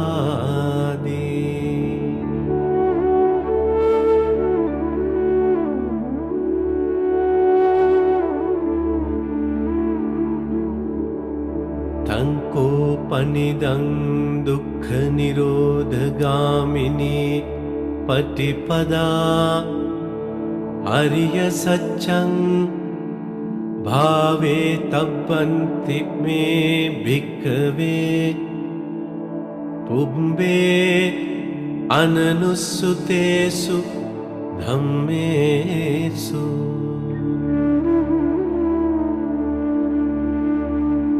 චක්කුං උදපාදි ඥානං උදපාදි පඤ්ඤා උදපාදි විජ්ජා උදපාදි ආලෝකෝ උදපාදි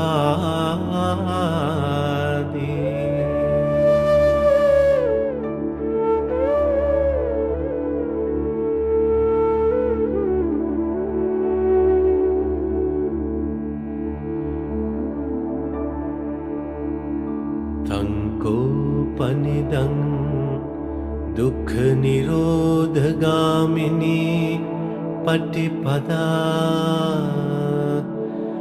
අරිය සත්‍යං භාවිතන්ති මේ භික්ඛවේ පුබ්බේ අනනුස්සතේසු ධම්මේසු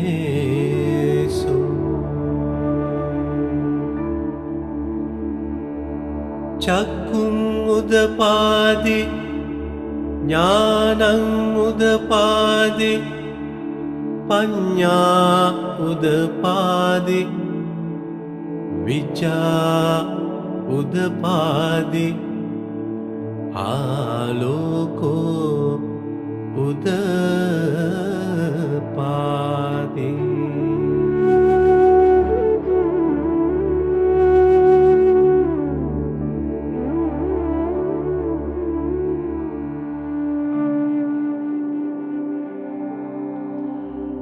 යාවකී වංචමේ භික්ඛවේ ඉමේසු චතුසු අරිය සච්චේසු ඒවන්ති පරිවට්ටං ද්වාදසාකාරං යථා භූතං ඥාන දස්සනං නසුවිසුද්ධං අහෝසි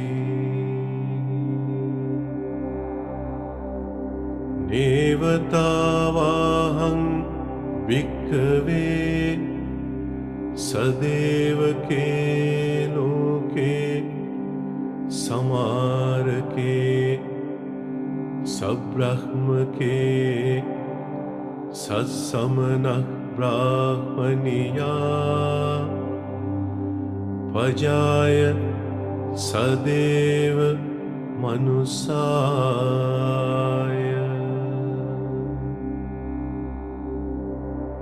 අනුත්තරං සම්මා සම්බෝධින් අභිසම්බුද්ධෝ පච්චඤ්ඤාසින් යතෝච කෝමේ භික්ඛවේ ඉමේසු චතුසු අරිය සච්චේසු ඒවන්ති පරිවට්ටං ද්වාදසාකාරං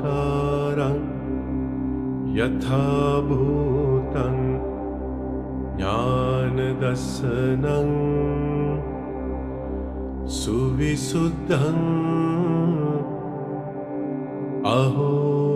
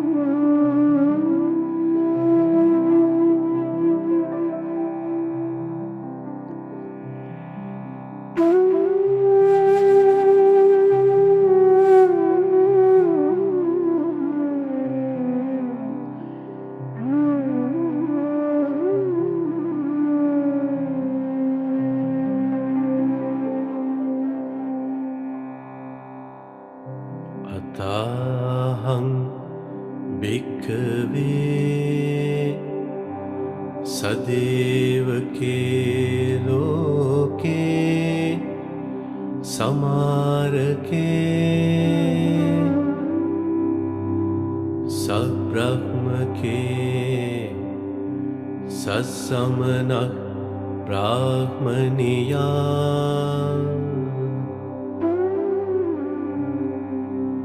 පජාය සදේව මනුසාය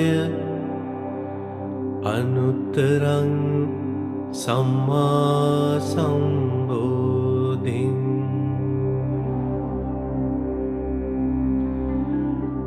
අභිසම්බුද්ධෝ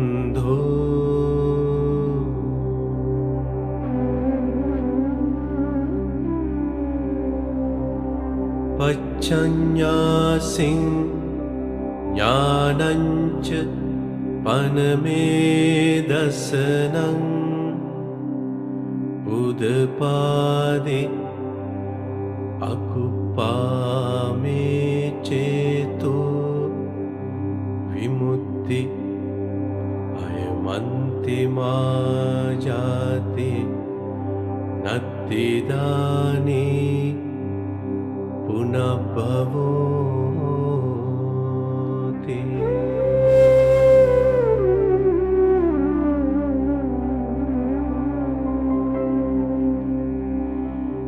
Idamavoca bhagavā atmanā pañcavakkya bhikkhu bhagavato bhāsitaṃ abhinandunti.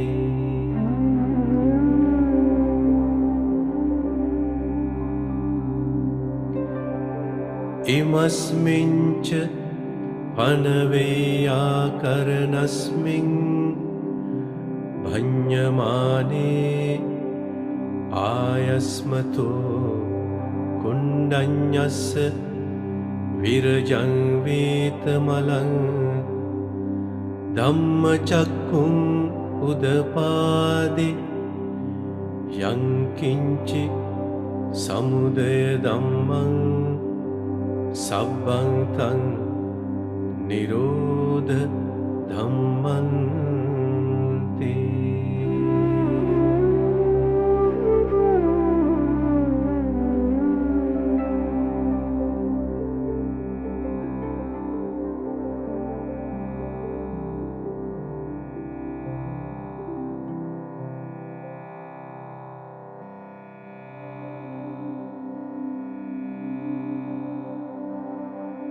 Pavattite ca pana bhagavata Dhammacakke bhumma deva Saddha manusāvesum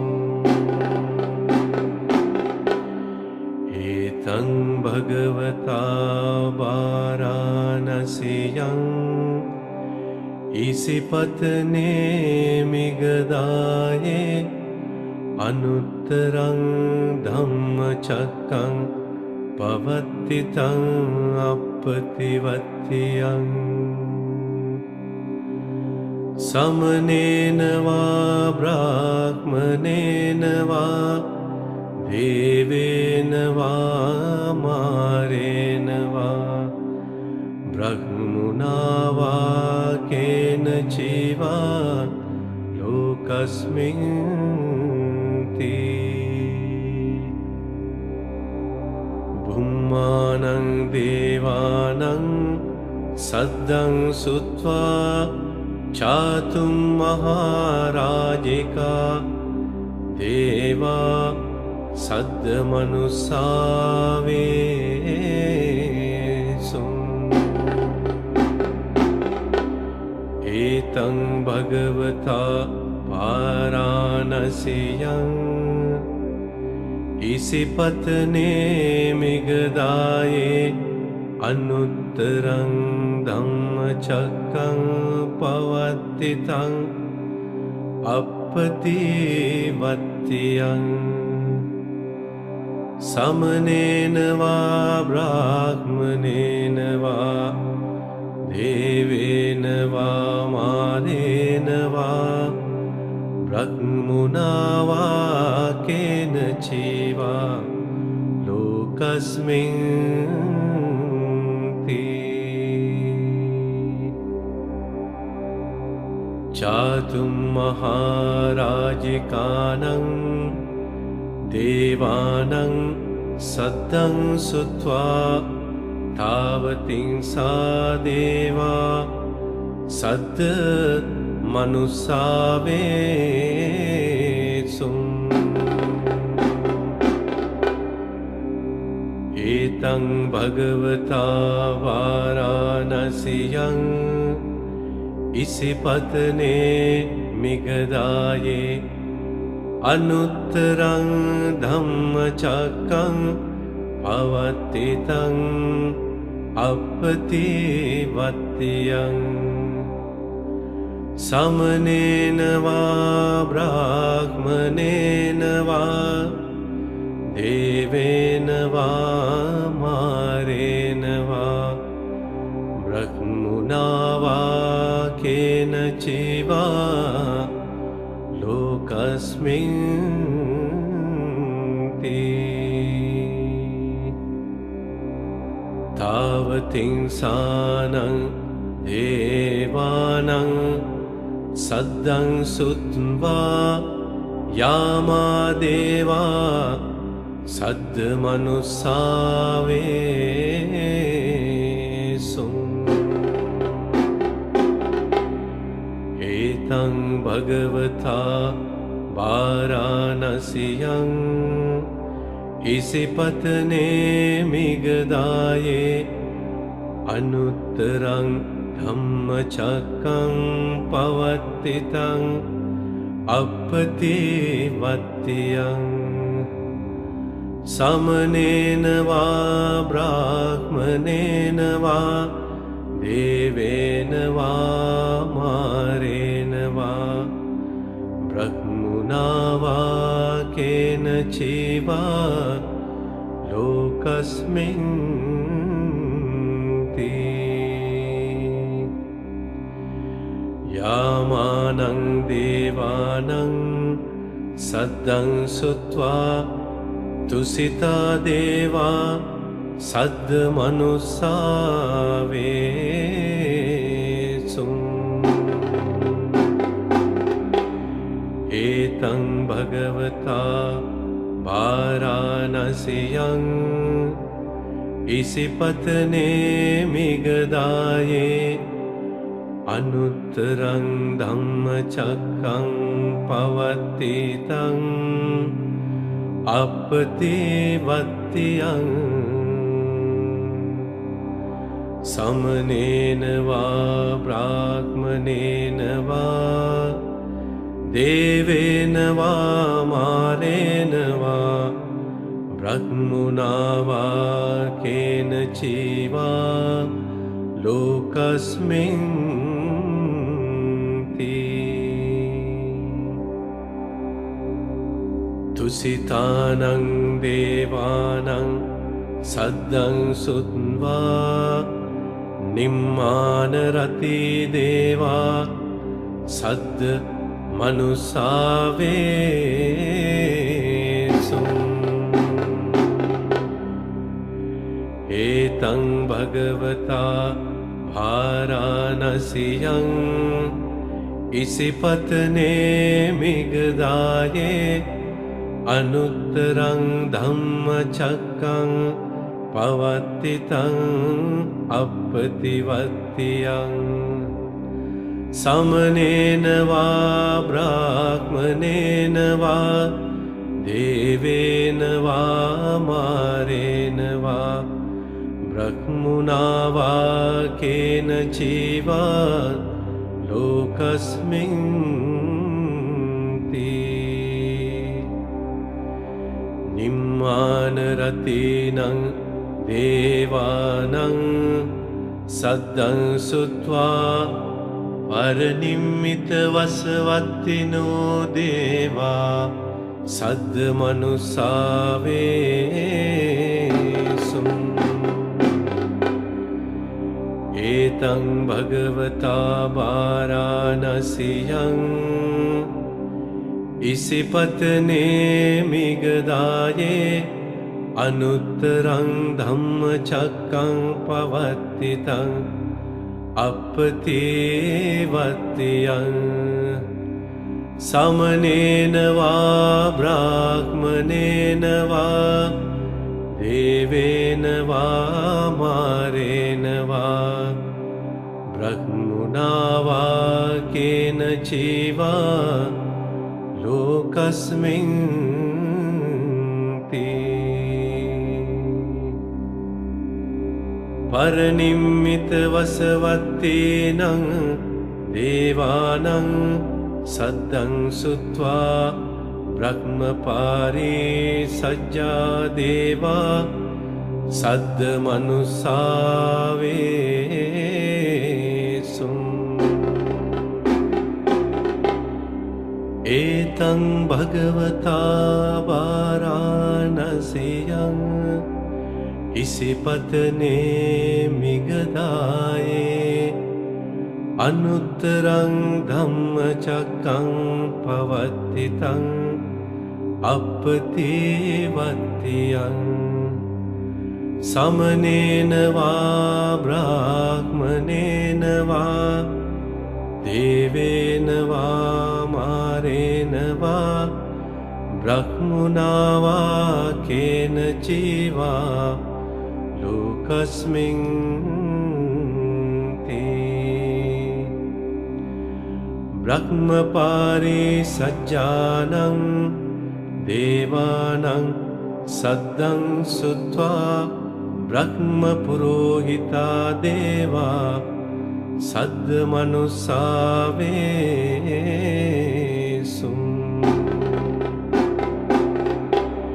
etang bhagavata varanasiyam isipatane migadaye anuttarang dhammacakkaṃ pavattitaṃ appativattiyaṃ samanena va brahmanena va devena va marena va brahmuna va kena jiva lokasmin te brahma purohitānaṃ devānaṃ saddhaṃ sutva mahabrahma deva saddha manusave sum etang bhagavata varanasiyam isipatane migadaye anuttarang dhammacakkaṃ pavattitaṃ appativattiyaṃ samanena va brahmanena va devena va marena va brahmuna va kena jiva lokasmin te mahabrahmanam devanam saddhaṃ sutva Paritta bhadeva saddha manusave sum etang bhagavata varanasiyam isipatane migadaye anuttarang dhammacakkaṃ pavattitaṃ appativattiyaṃ samanena va brahmanena va devena va marena va brahmuna va kena jiva lokasmin te Paritta bhanam devanam saddhaṃ sutva appamana bhadeva saddha manusave sum etang bhagavata varanasiyam isipatane migadaye anuttarang dhammacakkaṃ pavattitaṃ appativattiyaṃ samanena va brahmanena va devena va marena va brahmuna va kena jiva lokasmin ti appamana bhanang devanang saddang sutva abhasra deva saddha manussave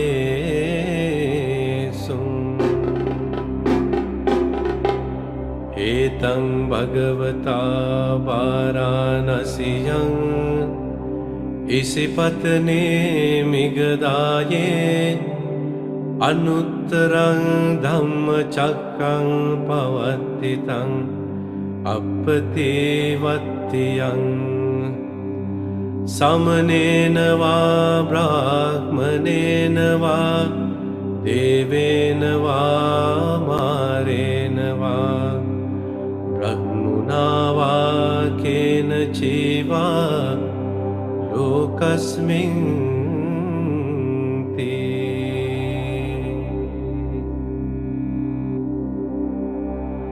abhasranang devanang saddang sutva paritta subha deva saddha manussave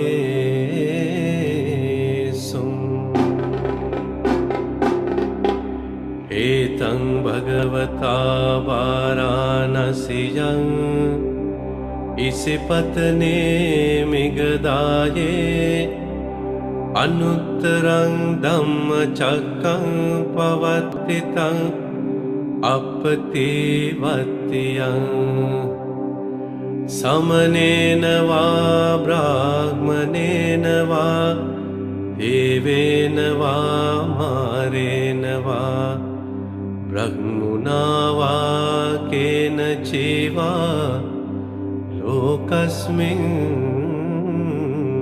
ti Paritta subhanang devanang saddang sutva appamana subha deva saddha manussave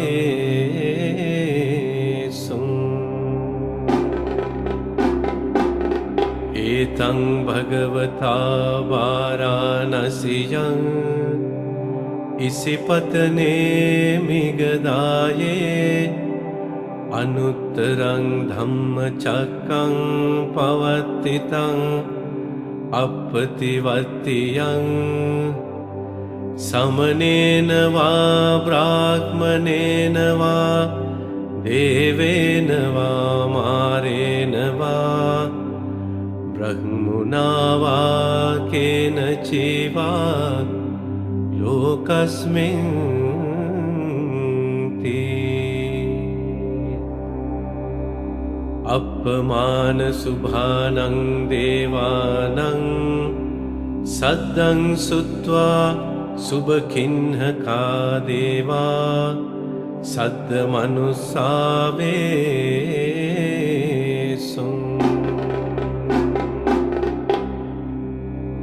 etang bhagavata varanasiyang isipatane migadaye anuttarang dhamma chakkang pavattitang appati vattiyang samanena va brahmanena va devena va marena va brahmuna va kena chiva lokasmin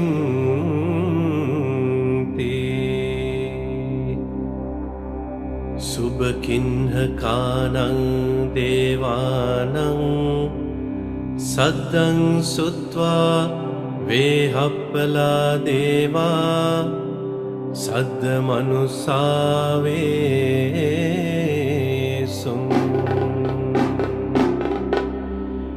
etang bhagavata varanasiyang isipatane migadaye anuttarang dhamma chakkang pavattitang appati vattiyang samanena va brahmanena va devena va marena va brahmuna va kena chiva lokasmin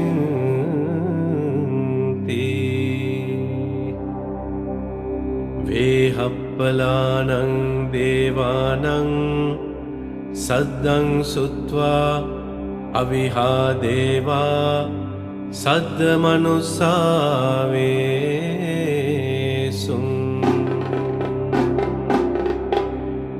etang bhagavata varanasiyang isipatane migadaye anuttarang dhammacakkang pavattitang appativattiyang samanena va brahmanena va devena va marena va brahmuna va kena chiva lokasmin ti avihanang devanang saddang sutva atappa deva saddamanussave sum etang bhagavata varanasiyang isipatane migadaye anuttarang dhammacakkang pavattitang appativattiyang samanena va brahmanena va devena va marena va brahmuna va kena chiva lokasmin ti atappanang devanang saddang sutva sudassa deva saddamanussave sum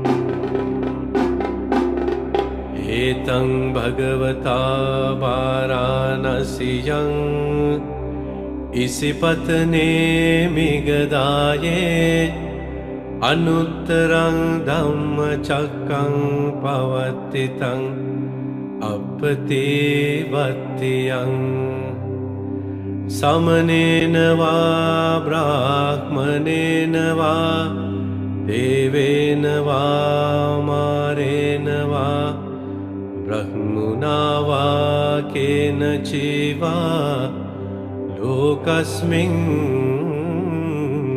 ti sudassanang devanang saddang sutva sudassi deva saddamanussave sum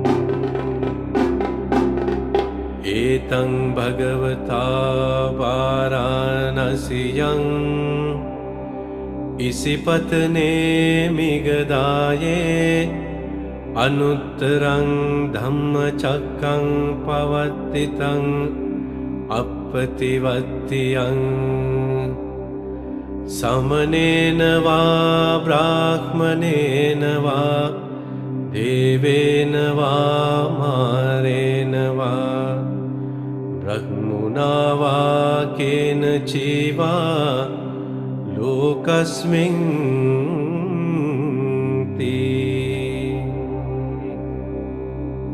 sudassinang devanang saddang sutva akanittaka deva saddamanussave sum etang bhagavata varanasiyang isipatane migadaye anuttarang dhammacakkang pavattitang අපතිවත්තියං සමනේනවා බ්‍රාහ්මනේනවා දේවේනවා මාරේනවා බ්‍රහ්මුණවා කේන චීවා ලෝකස්මින්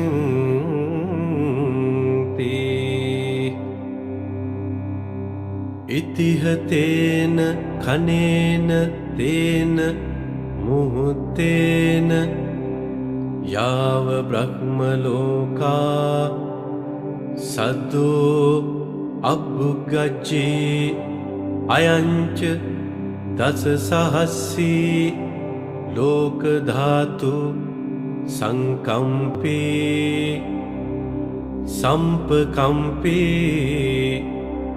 සම්පවේදී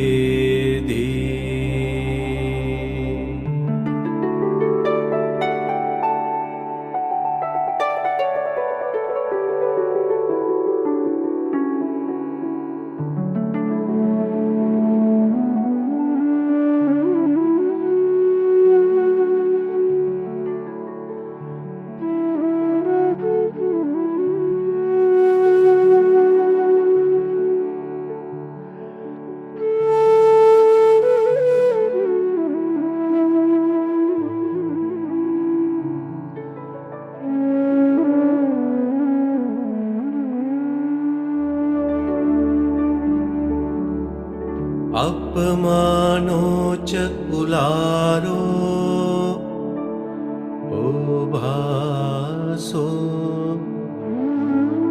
ලෝකේ පාතුර හෝසී අතික්කම්ම දේවානං දේවානු භාවන්ති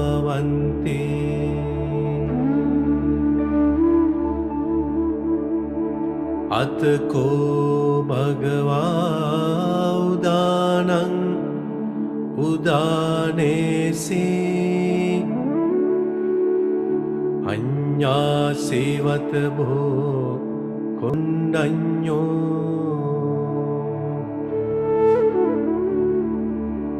අඤ්ඤාසේවත භෝ කොණ්ඩඤ්ඤෝති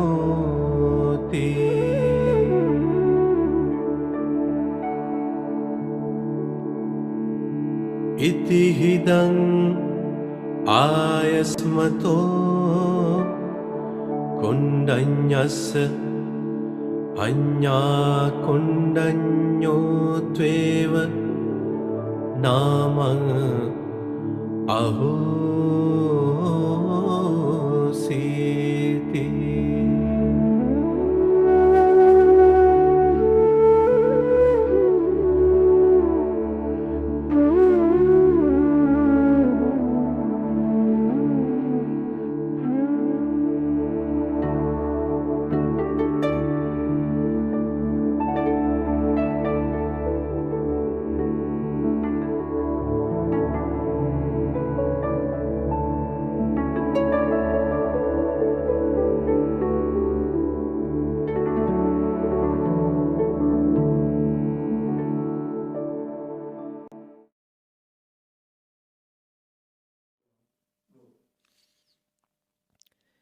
Good afternoon, everyone.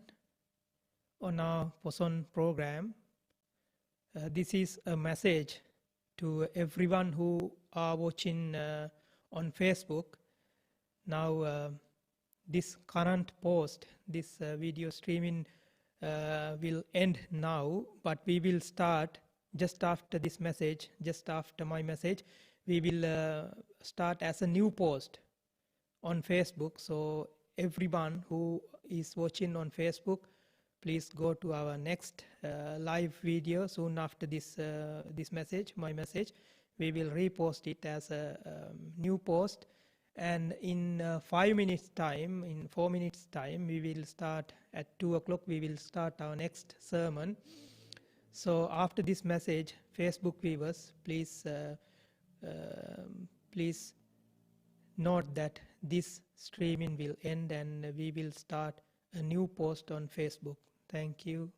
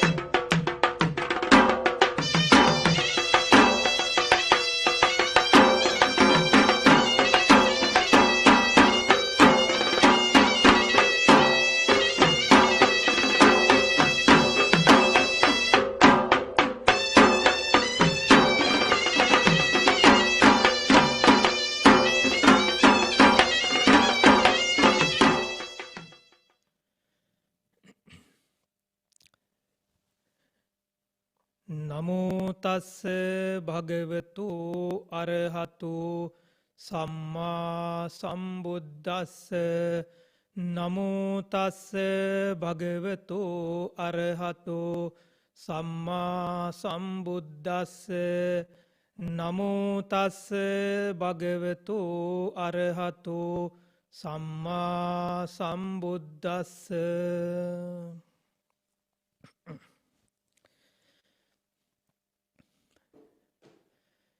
Dear friends in the Dhamma, now on our Poson Day program, we are going to listen to a sermon. Since this morning you have observed 8 precepts and you have joined Buddha Puja, listened to a sermon, we have practiced meditation. Now we are again going to listen to another sermon. As you already know from our program, this sermon is titled as 15 Riddles in the Dhamma. So for this sermon, I have chosen one of the discourses of the Buddha, in which we find these 15 riddles.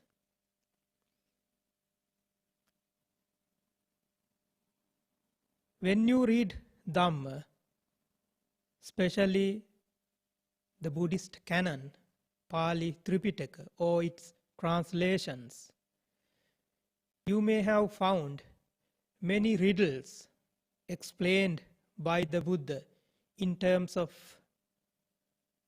teaching Dharma to many people. So the Buddha Dharma is full of riddles and full of interesting stories, full of examples, similes, metaphors, and so on and so forth. Now this particular sermon delivered by the Buddha has these 15 riddles. The name of this sermon is Vammika Sutta. Whenever you hear this name, title of this sermon, this sutra, you might remember where it is, and most of you, I hope, must have heard or listened or read this sutta before. Vammika Sutta is one of the Majjhima Nikaya sutras. And this sutta has this interesting simile of an ant hill.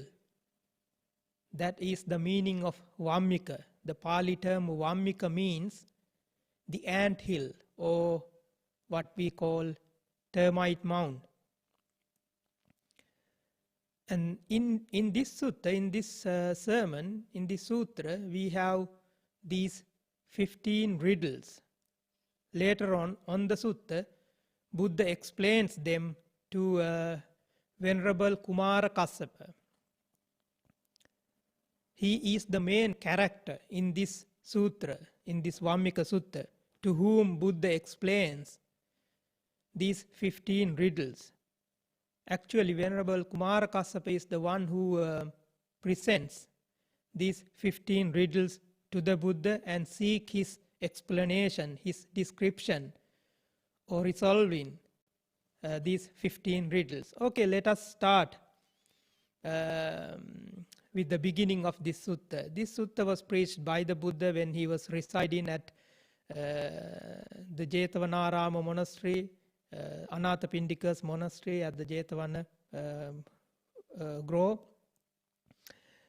And Venerable Kumara Kassapa was residing in a nearby place called Andavana, a forest, another forest called Andavana. When he was residing there, Kumara Kassapa, you may have read again his character. He is again another well-known disciple of the Buddha, even though he was young, which is why he was called Kumara Kassapa. He was very young monk, disciple, a boy who became a monk, who was ordained. And when he was residing in this forest called Andavana, at night there came a deity to see him. A deity approached him, and this particular deity presented him with this riddle, or with these 15 riddles. He basically told him a story which is full of these riddles. What this deity said was, he approached Venerable Kumara Kassapa and he said, listen to this story and remember it, and then you should go to the Blessed One Tathagata tomorrow morning and ask him the explanation of this story, of these riddles. That's what the goddess, the deity, the god, said to him. So he said, there is a Brahmin and there is a disciple of this Brahmin called, he called him, he had a name, his name was Sumedha, and he addresses him as Wise One. Brahmin addresses, in the story, Brahmin addresses his disciple, Wise One, as Sumedha. Now, those are the two characters in this story. And in the story, there is this ant hill, or this termite mound.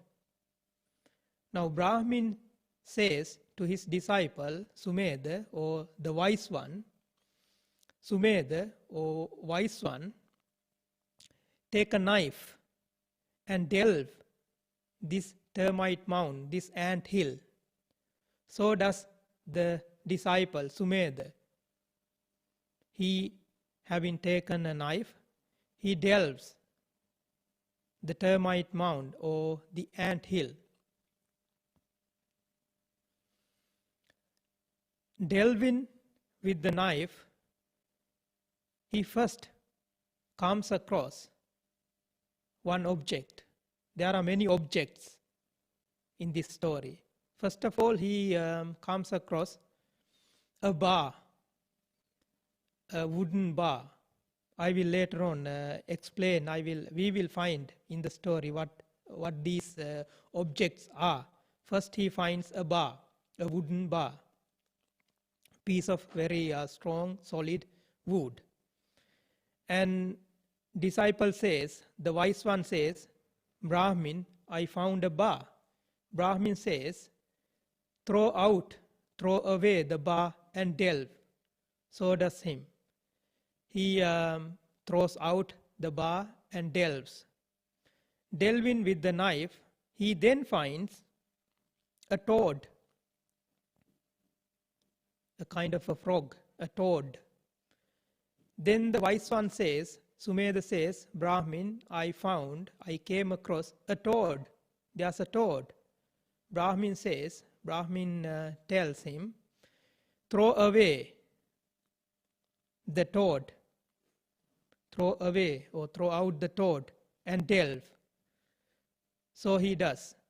He throws out the toad and delves with the knife. Delving with the knife, then he comes across a fork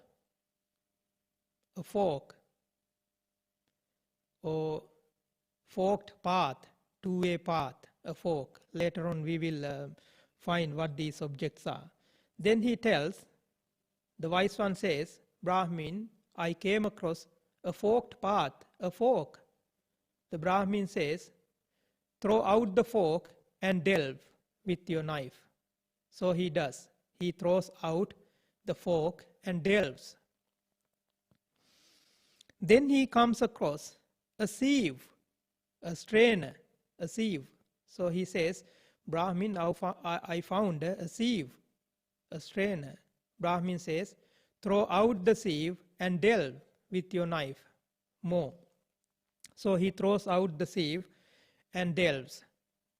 then he comes across a tortoise, another creature, another animal.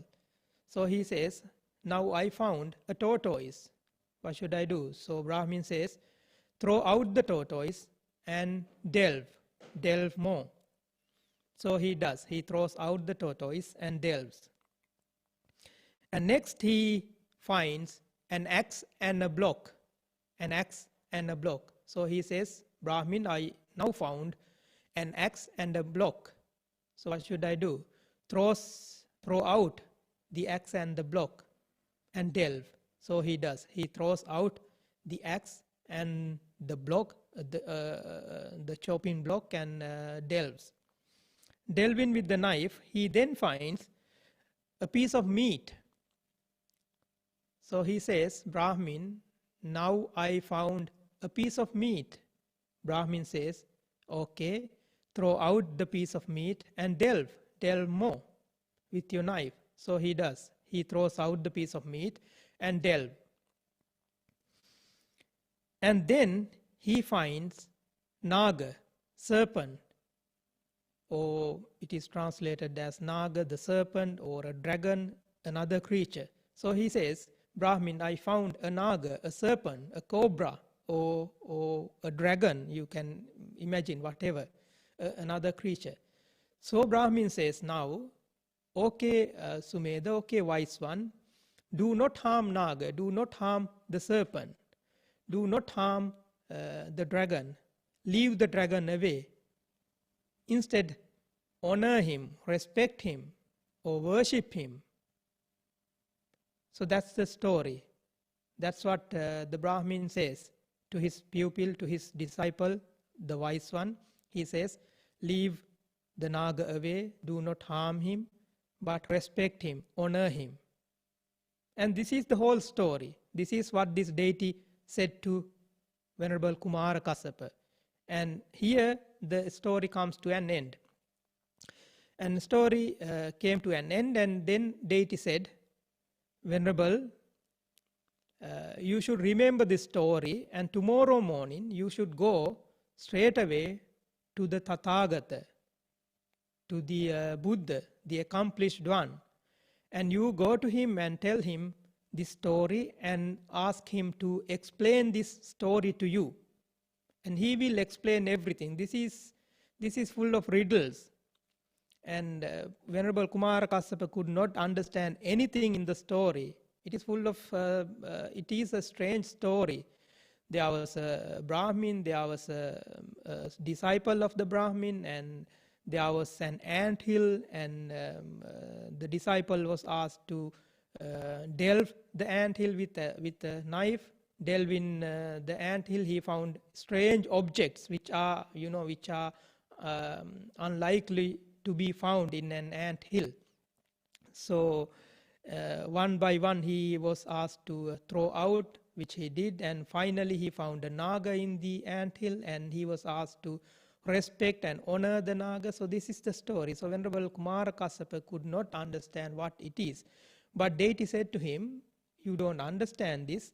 An only person in this world, in this entire world, in this entire universe who can explain, who can resolve these riddles, who can explain, who can describe, who can give you the meaning of this story is the Tathagata, the Buddha, the accomplished one, or a disciple of him, or a disciple of the Tathagata, or anybody who has learned it from the Tathagata would only be able to explain, give you the meaning of these riddles. There are 16 riddles in it. Now, in this story, if you take it as a story, there are two characters in it. The two characters are the Brahmin, who was asking his disciple called Sumedha, or the wise one, to delve the anthill. So those are the two characters. So those are two riddles. And there are two qualities in it. Actually, I forgot to mention, there are two qualities of this anthill. This anthill is a strange one. This anthill, according to the sutta, this anthill fumes by night and flames by day. So those are the two qualities of this anthill. This anthill, this strange anthill, fumes by night and flames by day. So that is the what Sumedha was asked to delve with a knife. So those are the two qualities. Those are another two riddles. Two characters, two qualities. And there are a number of objects found in this story. The first one was a bar which was found in the anthill when the wise one was delving.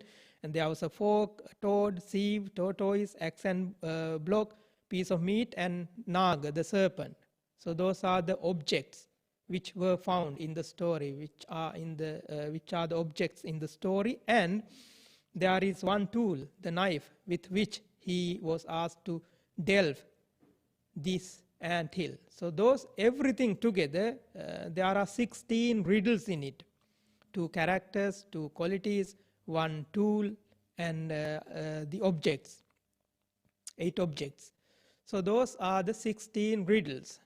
Now Kumara Kassapa was asked or was told by this deity, you should go to the Buddha, the Tathagata, the accomplished one, tomorrow morning, first thing tomorrow morning, and ask him the explanation, the meaning of this story.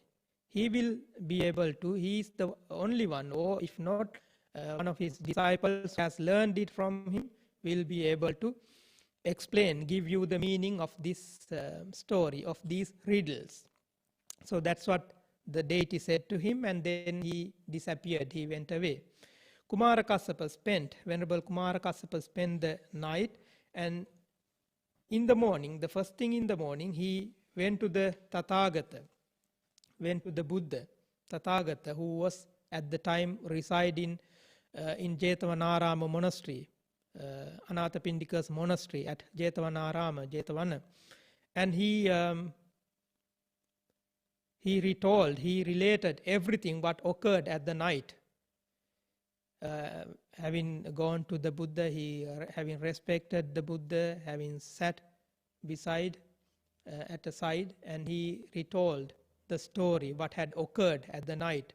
He told Bhante, there was a deity who came to see me last night, and he told me this story, and he related the whole story. There is a Brahmin in the story, and there is a disciple of the Brahmin who was called Sumedha, or the wise one, and there is this anthill which is strange, which fumes by night and flames by day. And the disciple Sumedha, the wise one, was asked by Brahmin to delve this anthill with a knife. Delving the anthill, he found different these objects, a bar, a toad, so and so forth. So he told the whole story to Tathagata, to the Buddha, and asked Tathagata, the Buddha, the meaning of the story. So the Buddha, Tathagata, explained, gave Venerable Kumara Kassapa the meaning, or he resolved these riddles. Kumara Kassapa asked, what is this? What is this story? What is this anthill? What this? Who is this Brahmin? Who is this disciple? What the toad? What the bar? What the sieve? What the fork? What the tortoise? What the axe and block? What the piece of meat? And finally, what the naga? So he asked, what are these things? What are these objects? What are these qualities? Who are these 2 characters in the story? And Buddha, one by one, explained everything. He resolved all these 16 riddles to Venerable Kumara Kassapa. Now let us see what are these objects, what are these characters, what are these qualities, and how to understand these riddles in the way of Dhamma. And that's what this deity said to him. He said, you should only go to the Buddha, and it would be only the Buddha, the Tathagata, who can explain, who can give you the meaning, or a disciple of him, or anybody who has learned this, who has learned the meaning of this story from the Tathagata. So which means you should only seek, you should only get the meaning in the Buddhist perspective, in the perspective of the teachings of the Buddha. Then only you will find the correct meaning. So Buddha explained to Venerable Kumara Kassapa what all these objects are, what are the meanings of these 16 riddles. First of all, he said, what this anthill is. What this anthill, the meaning of this anthill. He says, Bhikkhu, O monk, this anthill is a symbol. Now everything is in this story is a symbol for something. Now this anthill is the symbol for human body. The human body.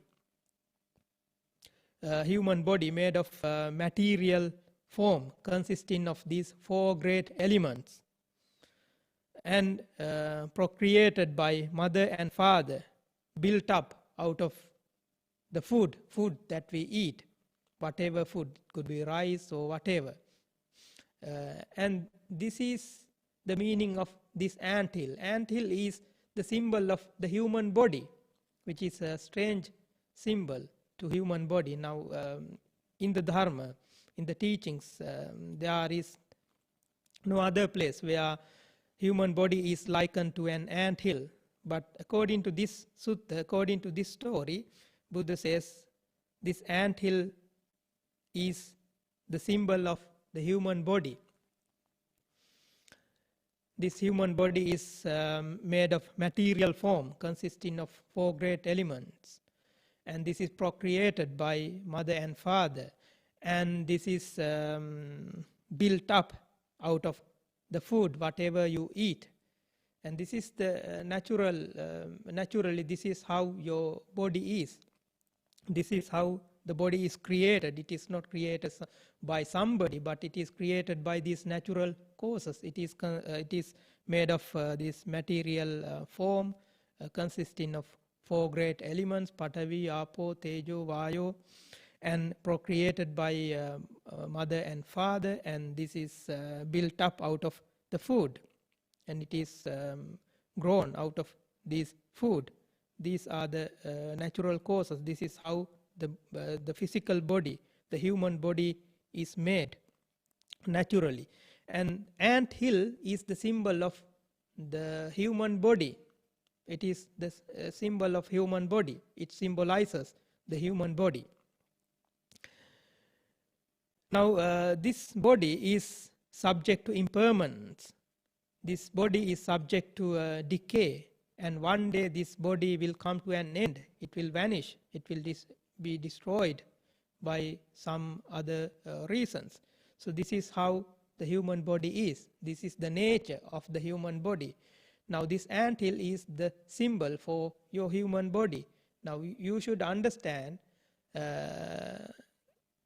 this in this way. You should understand this anthill as your human body.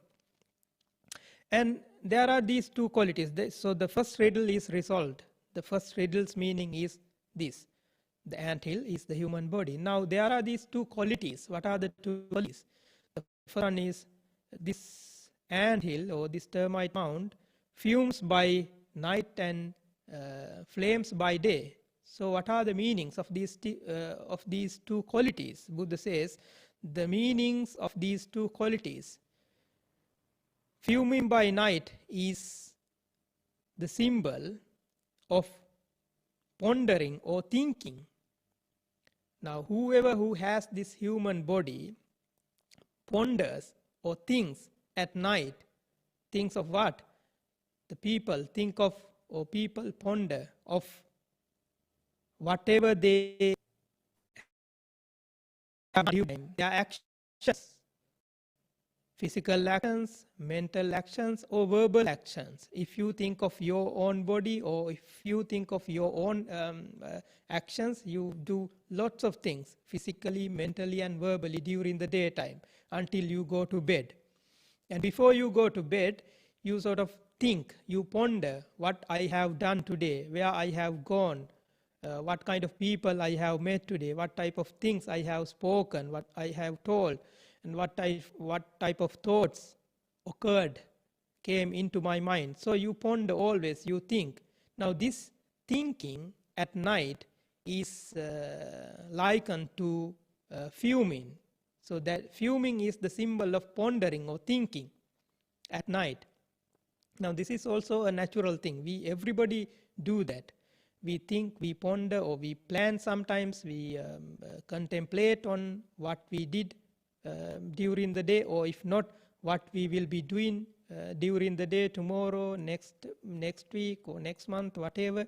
So this pondering and thinking is likened to fuming, or fuming of this anthill is likened to pondering and thinking. So this is the meaning of fuming. It's like anthill is fuming. We always think and ponder during the night. And maybe this I hope this might happen to everybody. Everybody must have experienced this. Maybe today you will experience this. Before you go to bed, you might think of what I have done, what I have been doing during my day, what kind of people that I have met, that I have spoken with, what are the words I have spoken. Sometimes you might feel happy thinking of your actions, your physical, your verbal and mental actions. I did this thing, I spoke these good words. Sometimes you might feel sad, disappointed, frustrated, thinking of your own actions. I did this thing, I should not have done this thing, I should not have spoken these words, I should not have thought these thoughts and things like that. So that is fuming at night. So this can happen to everybody. This will happen to everybody. This is fuming at night. Now, when this happens, sometimes you might find it very difficult for you to even sleep, or for you to even, spend your night pleasantly, for you to have a very sound and good sleep as well.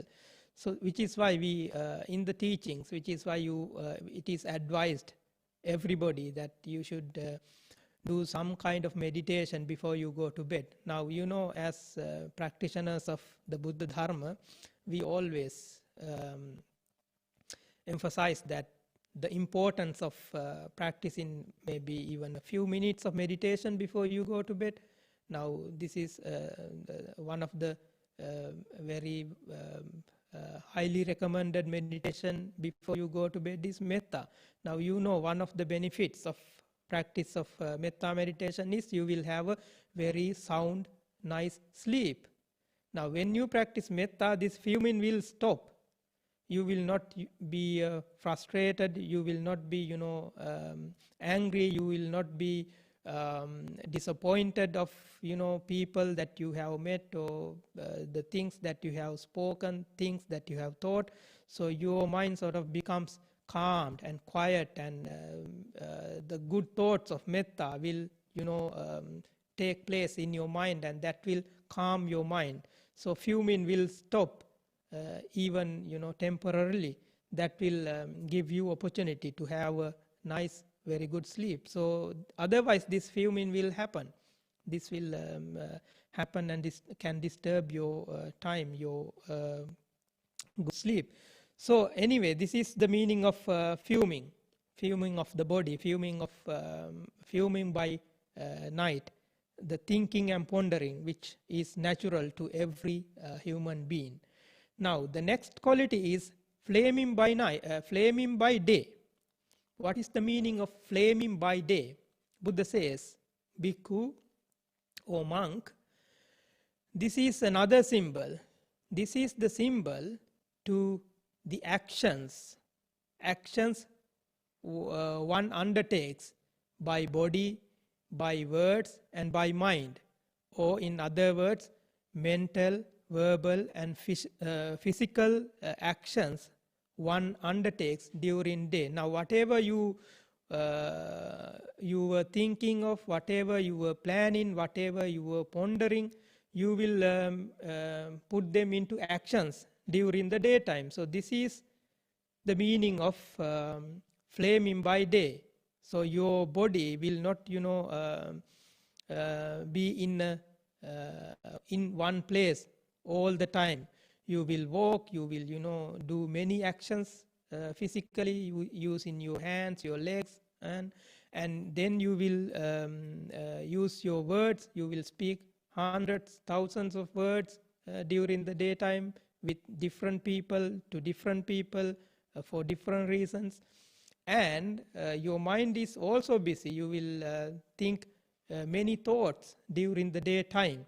So that is the meaning of flaming by day. Flaming by day means you put into actions whatever you thought, whatever you pondered during the night.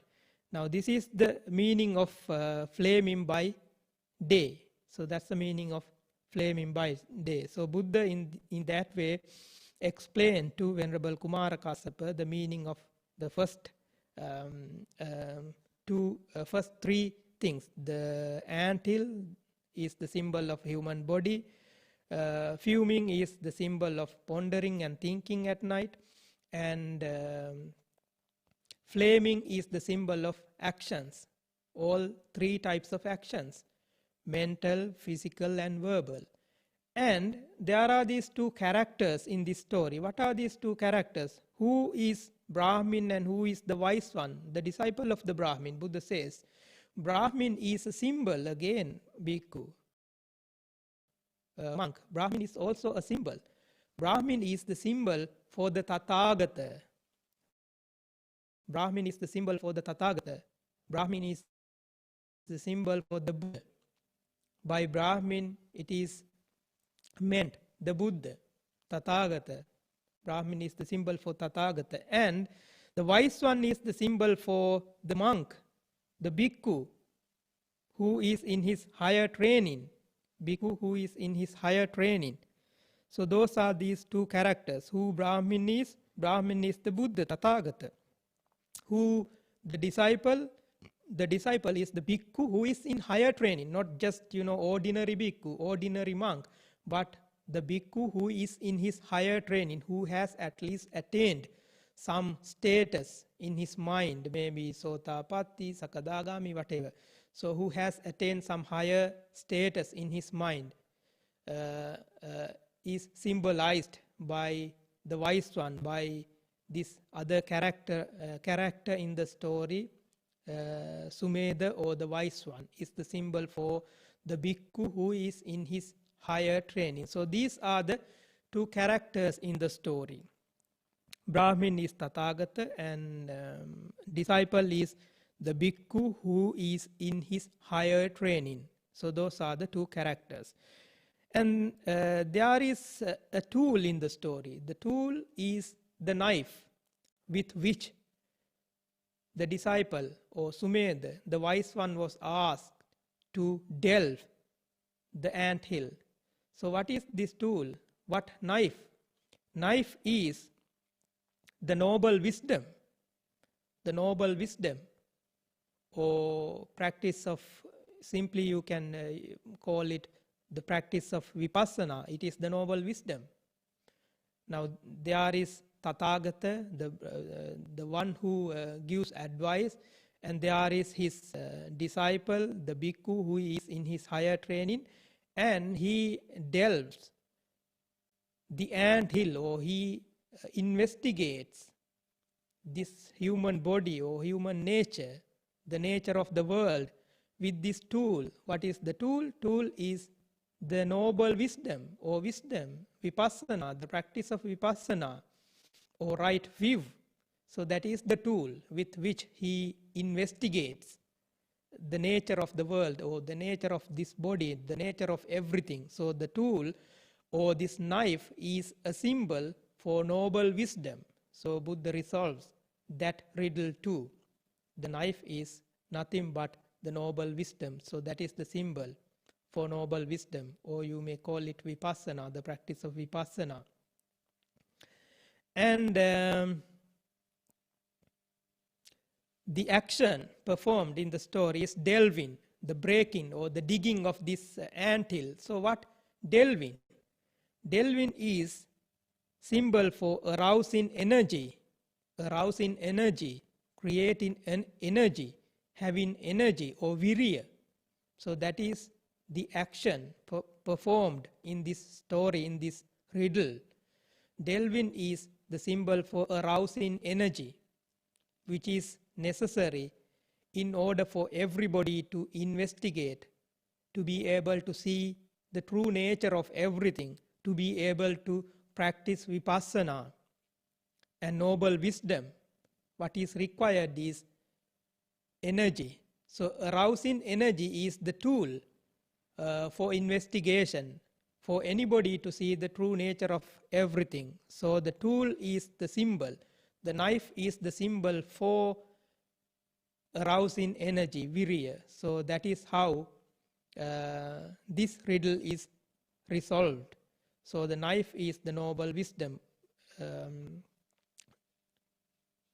The delving is the arousing of energy. So those, in that way, Buddha explained to Venerable Kumara Kassapa the first few riddles of these 15 riddles. The anthill is the symbol for human body. Fuming is symbol for pondering and thinking of people. And flaming is the symbol for actions, verbal, mental, and physical.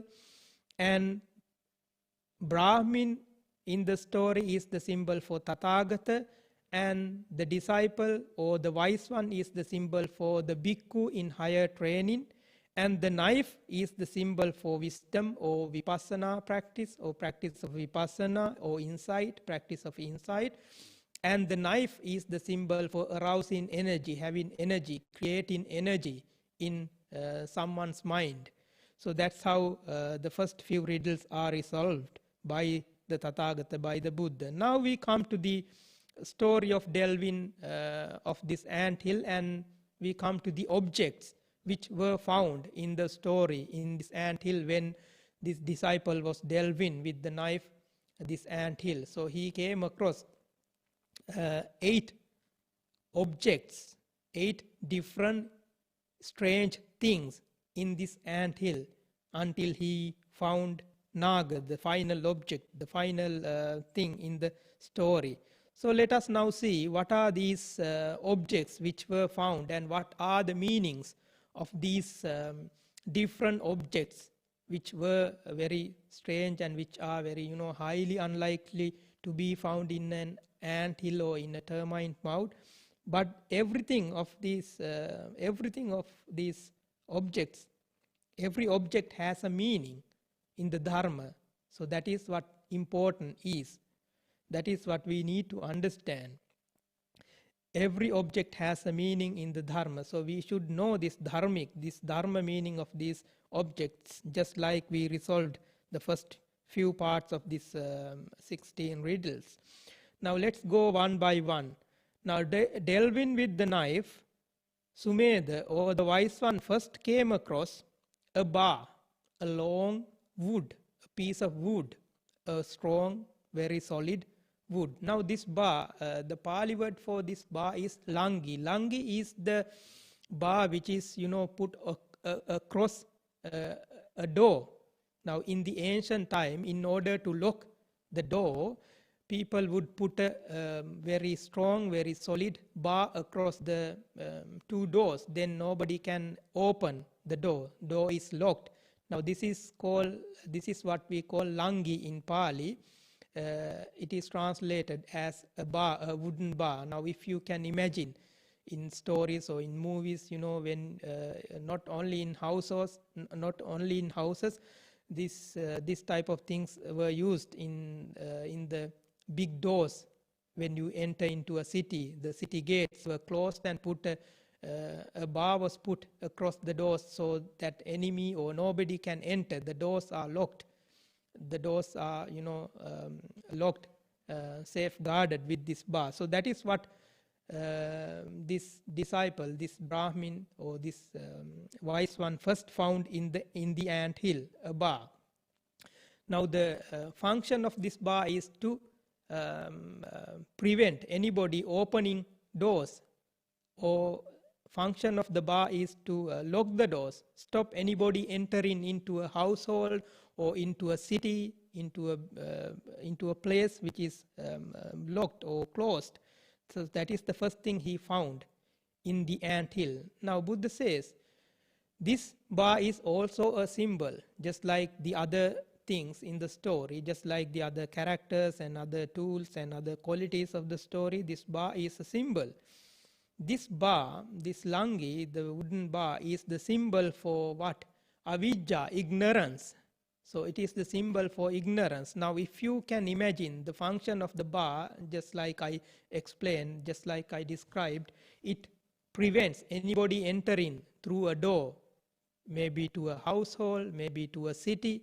So that bar is the one who which stops anybody entering. Similarly, if you think of ignorance or avijja, that is the first thing which stops, which prevents anybody, practicing of the spiritual journey.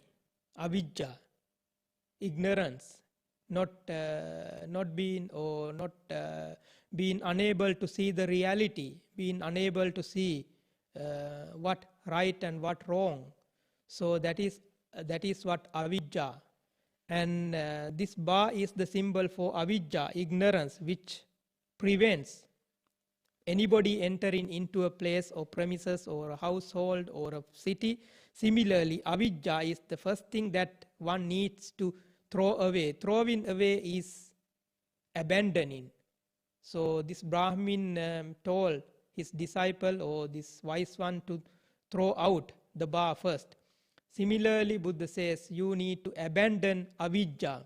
Avijja is the ignorance. Now if you I know as practitioners of Buddha Dharma, you all have learned Paticca Samuppada, the dependent origination, in which if you can recall these 12 links in Paticca Samuppada, Buddha has mentioned the first thing, if not the beginning, not just the very first thing. The Paticca Samuppada is sort of a circle thing, so there's no exact beginning, but very end. You will find avijja, ignorance, as the beginning of this circle. So the first thing which needs to be thrown out is avijja, abandoned is avijja, ignorance. Just like the wise one was asked to throw out the bar first, Buddha says the bhikkhu who is arousing energy, who is investigating the true nature of everything, needs to abandon first avijja, ignorance, just like the wise one was asked to throw out the bar. The first thing needs to be abandoned is avijja, ignorance. So that is the symbol. The bar is symbol for avijja, ignorance, that prevents someone entering into the spiritual world, entering into the vipassana practice. So avijja has to be at first place abandoned, eradicated. So that's the symbol of bar. And having thrown out bar, delving more, he next found a toad, a kind of a frog. Now that is another symbol. This riddle, the meaning of this riddle, the riddle of toad, Buddha says, is the anger. Having abandoned ignorance, avijja, next obstacle will be in your path, in your journey, is anger or hatred or despair, which was caused by anger. So that needs to be abandoned next in order for you to continue, in order for you to go ahead in this path. The next obstacle, your obstacle will be anger, which also needs to be abandoned. Just like throwing out the toad and delving more, you need to abandon anger next. Anger is, just like the toad. It is harmful, it is unbeneficial, so it needs to be thrown out, just like you throw out the toad. So toad is the symbol for anger.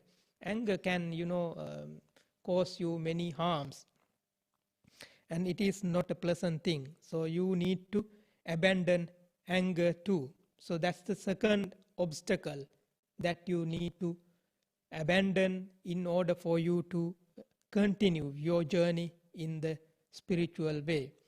So toad is the symbol for anger. And next is the fork. Now this is also called a forked path. Now it is like the path, there is a single path and which turns into two, a forked path. Now this is also a symbol. What is the fork? Fork is the symbol for doubt, vicikiccha. Now if you imagine that if you are walking on a path which is strange, which is unknown to you, and you were told that you should follow this path, and at the end of this path you will come to your destination, and suddenly you come to a place where this path turns into two, and you don't know what to do, you don't know which way to go, whether it is right or wrong, you should go right or you should go left, you don't know. Now that is how doubt is, vicikiccha is. When you come to a junction or a path becoming two, you don't know which way to go. Whether you should go to right or whether you should go to left. So that is how doubt is, vicikiccha. When you have vicikiccha, doubt, you don't know what to do. You don't know which one is right and which one is wrong. You can't distinguish. You can't comprehend. You can't distinguish right from wrong and wrong from right. What to think and what to do, what to speak, because you have doubt in your mind. When doubt overtakes your mind, you don't know what to do. So that is similar to someone comes to a junction, or someone comes to a two-way path, and person does not know which way to go. So that is the symbol. This forked path is symbol for doubt, vicikiccha. Now this doubt is, now we will come to a doubt again in the same story, but this doubt is the broader doubt, the broader sense, vicikiccha, that being unable to distinguish right from wrong, being unable to see what is right and what is wrong, being unable to comprehend what to do and what not to do. So that is what doubt is. Now just like throwing out the fork, we need to abandon doubt too in order for us to continue in the journey. Now this bhikkhu who is in his higher training, in order for him to go ahead, in order for him to practice further his noble wisdom or vipassana or insight practice, he then needs to abandon doubt, throw out doubt, eradicate doubt, vicikiccha. Now just like in the story, this disciple or this wise one throwing out fork, the bhikkhu needs to eradicate, abandon doubt. Now abandoning doubt, he further goes ahead, he delves more. And next obstacle, next object found in the story, in the riddle, is sieve, a strainer. Now Buddha says this is a symbol. Sieve is the symbol for 5 hindrances, pancha nivarana, which hinder your further practice, which hinder your progress. There are 5 of them, which were called 5 hindrances. You know what they are: sensual pleasures, ill will, sloth and torpor, restlessness and remorse, doubt and doubt. Kama chanda, sensual pleasures; vyapada, ill will; tina midda, sloth and torpor; vicikiccha, restlessness; and kama chanda, vyapada, tina midda, uddacca kukkucca, restlessness; and vicikiccha, doubt. So these are the 5 hindrances. So that would be your next obstacle. That is the next object which is found in the story, in the riddle, which is sieve. Sieve is the symbol for 5 hindrances. Now next obstacle which needs to be abandoned is 5 hindrances. 5 hindrances need to be abandoned in order for that monk to progress, to go ahead in his journey, in his spiritual journey. Now you know these 5 hindrances, they hinder your progress. Now sieve is used as the symbol. Now you know what sieve does, the function. When you put something, in order, if you want to filter something, you put that into this sieve or into the strainer, and the strainer will hold unnecessary things and let go of the good things from it. If you put water, the good water, the filtered water will pass the sieve and strainer will hold the unnecessary, the dirty, the dirts. So similarly, these hindrances will do the same thing. Hindrances will hinder your path, your progress in the path. Hindrances, these all 5 hindrances, kama, chanda, the sensual pleasures, ill will, sloth and torpor, restlessness and doubt, will hinder your progress, and it will, keep only the bad things, and it will let go of the good things from your mind.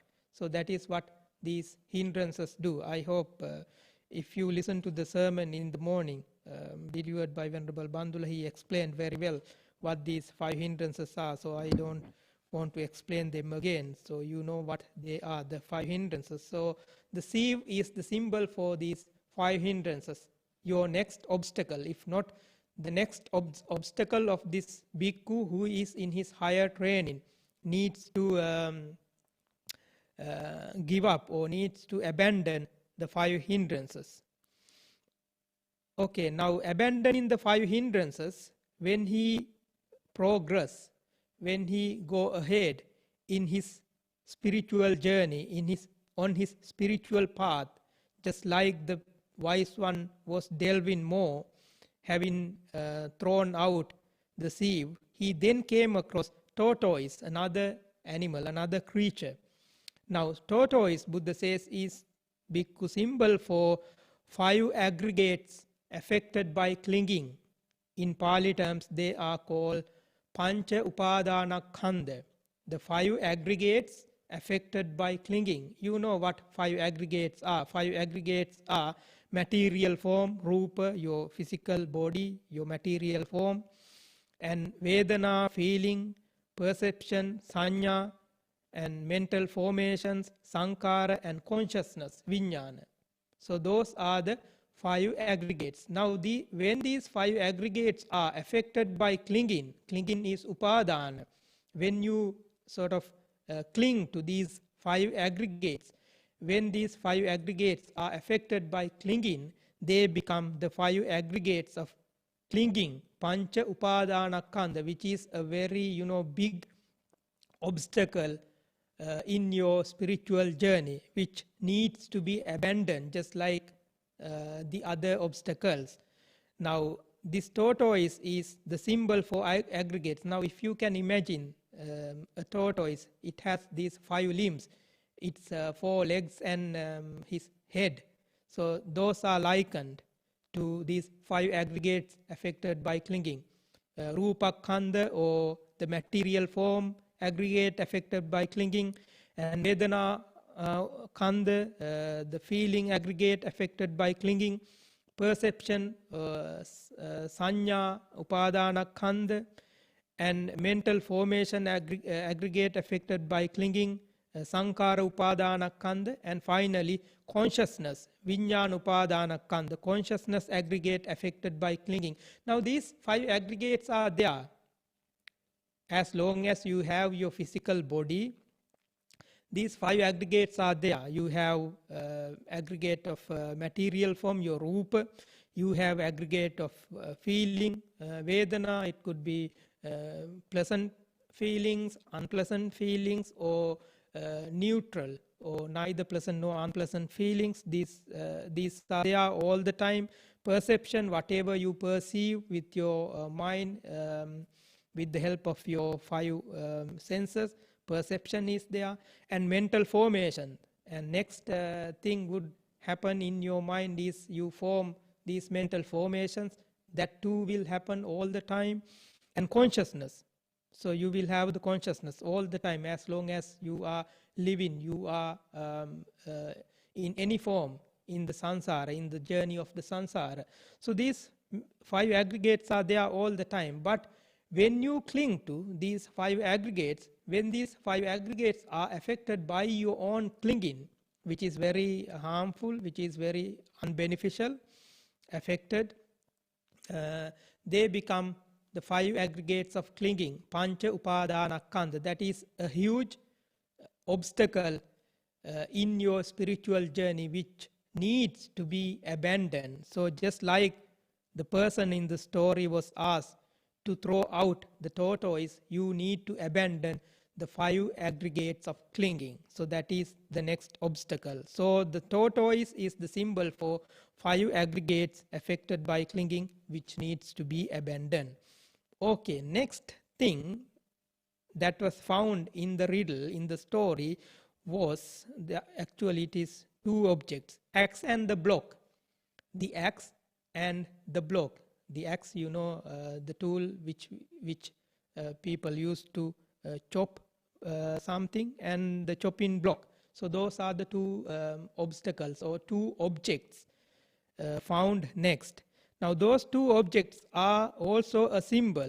Now these 2 objects are symbol for 5 codes of sensual pleasures. Pancha Kama Guna in Pali terms. 5 codes of sensual pleasures. What are these 5 codes of sensual pleasures? The forms cognizable by eye, the things you see with your eyes, is the forms cognizable by your eyes, is the first code of sensual pleasures. And similarly, there are other 4 sounds cognizable by your ears, odors cognizable by your nose, tastes cognizable by tongue, and tangibles cognizable by your body. Now these are the 5 codes of sensual pleasures. Now ordinary beings always tend to seek for pleasure through these 5 senses or 5 codes of these sensual pleasures. Always tend to see the pleasant things, go after the pleasant things, try to satisfy, try to enjoy whatever you see with your eyes, and always try to enjoy your ears or the sounds. Always tend to satisfy your ears with pleasant, nice, sweet sounds. And odors are the same. You always try to satisfy and enjoy good smells, good odors, try to satisfy your nose. So are the other sensual pleasures, tastes and tangible things. So now these are the 5 codes of sensual pleasures. Now ordinary beings are always trying to satisfy your 5 senses. Now these also obstacles. These would be your next obstacle. These would be the next obstacles of this disciple of the Tathagata. He has to abandon, just like throwing out the axe and the block. The disciple has to eradicate, abandon these 5 sensual pleasures. And next obstacle, next object which was found in the story is piece of meat. Now piece of meat, Buddha says, is the symbol for delight and lust, or if not delight and desire, nandi raga. That is also a huge obstacle in the journey of a disciple in his spiritual journey. So that needs to be abandoned, delight and lust, or delight and desire, enjoyment and desire. So piece of meat is the symbol for enjoyment and desire, needs to be abandoned.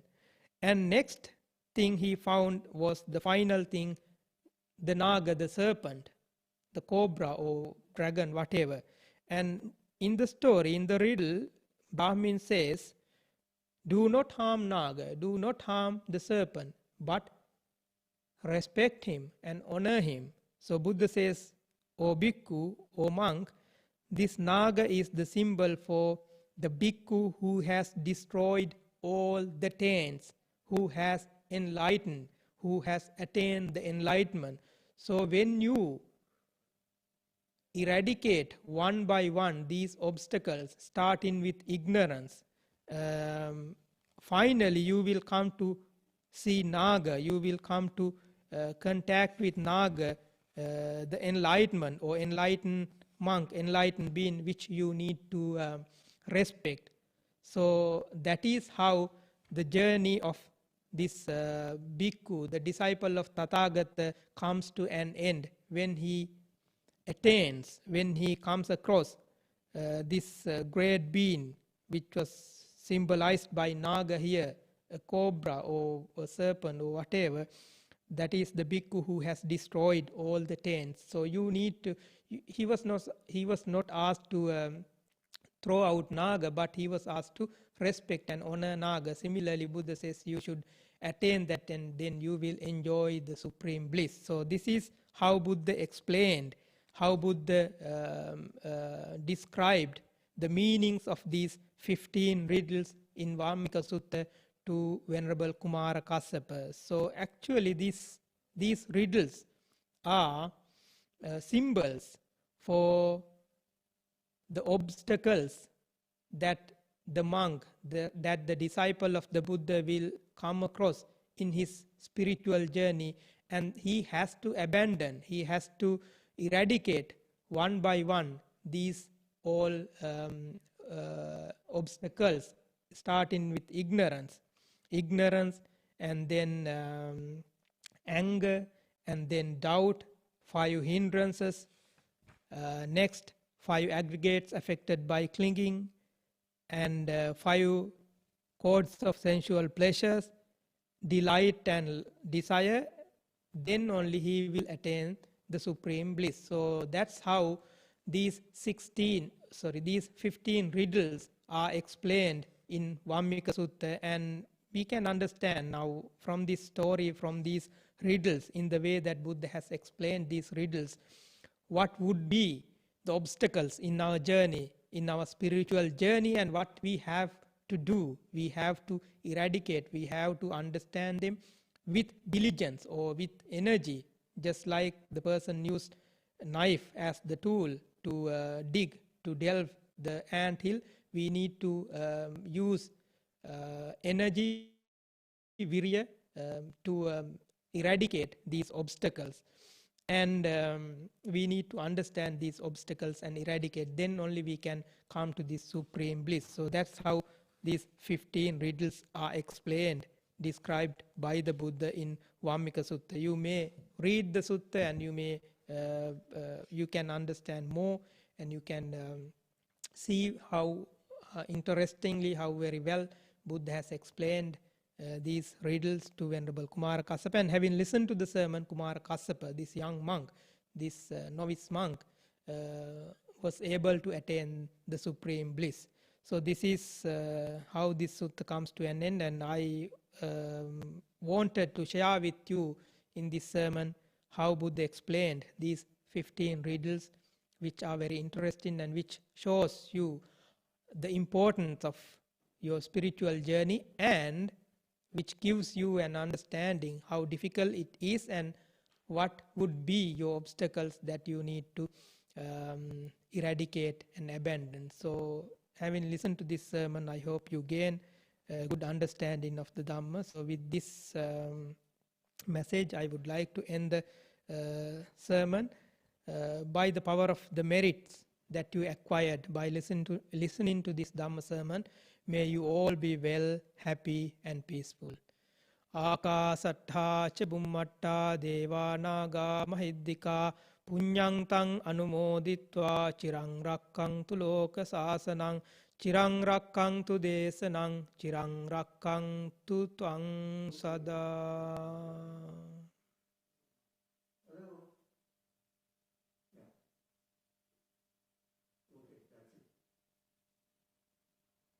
Evening.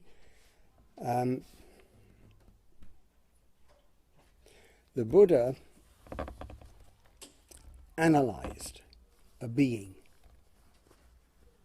into what we call in English 5 aggregates, 5 khandhas, which we did look at before, but I will happily refresh your memories.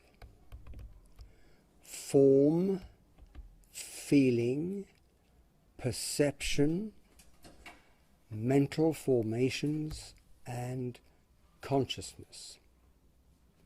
So we can call that mentality and materiality. Form is the physical form, the body. That is made up of 4 primary elements and 24 secondary elements. 4 primary elements: solidity, fluidity, heat, and motion. All of those 4 are present in varying proportions in every material thing. Your cup of tea. Not a lot of solidity, but certainly there's fluidity. At the moment there's heat, but leave it for a few minutes and it'll go cold. And there can be motion or movement. If you think about the ocean, for example, there again you've got plenty of fluidity, there's a temperature, and the sea is in motion. And there's an element of solidity there as well. If you jump into a swimming pool, you feel the impact as your body hits the water. That is because of the element of solidity in the water. If the temperature of the water is reduced, eventually the water changes so that the fluid element is very low and the solidity element is very high. You've got ice. On the other hand, you can heat the water up and you have the opposite effect. There you've got a lot of heat and you've got a lot of motion, but less of the solidity and the fluidity.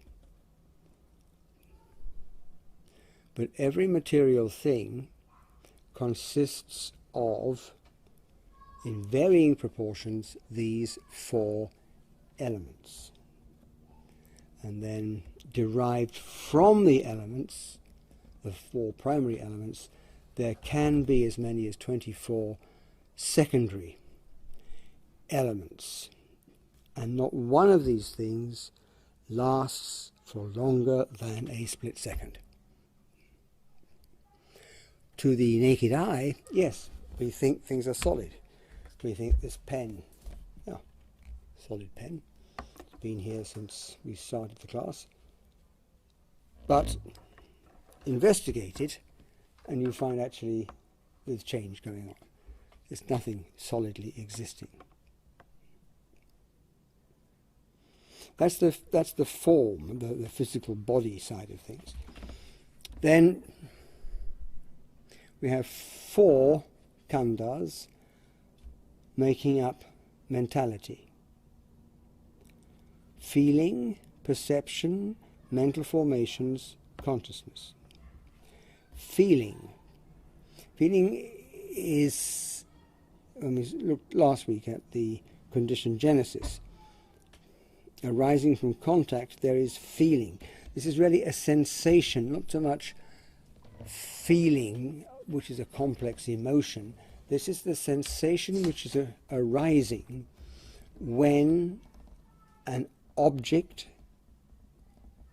comes into contact with one of our senses. So when a sound strikes your ear, we can adjudge this sound to be attractive, unattractive, pleasant, unpleasant. And then perception. Perception is a process. It takes place when there is contact between the sense door and the appropriate object. So the ear door comes into contact with the sound, and that sound is then perceived.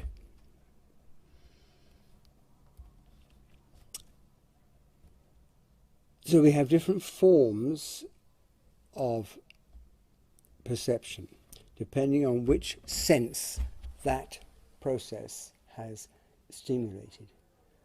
So we have visual perception, auditory perception, gustatory perception, etc., one for each of the senses.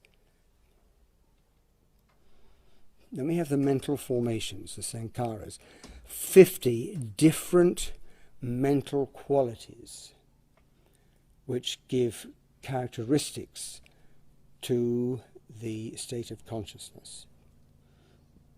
Some are wholesome, some are unwholesome.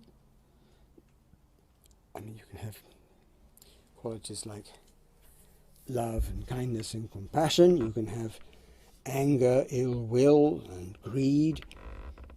You can have more neutral things like concentration, attention. But they also arise at the moment of consciousness. So the fifth of these khandhas is what is called consciousness. Consciousness is not something which exists all the time. It's not a constant. It is simply arising when conditions create it. So when a sense door is stimulated by its appropriate object, then a particular kind of consciousness arises. So when something that you can taste strikes the tongue, then gustatory consciousness arises. If it's a smell striking the nose, olfactory consciousness has arisen. So you have one form of consciousness for each of the senses. But this consciousness arises and passes away in a split second. And this is very important, because this helps us to begin to understand this doctrine of anatta and anicca as well, that there is nothing enduring here. We perceive things in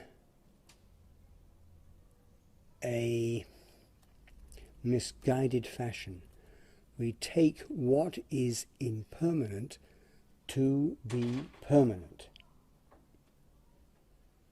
because of our ignorance, our non-understanding. We don't see things, and this is a little phrase we have, we don't see things as they really are. Ultimate understanding, ultimate knowledge, is to see things as they really are. How are things? They are anicca, dukkha, anatta. But we don't see that because our perception is not sharp enough. The Buddha talked about the 5 aggregates, and he said that they are all changing from moment to moment. And to help us understand their ephemeral nature, he said that the material form is likened to a lump of foam. Foam has no enduring quality to it. It cannot be pounded, and therefore material form is essentially changing and ephemeral. Feeling is likened to a bubble. The bubble is there for a moment and then bursts. It's gone. Perception is likened to a mirage. If you have a mirage, you don't see things correctly. There's some form of illusion being created. And perception is of the same nature. The mental formations are likened to the trunk of a banana or plantain tree. All of you familiar with the inside of the trunk of a banana tree? Sorry? No. Unlike what we find in most trees, there is no hard center, no trunk. All there is a series of layers of fiber wound around each other. That's all. If you chop it down, you don't find a piece of wood that you can say, right, that's the heart of the tree. All you find is just these spongy, soft layers of fiber. And so again, the mental formations are likened to the trunk of the plantain tree. And then consciousness is described as an illusion, because we don't see things correctly.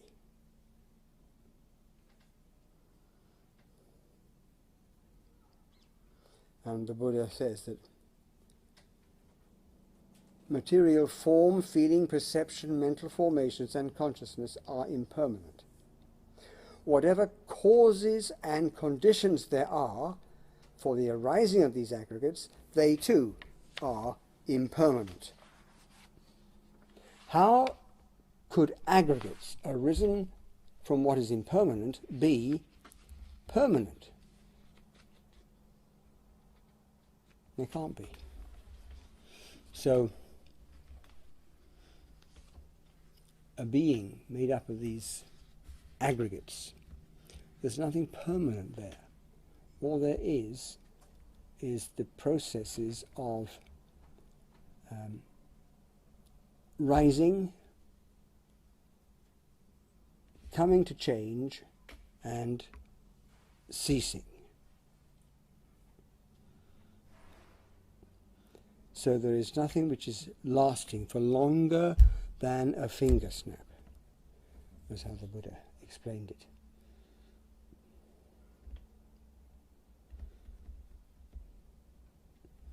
I don't know if you are familiar with the name Heraclitus, a Greek philosopher.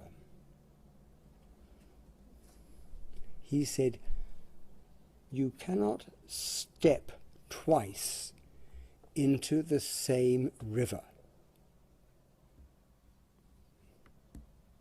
If you step into the river, step back onto the bank, step a second time into the river, it's not the same river. It's flowed on. All there is change taking place. The river is not a constant. It is in a state of perpetual motion. So you cannot step twice into the same river. It's a different river. It's moved on. It's changed. And so that is very similar to the Buddhist view of things, except the Buddhists would also say not only is the river changing, but the you is also changing. That you cannot step twice because you are different now from the you were a few moments ago. Even as we sit here now, there is change taking place within us. You're not the same person that you were 30 seconds ago, 1 minute ago, 5 minutes ago, an hour ago, a day ago.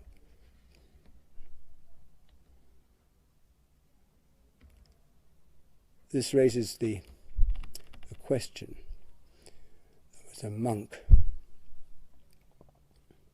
Nagasena, in conversation with a Greek king. In the Buddhist text he's called King Milinda, but the Greeks I think had him as King Menander. And they are discussing this quality of impermanence and the absence of a soul or a self. And the king asks for an analogy. And the monk says to him, "Are you the same person today that you were as a child, or 10 years ago, 20 years ago?"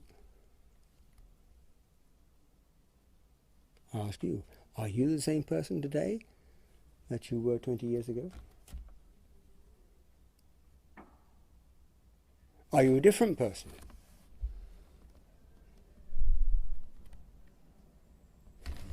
What do you reckon?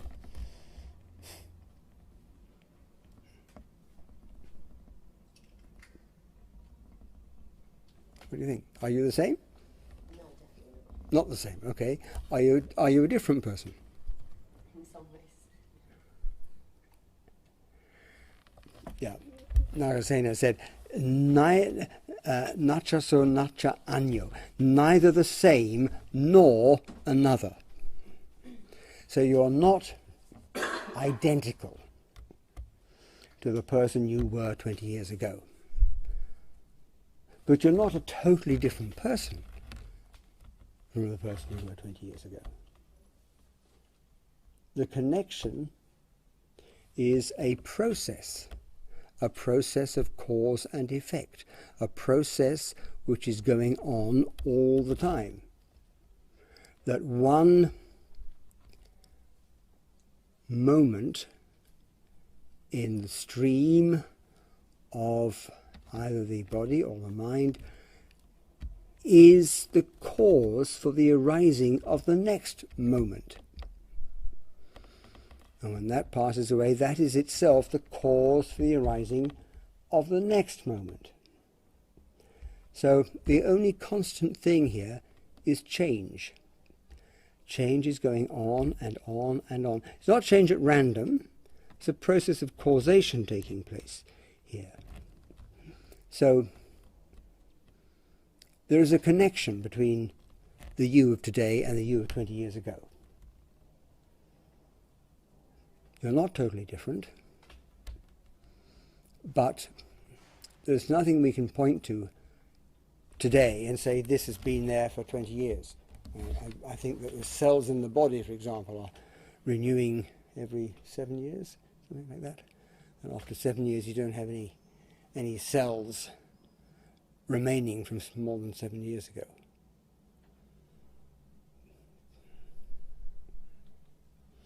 So we're trying to see ourself as a process, not as a thing.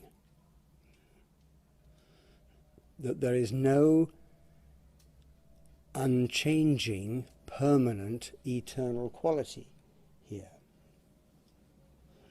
If you think of the life cycle of a butterfly, you start with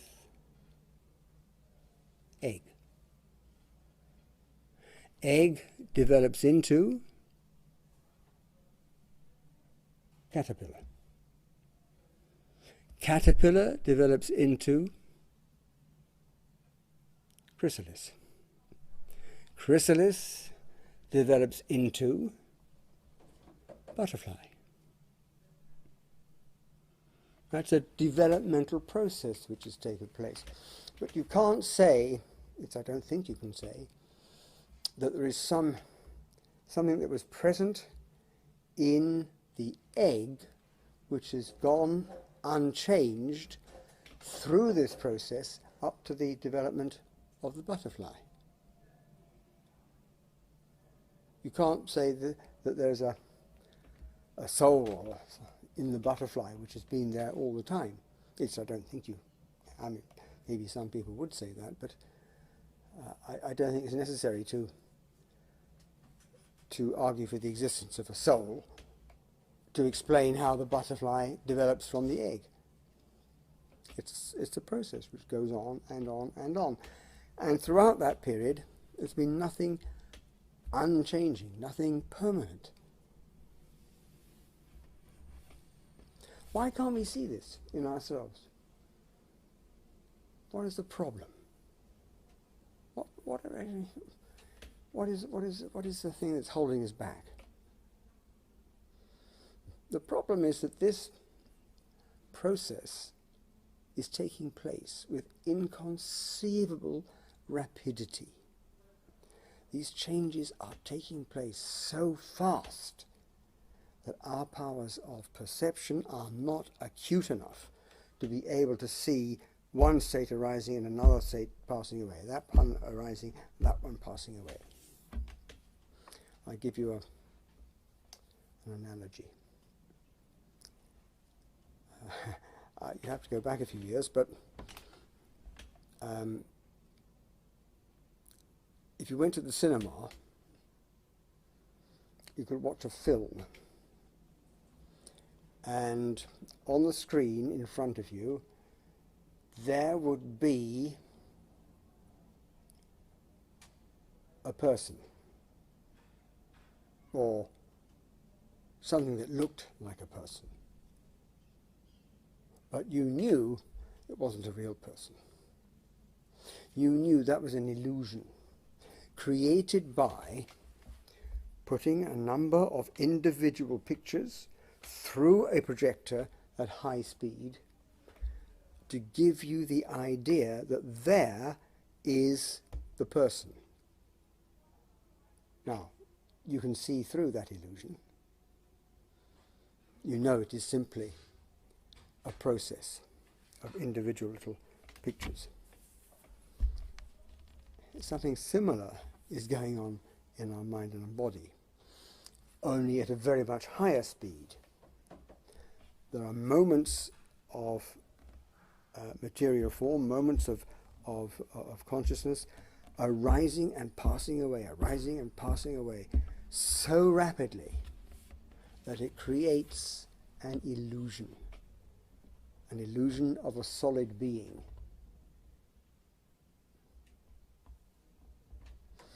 And so we form the impression of I, me, mine, which is not only false, but it is also a very dangerous misperception. Because once we form the idea of there is an I, then we have three things. Tanha, mana and diti. Tanha. We then say, this is mine. Because I exist, this is mine. Or this I am. And diti, this is myself. Those three wrong understandings are the cause of a lot of our problems, because having built up the idea of an existing me, a solidly existing me, we then have to look after the me. We have to cherish it. We have to defend it when it gets hurt. We have to take care of it. And so a whole raft of further ideas comes along in the wake of this misperception. And that is where this is a dangerous misperception, because it leads to selfishness, it leads to egotism, it leads to all negative qualities. And in particular, it means we start to take what is anicca, what is impermanent, to be permanent, what is dukkha, to be, in fact, a source of happiness, and what has no abiding or lasting soul.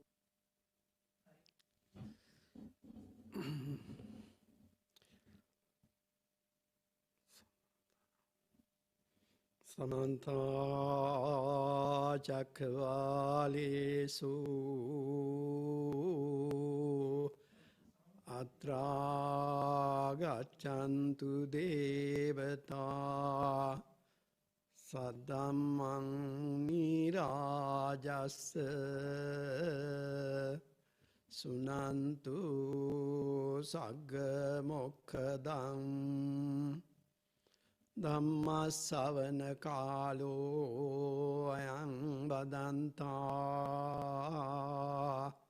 Dhamma Savana Kalo Ayang Badanta Dhamma Savana Kalo Ayang Badanta Namo tassa bhagavato arahato samma sambuddhassa. සදහවත් පින්වත්නි, පොසොන් පෝය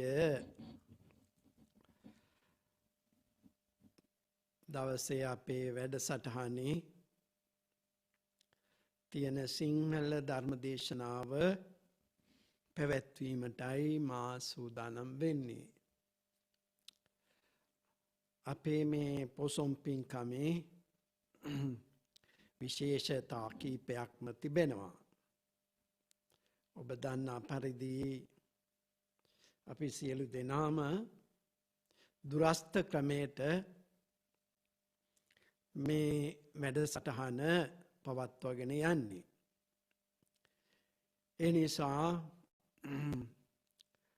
තමන්ගේ නිවෙස්වල තැන්පත්ව අනිකුත් වැඩ කටයුතු වලින්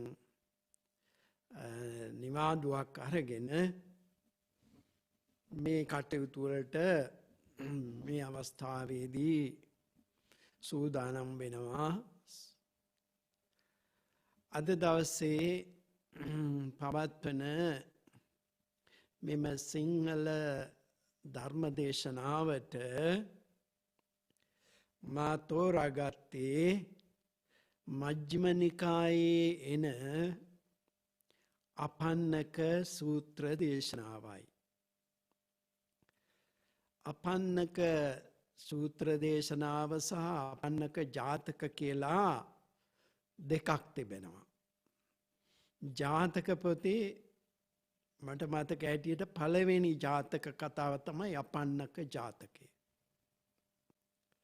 ඒ අපන්නක ජාතකය කියන්නේ වෙලෙන්දෝ දෙන්නෙක් කාන්තාරේ එතර වෙලා වෙළඳාමේ යනවා. ඉතින් මේ එක වෙලෙන්දෙක් ඉස්සර වෙලා යනවා, බෝධිසත්ව වෙලෙන්දෝ දෙවනුව යනවා. පළමුව යන වෙලෙන්දාට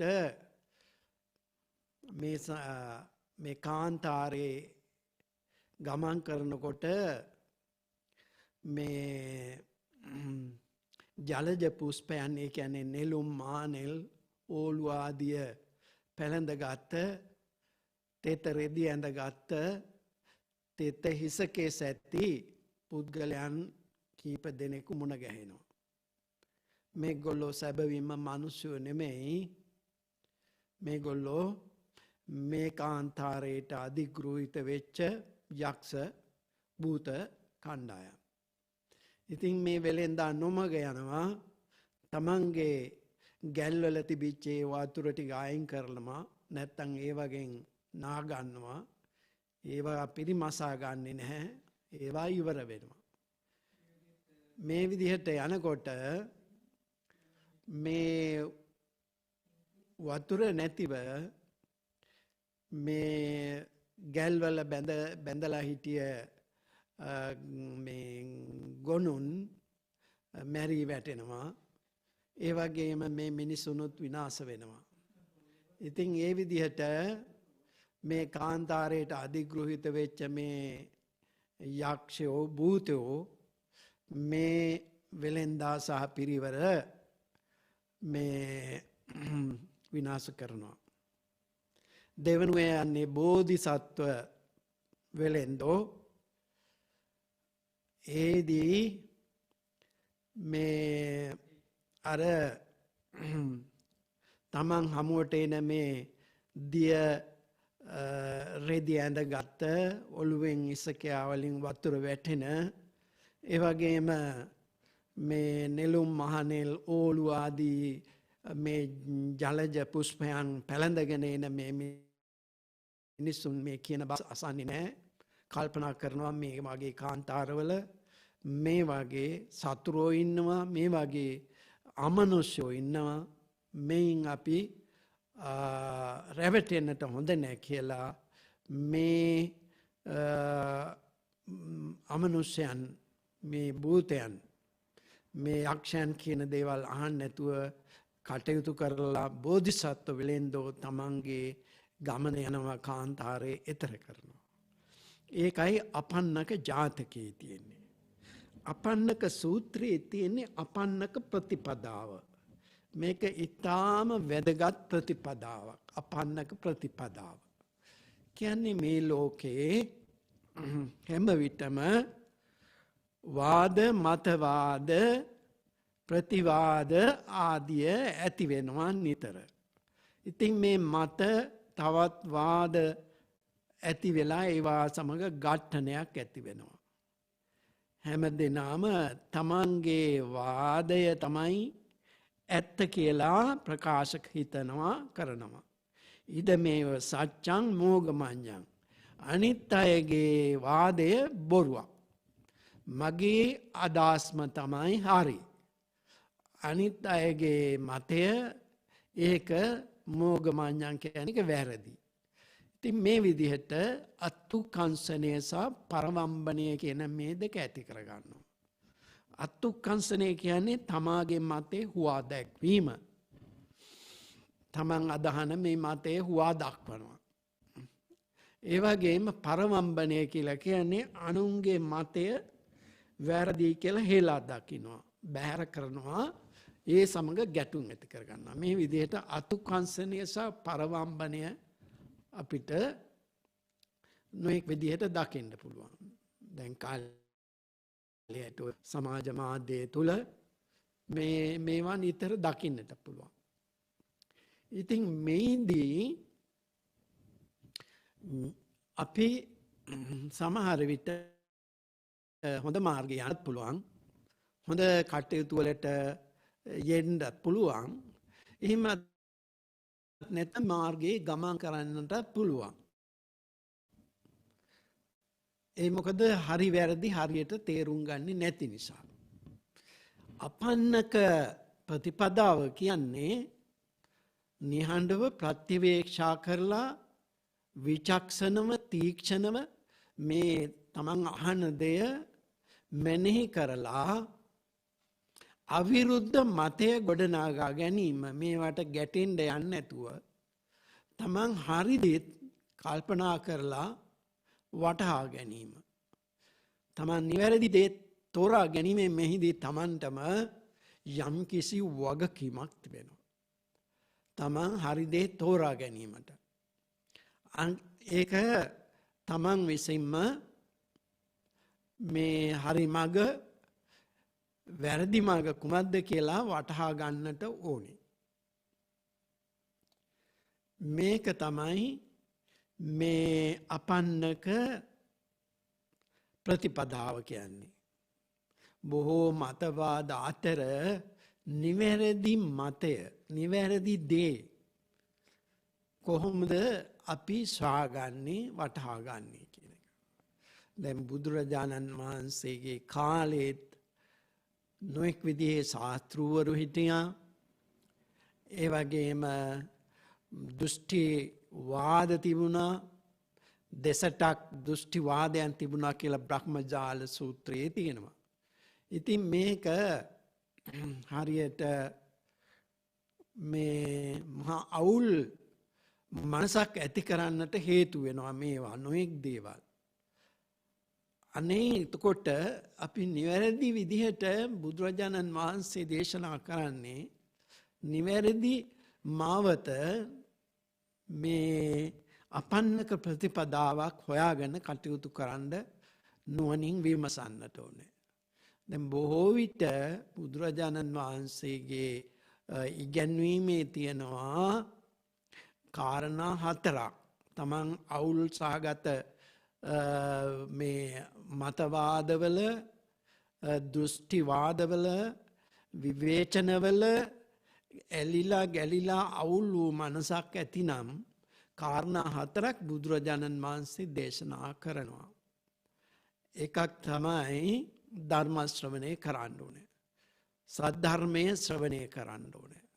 ඉතින් ඒක නිසා දැන උගත් මේ යතිවරයන් වහන්සේ නමකගේ නැත්තම් බුදුරජාණන් වහන්සේගේ ඒ සූත්‍රය දේශනාව ශ්‍රවණය කරලා සද්ධර්ම ශ්‍රවණය කරන්න ඕනේ. ඒ වගේම කල්යාණ මිත්‍ර ආශ්‍රයයක් තියෙන්නට ඕනේ. හොඳ දේ කියා දෙන, තමන්ගේ ආධ්‍යාත්මික දියුණුව සලසා දෙන, එයට මාර්ගය පාදා දෙන ගුරුවරයෙකු බඳු මිත්‍රයෙකු වන කල්යාණ මිත්‍ර සම්පත්තියේ තියෙන්නට ඕනේ පින්නතුනි. ඊටාම ලොකු වටිනා සම්පතා කල්යාණ මිත්‍ර සම්පත්තිය. ඒ වගේම තුන්වෙනි කාරණේ යෝනිසෝ මනසිකාරය. නුවණින් මෙනෙහි කිරීම. අපි කල්පනා කරනවා නුවණින් කල්පනා කිරීම. ඒ කියන්නේ ගැඹුරු වශයෙන් අනිත්‍ය දුක්ඛ අනාත්මතාවයන් වටහා ගැනීමෙන් නුවණින් කල්පනා කිරීම. අනුවණින් කල්පනා කරොත් කෙලෙස් සිතේ දියුණු වෙනවා. කෙලෙස් සිතේ පංච නීවරණයන් වර්ධනය වෙනවා. ඉතින් ඒක නිසා යෝනිසෝ මනසිකාරය නැත්නම් යහපත් සී කල්පනාව ඇති විට නීවරණයන් බැහැර වෙලා යනවා. කෙලෙස් දුරු වෙලා යනවා. අපට මේ හරි දේ වටහා ගැනීමට පුළුවන් වෙනවා. අනිත්‍ය දුක්ඛ අනාත්මතාවයේ තේරුම් ගන්න පුළුවන් වෙනවා. ඒ වගේම හතරවෙනි කාරණේ ධර්මානුධර්ම ප්‍රතිපත්තියේ යෙදෙන්න ඕනේ. සීලාදී ගුණ ධර්මයන්හි යෙදෙන්න ඕනේ. ප්‍රතිපත්ති ධර්මානුධම්ම ප්‍රතිපත්තියේ යෙදෙන්න. මේ කාරණා හතරෙන් අපේ අවුල් වී ගිය සිත මේ නොයෙක් විදිහේ දර්ශනයන් වලට, නොයෙක් විදිහේ වාදවලට අසු වෙලා අවුල් වී ගිය සිත නිරවුල් කරගන්න පුළුවන් බව මේ අංගුත්තර නිකායේ චතුක්ක නිපාතේ මේ කාරණා 4 පැහැදිලි කරලා තියෙනවා. දැන් බුදුරජාණන් වහන්සේ මේ අපන්නක කියන කාරණය ඔබට පැහැදිලි. අපන්නක ප්‍රතිපදාව කියන්නේ අවිරුද්ධ නොගැටෙන නැත්නම් මධ්‍යම ප්‍රතිපදාවක්. ඒක තමන් විසින්ම විමර්ශනයෙන් ප්‍රතිවේක්ෂා කිරීමෙන් මේ යෝනිසෝ මනසිකාරයෙන් කල්පනා කරලා තේරුම් ගත යුතු දෙයක්. ඒ නිසා ඒ දියුණු කරගන්න ඊරතිකී කාරණා 4 ඔය සත්පුරුෂ ආශ්‍රය නැත්නම් කල්යාණ මිත්‍ර ආශ්‍රය, ධර්ම ශ්‍රවණය කිරීම ආදී යෝනිසෝ මනසිකාරය. ඒ වගේම ධර්මානුධම්ම ප්‍රතිපatti කාරණා හේතු වෙනවා.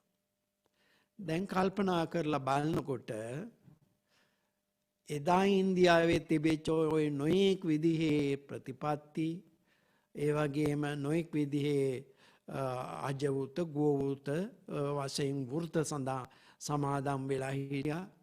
ඒ වගේම නොයෙක් විදිහේ යාග හෝම පැවැත්තුවා යන ආදී දේවල්. මේවට මිනිසුන්ගේ සිත නිරවුල් කරගන්න එකම දේ මේ අපන්නක ප්‍රතිපදාවක් ගොඩනගා ගැනීමයි. මජ්ක්‍ධිම නිකායේ මේ අපන්නක සූත්‍රයේ දේශනා කරන්නට හේතුනේ බුදුරජාණන් වහන්සේ මේ වැඩ හිටියා කොසල් රටේ ශාලා නගරයට ශාලා නම් බමුණු ගමට වැඩම කළා. මේ කොසල් රටේ ශාලා කියන බමුණු ගමට වැඩම ආපුවම බුදුරජාණන් වහන්සේ පිළිබඳ මේ කීර්තිරාවය පැතිර ගියා.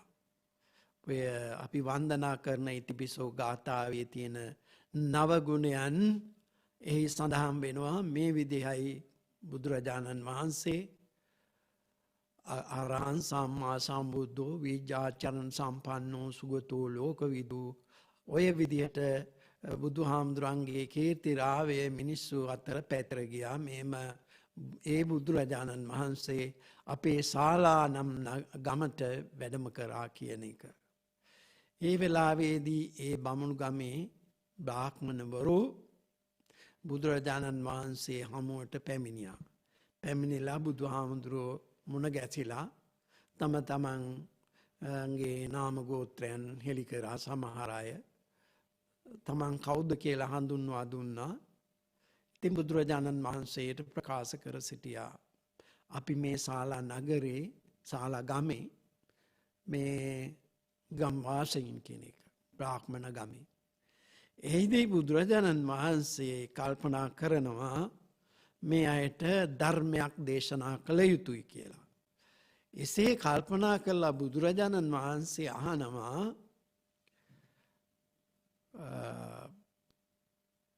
බ්‍රාහ්මණවරුනි පින්වත්නි ඔබලා ප්‍රිය කරන ප්‍රිය මනාප වූ යම්කිසි ශාස්ත්‍රූ කෙනෙක් ඉන්නවද? ඔබලා අනුගමනය කරන යම්කිසි ශ්‍රද්ධාවක් දියුණු කරගත් ආකාරවතී ශ්‍රද්ධාව කියන එක කෙලින්ම යොදනවා මෙතන. ආකාරවතී ශ්‍රද්ධාව කියන්නේ මේ නිකාම විශ්වාසයක් ඇති කරගන්නවා නෙමෙයි, ප්‍රඥාවෙන් හේතු සහිතව කල්පනා කරලා මේ අවබෝධය මත පදනම් වෙච්ච යම්කිසි වැටහීමක් ඇති ශ්‍රද්ධාවක් ඇති අයට කියනවා ආකාරවතී ශ්‍රද්ධාව කියලා. ඒ ශ්‍රද්ධාවට එවැනි ආකාරවතී ශ්‍රද්ධාවක් තියෙන ශාස්ත්‍රූ කෙනෙක් ඉන්නවද ඔබලා පිළිපදින? එතනදී මේ බ්‍රාහ්මණු කිව්වා ස්වාමීනි එහෙම කෙනෙක් අපි දන්නේ නැත කියලා. අපිට එහෙම විශේෂ ශාස්ත්‍රු කෙනෙක් නැත කියලා. අපි ප්‍රිය කරන එහෙම ශාස්ත්‍රු කෙනෙක් නැත කියන එක. එතනදී බුදුරජාණන් වහන්සේ දේශනා කරා යම්කිසි ධර්මයක් වටහා ගැනීමට, යම්කිසි සුචරිත මාර්ගයක් දියුණු කර ගැනීමට, යම්කිසි විමුක්ති මාර්ගයක් සොයා ගැනීමට තමන්ට යම්කිසි හැකියාවක් දියුණු කර ගැනීමට ක්‍රමවේදයක් තිබිය යුතුයි කියලා. එහිදී බුදුරජාණන් වහන්සේ දේශනා කරනවා මේ අපන්නක ප්‍රතිපදාව දීඝ රත්තින් හිතායච සුඛායච බොහෝ කාලයක් ඔබට යහපත පිණිස වැඩ පිණිස හේතු වෙනවා මේ අපන්නක ප්‍රතිපදාව පිහිටන්න කියලා. අපන්නක ප්‍රතිපදාව. අපන්නක ප්‍රතිපදාව පැහැදිලි කිරීමට බුදුරජාණන් වහන්සේ මේ කාරණා කීපයක්ම හේතු වුණා. එහිදී පැහැදිලි කරනවා දැන් දසවිත මිත්‍යා දෘෂ්ටියක් තියෙනවා. ඒ දසවිත මිත්‍යා දෘෂ්ටියට වැටුණු පුද්ගලයන් ඒ දසවිධ මිත්‍යා දෘෂ්ටිය නිසා තමන්ගේ මේ වටිනා වූ මනුෂ්‍ය ජීවිතය විනාශයට අධ්‍යාත්මික පරිහානියට යොමු කරගන්නවා කියලා. විමුක්තියක් ඒගොල්ලන්ට ලැබෙන්නේ නැහැ කියලා. ඒ නිසා මෙවැනි මිත්‍යා දෘෂ්ටීන් වලින් යුක්ත වෙච්ච ගහන වෙච්ච මේ සමාජය තුළ කොහොමද මේ අපන්නක ප්‍රතිපදාව ගොඩනගා ගන්නේ කියලා. කොහොමද මේ නිර්වුල් මැදහත් එවැගේම මේ ගැඹුරු වූ කල්පනාවක් එකට කියනවා ස්වයං ප්‍රඥාවක් දියුණු කරගන්නේ කොහොමද? ස්වයං ප්‍රඥාව කියන්නේ තමන්ගේම නුවණින් කල්පනා කරන ප්‍රඥාවක් දියුණු කරගත යුතුයි. මෙවැනි මිත්‍යා දෘෂ්ටීන්ගෙන් ගහන මේ සමාජයක ජීවත් වෙන නිසා. ඒ නිසා මොකද වෙන්නේ? මෙවැනි මිත්‍යා දෘෂ්ටියක් නිසා මිත්‍යා සංකල්ප ඇති වෙනවා. දැන් මේ මිත්‍යා දෘෂ්ටිය වශයෙන් එතනදී දසවිධ මිත්‍යා දෘෂ්ටියක් පැහැදිලි කරනවා. මෙලොව නැත, පරලොව නැත, දානේ නැත, දානේ ප්‍රතිඵල නැත, ඒ වගේම කර්මයේ විපාක නැත, අම්මා නැත, තාත්තා නැත, නැත්නම් නත්ති මාතා, නත්ති පිතා, නති ලෝකේ සමන බ්‍රාහ්මණයෝ කිය නැත, මෙලොව නැත, පරලොව නැත, තමන්ගේ පාරිශුද්ධියට තමන්ගේ මේ සිත මේ පිරිසිදු කර ගැනීමට කිසිම හේතුවක් නැත. නත්ති හේතු නත්ති පච්චයෝ සත්තානං විසුද්ධිය. සත්වයින්ගේ පිරිසිදු වීමට හේතුවක් නැත. කම්මානම් නත්ති කම්මානම් ඵලං විපාකෝ නත්ති අයං ලෝකෝ නත්ති පරලෝකෝ නත්ති මාතා නත්ති පිතා නත්ති ලෝකේ සමන බ්‍රාහ්මණ නත්ති දින්නම් නත්ති ඉට්ටං නත්ති සුකට දුක්ඛතානං කම්මානම් විපං ඵලං විපාකෝ. මේ විදියට මෙලව නැත, පරලව නැත, දුන් දෙහි විපාක නැත, සමන බ්‍රාහ්මණයෝ නැත, ඒ වගේම පින් නැත, මේ පාපයක් නැත, විමුක්තියට නැත්තම් චිත්ත පාරිශුද්ධියට හේතුවක් නැත යනාදී වශයෙන් මිත්‍යා දෘෂ්ටියක් ඒ අවස්ථාවල මේ ඒ කාලේ පැතිර ගිහිල්ලා තිබුණා. මේ ආරම්භය කොහොමද බුදුහාමුදුරුවෝ ගත්තේ?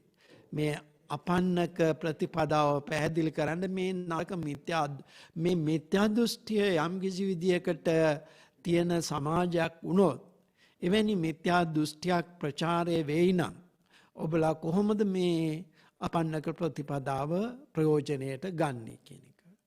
ඉතින් එහිදී බුදුරජාණන් වහන්සේ හරියටම ඊටාම මැනවින් පැහැදිලි කරනවා මෙවැනි මිත්‍යා දෘෂ්ටියක් ඇත්නම් මෙලව නැති, පරලොව නැති, කුසල් නැති, අකුසල් නැති, මනුෂ්‍යයාගේ පරිශුද්ධයට හේතු වන ප්‍රතිපදාවන් නැති කියන්නා වූ මේ කාරණා යම් කිසි සමාජයක තියෙනවා නම් ඒකට ඒ නිසා ඇති වෙනවා මේ කාය දුස්චරිත ඇති වෙනවා, වචී දුස්චරිත ගොඩනැගෙනවා, මනෝ දුස්චරිත ගොඩනැගෙනවා. එවැනි සමාජයක් තුල ඒ මිත්‍යා දෘෂ්ටිය නිසා මිත්‍යා සංකල්ප ඇති වෙනවා.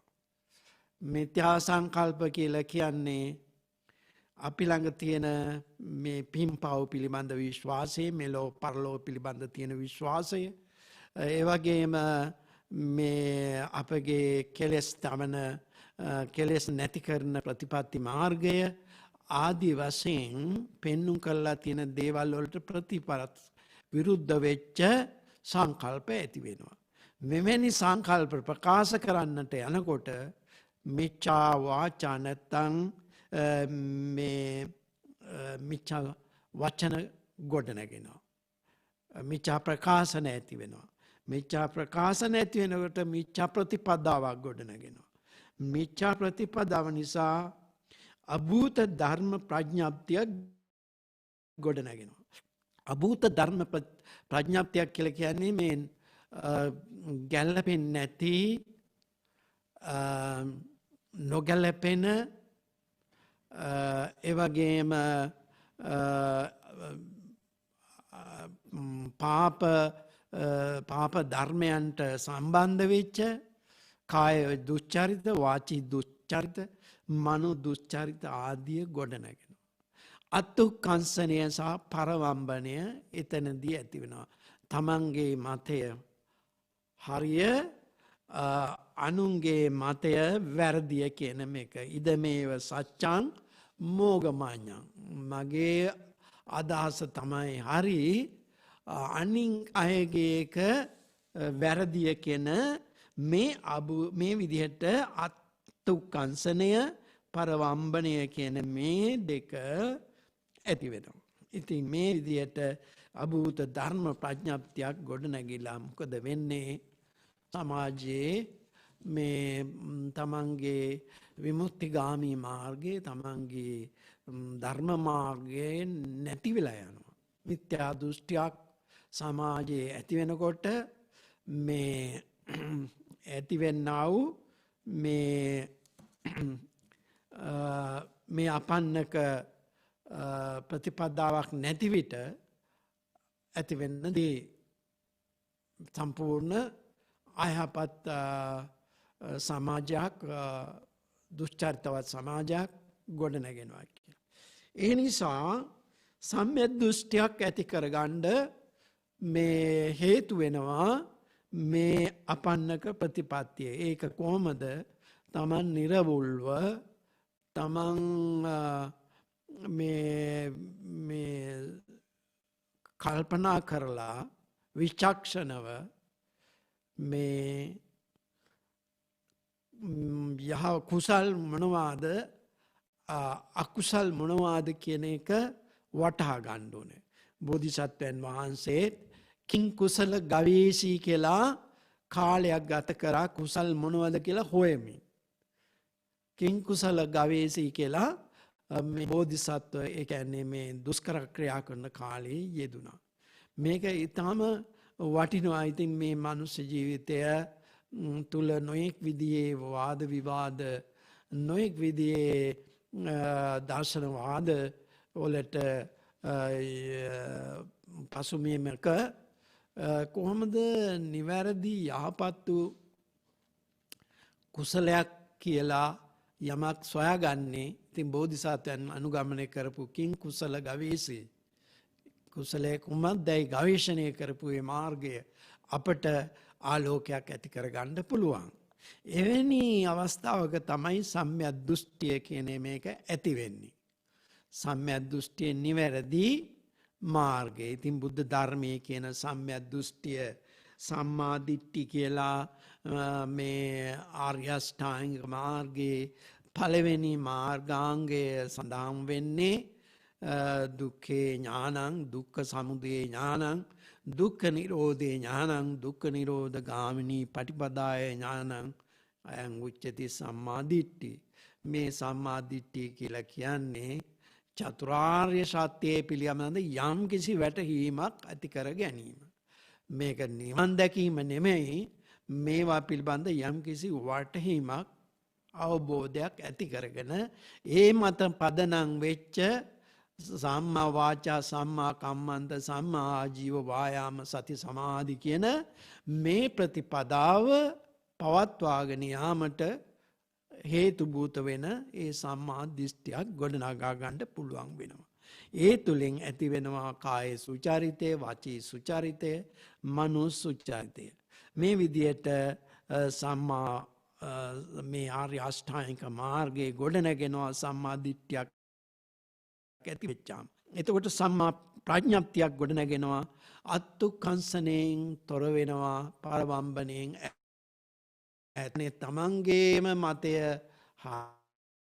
හරි කියා මේ ඒක හුවා දක්වමින් අනුන්ගේ මතය වැරදි කියලා අනිත් අයට ගරහා කරමින් අනික් මතවාදයන් සමග ගැටෙමින් ඉන්නවට වැඩිය අපන්නක ප්‍රතිපදාව තුල සම්මා දිට්ඨියට එළඹිලා තමන් නිවැරදි මාර්ගයේ ආර්ය අෂ්ටාංගික මාර්ගයක් නැත්නම් මධ්‍යම ප්‍රතිපදාව සොයා ගැනීමට මේ අපන්නක ප්‍රතිපදාව පිළිටනවා. ඒකේ ප්‍රයෝජනය ගන්නවා. එතකොට මේ අපන්නක ප්‍රතිපදාවේ වටිනාකම මේක මේ අධ්‍යාත්මික මාර්ගයක් සොයා ගැනීමට තමයි ඊටම වැදගත් වෙන්නේ. තමන්ට සුදුසු අධ්‍යාත්මික දියුණුව ඇති කරන මාර්ගයක්. ඒ වගේම කුසල් අකුසල් මොනවද කියලා නිවැරදිව වටහා ගැනීමට මාර්ගයක්. ඒ ප්‍රතිපදාවක් අපට ගොඩනගා ගන්න පුළුවන්කම තිබෙනවා. ඉතින් බුදුරජාණන් වහන්සේගේ මේ ආර්ය අෂ්ටාංගික මාර්ගය අපට මේ අපන්නක ප්‍රතිපදාවෙන්ම අප තේරුම් ගත්ත දෙයක් විය යුතුයි. අපි මේ හැමෝම බෞද්ධයෝ හැටියට ආර්ය අෂ්ටාංගික මාර්ගය අනුගමනය කරන්නේ ඇයි? අපට තේරෙනවා මේ මාර්ගයේ ගමන් කිරීමෙන් අපට මේ අපේ සිතේ කෙලෙස් දුරු කරගන්න පුළුවන් වෙනවා. ඒකෙන් අපේ මෙලොව ජීවිතය අධ්‍යාත්මික වශයෙන් දියුණු කරගන්න පුළුවන්කම තියෙනවා. ඒකෙන් කාටවත් හිරිහැරයක් වෙන්නේ නැහැ. ඒකේ අන්තගාමී බවක් නැහැ. ඒක මධ්‍යම ප්‍රතිපදාවකින් යුක්තයි. එය අපි දන්නවා ඒ ගමන් කරන අඩියක් පාසා නැත්නම් ඒ පියවරක් පාසා අපි යම්කිසි මානසික සැනසීමකට සිතේ සාමයට ඒ වගේම කෙලෙස් දුරු කර ගැනීමට ඒ වගේම නිර්වාණ අවබෝධයට හේතු වෙනවා කියන එක අපිට වැටහෙනවා. පොඩි කාලේ අපි මේක නොවැටහි අපි හිටියට වැඩිහිටියන් හැටියට ධර්ම ශ්‍රවණය කරන පින්නතුන් හැටියට ඇයි අපි ආර්ය අෂ්ටාංගික මාර්ගයේ තෝරාගෙන තියෙන්නේ? ඇයි මේ භාවනාවල යෙදෙන්නේ? ඒ වගේම ඇයි මේ සීලාදී ගුණ ධර්මයන් සම්පූර්ණ කරන්නේ? ඒ වගේම සම්මා දිට්ඨි සම්මා සංකප්ප වාචා කම්මන්ත ආජීව සම්‍යක් ආජීවයේ යෙදෙන්නේ ඇයි? මේක අපි කල්පනා කරොත් අප තුල මේ අපන්නක ප්‍රතිපත්තිය අපන්නක ප්‍රතිපදාවක් අපි අනුගමනය කරනවා කියන එක අපට තේරුම් ගන්න පුළුවන් වෙනවා. මේ නිසා තමයි අපි මේ අනුගමනය කරන්නේ.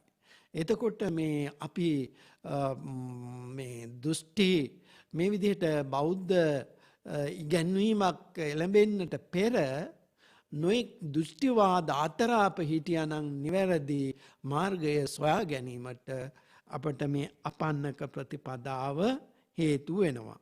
ඒක ස්වයං ප්‍රඥාවක් හැටියට සඳහන් වෙනවා. බුදුහාමුදුරුවෝ දේශනා කරනවා තමන්ගේම නුවණින් කල්පනා කරලා මෙනෙහි කරලා තමන්ටම මේක සැබෑ හැටියට ඒත්තු යන නිසා වැටෙන නිසා. කුසලයේ ගැන බුදුහාමුදුරුවෝ දේශනා කරනවා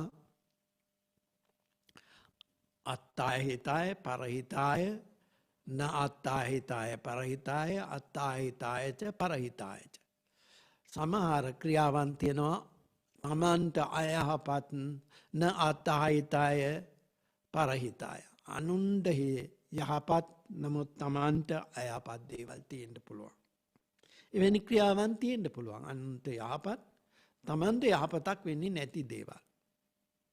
ඒ වගේම සමහර ක්‍රියාවන් බොහෝ ක්‍රියාවන් අපි කරන්නේ අපට හොඳයි අන්‍යයට ඒකේ හොඳක් නැහැ. එවැනි ප්‍රතිපත්ති තියෙනවා. න අත්හිතාය න පරහිතාය. අනුන්ටත් ඒකෙන් ප්‍රයෝජනයක් නැහැ. තමන්ටත් ඒකෙන් ප්‍රයෝජනයක් නැහැ. මෙහෙම ප්‍රතිපදාවන් තිබෙනවා. මෙහෙම කටයුතු තියෙනවා. බුදුහාමුදුරුවෝ හතරවෙනි මේ අවස්ථාව අත්හිතායච පතය. තමන්ටත් යහපත පිණිස පවතින අන්‍යයන්ටත් යහපත පිණිස පවතින යනක් තියෙනවා නම් අන්න ඒක බුදුහාමුදුරුවෝ තෝරගන්න කියලා ප්‍රකාශ කරලා තියෙනවා. ඒ නිසා මේ අපි වැරදි විදියට කල්පනා කරොත් මං අනුන්ටම සේවය කරනවා කියලා ඒක නිවැරදි කල්පනාවක් නෙමෙයි. තමානොත් නිදහස් වෙන්න ඕනේ, අනිත් අයත් නිදහස් කරන්නට ඕනේ. ඒ නිසා මෙවැනි ප්‍රතිපදාවක් තමයි මේ බුදුරජාණන් වහන්සේගේ මේ දේශනාවේ සඳහන් කරන්නේ. අන්න නිසා අපන්නක ප්‍රතිපදාවක් සොයාගෙන යනකොට අපට මේ අපි අනුගමනය කරන ප්‍රතිපත්ති මාර්ගය නිවැරදි කියලා අපට වැටහෙනවා. අපිට ඒක ස්වාගන්න පුළුවන්. දැන් බුදුරජාණන් වහන්සේ කාලාම සූත්‍රය මේ පින්නතුන් අහලා තියෙනවනේ. කාලාමයන් කිව්වා මේ ගමට එන්න වූ නොයෙක් විදිහේ දෘෂ්ටිවාද ඇති සමන බ්‍රාහ්මණයෝ නැත්තම් මේ පරිබ්‍රාජකයෝ ආදී වශයෙන් අපි අහනවා මේ කාලාම ගමට එන. ඉතින් අපේ සිත අවුල් වෙලා තියෙන්නේ. අද දවසේ එක්කෙනෙක් ඇවිල්ලා එකක් දේශනා කරනවා, හෙට දවසේ තව එක්කෙනෙක් දේශනා කරනවා. ඉතින් මේකෙන් අපි අවුල් වෙලා තියෙනවා. ඉතින් දැන් කාලේ බැලුවත් සමහර අය අභිධර්මයේ බුද්ධ දේශනාවක් නෙවෙයි කියනවා. භාවනාව කරන්න ඕනේ නැහැ, නිවන් දකින්න පුළුවන් බණ අහපුවම ඇති කියනවා. භාවනා කරලා කවුද නිවන් දැක්කේ කියලා අහනවා. නොයෙක් විදිහේ මතවාදයන් වලට අපිට ආන්න ලැබෙනවා. ඉතින් ඒක නිසා ඕවට ගැටෙනවට වැඩිය මේ අපන්නක ප්‍රතිපදාව තමන් අවබෝධ කරගෙන අපන්නක මේ ප්‍රතිපදාවේ ගමන් කරන්න ඕනේ. තමන් අනුන්ගේ මතවාද වා දැක්වීමට හෝ අනුන්ගේ මතවාද සමග ගැටෙන්න යන්නේ නැතුව අත්ුක්කාංශණයෙන් පරමම්බණයෙන් ඈත් වෙලා මේ විදිහට මේ අපන්නක ප්‍රතිපදාවක් යනකොට මේක තමයි ඒක තෝරා ගැනීම. හැබැයි සියුම් අන්තර්ඥානයකින් කරගත යුතුයි. කියන්නේ හරියට මේ බොහෝ විචක්ෂණශීලීව කල්පනාවෙන් අවබෝධයෙන් අර කල්යාණ මිත්‍රයන් ආශ්‍රය කිරීමෙන් යෝනිසෝ මනසිකාරය කියන සිහිනුවණින් කල්පනා කිරීමෙන් ඒ වගේම ධර්ම ශ්‍රවණය කිරීමෙන් තමන්ගේ මතේම නෙමෙයි අනුන්ගේ මතයටත් සවන් දෙන්න ඕනේ. බුදු ධර්මයේ කවදාවත් බුදුහාඳුරෝ දේශනා කළ නැහැ අනුන්ගේ අදහස් වලට සවන් දෙන්න එපා කියලා. ඒ නිසා අයගේ දේශනාවන් වලට සවන් දුවිලා හරි තමන් නිවැරදි දේ තෝරා ගැනීම තමයි මේ අපන්නක ප්‍රතිපදාව කියන්නේ. එතකොට මේ විදිහට දසවිධ මිත්‍යා දෘෂ්ටය දසවිධ වූ මිත්‍යා දෘෂ්ටියෙන් අපිට පුළුවන් මේ නිවැරදි මාර්ගය සොයාගන්න යහපත් සම්මා දිට්ඨියක් ගොඩනගා ගැනීමට. ඉතින් මේක නොඑක් විදිහේ මත තියෙන්නේ බුද්ධ කාලයේ තිබිච්ච දසවිත මිත්‍යා දෘෂ්ටිය. දැන් සමහර විට ඊට වඩා වැඩි මිත්‍යා දෘෂ්ටි තියෙන්නට පුළුවන්. තව මිත්‍යා දෘෂ්ටි කියන්නේ නොඑක් විදිහේ දෘෂ්ටි වාදයන් තියෙන්නට පුළුවන්. ඉතින් ඒක නිසා ඉතින් අර බුදුහාමුදුරනේ කාලේ හිටිය චාර්වාක කියලා කෙනෙක් එයා කිව්වේ මේ මෙලොව පරලෝ ගැන කියලා හිතන්න එපා. පරලෝ ගැන සිතලා තමන්ගේ මේ වටිනා ජීවිතය නැති කරගන්න එපා. මෙලොව ජීවිතය සතුටෙන් ගත කරන්න ණය වෙලා හරි මේ තියෙන සැප සම්පත් විඳින්න බස්මී භූතස්ය දේහස්ය පුනරාගමනක් පරලොවක් කියලා කොහෙද තියෙන්නේ? මරුණට පස්සේ මෙන්න මේ මෙලොව ජීවිතේ සන්තෝෂයෙන් පුළුවන් තරම් සන්තෝෂයෙන් ඉන්න කියලා මේ එහෙම දේශනාවක් කර චාර්වාක. එතකොට මේ වගේ දෘෂ්ටිවාදවලට අහු වුණොත් එහෙම එවැනි දෘෂ්ටිවාදයකට පරලොවක් ගැන හිතන්නේ නැති දෘෂ්ටිවාදයකට මෙලෝ පමණයි තියෙන්නේ කියලා කල්පනා කිරීමක් වගේ දෙයකට අපි ගොදුරු වුණොත් එහෙම සමහර විට ආධ්‍යාත්මික දියුණුවක් ගැන අපි හිතන්නේ නැහැ. අපේ මේ පංචෙන් තුලින් පංචකාම සම්පත්තිය වින්දනය කරලා පුළුවන් තරම් කොමාරි ධනෙ හම්බ කරලා ඒ ධනෙන් සැප සම්පත් විඳින්න කල්පනා කරනවා. ඉතින් ඒ වගේ භෞතිකවාදී ලෞකික දේශනාවන් තිබුණා එදා බුදුහාමුදුරන්ගේ කාලෙත් අදටත් තියෙන්නට පුළුවන්. ඉතින් ඒක නිසා ඊළඟට බුදුහාමුදුරුවෝ දේශනා කරනවා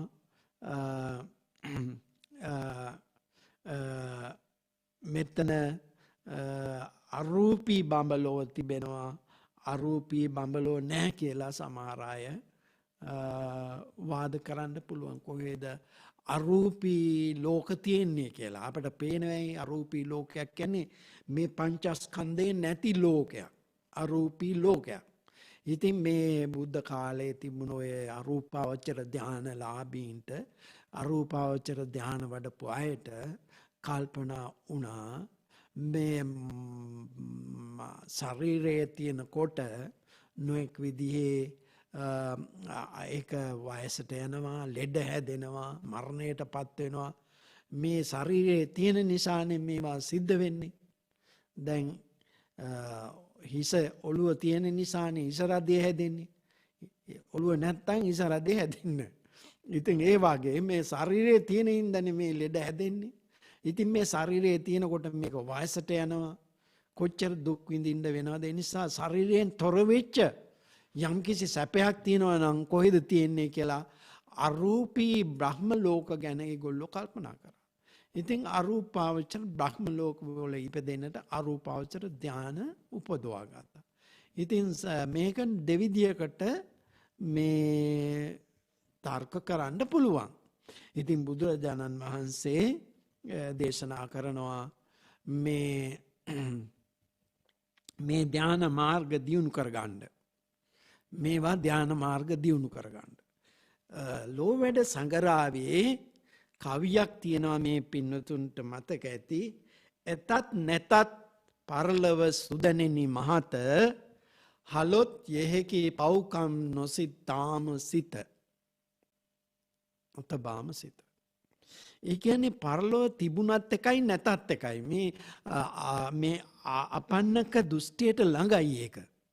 මං හිතන්නේ අපන්නක දෘෂ්ටිය අපන්නක ප්‍රතිපදාව ලෝවැඩ සංගරාව ලියපු විවිධාගම මෛත්‍රී හාමුදුරුවෝ මෙතනදී කල්පනා කර සමහර මිනිස්සු පරලෝ නැහැ කියලා වැරදි පැත්තට යනවා. ඉතින් විවිධාගම හාමුදුරන් වහන්සේ ලිව්වේ පරලොව තිබුණත් එකයි පරලොව නැතත් එකයි.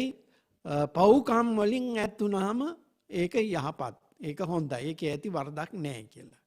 ඉතින් මේ විදිහට අරූපී බඹලෝ නැහැ කියලා ඉවර වෙලා අරූපාවචර ධාන කියන මේවා ධාන උපදවන්න නැතුව හිටියොත් යම් කිසි විදියකින් එවැනි මේ මනුෂ්‍යාත්මේදී මෙතනදී අපිට යම් කිසි විදියකින් පරලොවට ගිය අවස්ථාවක අරූපාවචර බ්‍රහ්ම ලෝක නැත්නම් අරූපාවචර ලෝක තියෙනවා නම් අපිට ඒවා නැති වෙලා යන්න පුළුවන්. ඒ නිසා මෙවැනි ධාන මාර්ගවල යෙදෙන්න කියලා බුදුහාමුදුරුවෝ දේශනා කරා. ඊළඟට දේශනා කරනවා භව නිරෝධයක් ගැන. භව නිරෝධයක් කියලා කියන්නේ මේ භවයේ පැවැත්ම. සමහර අය උච්ඡේදවාදීව හිතනවා මේ ලෝකේ පමණයි කියලා.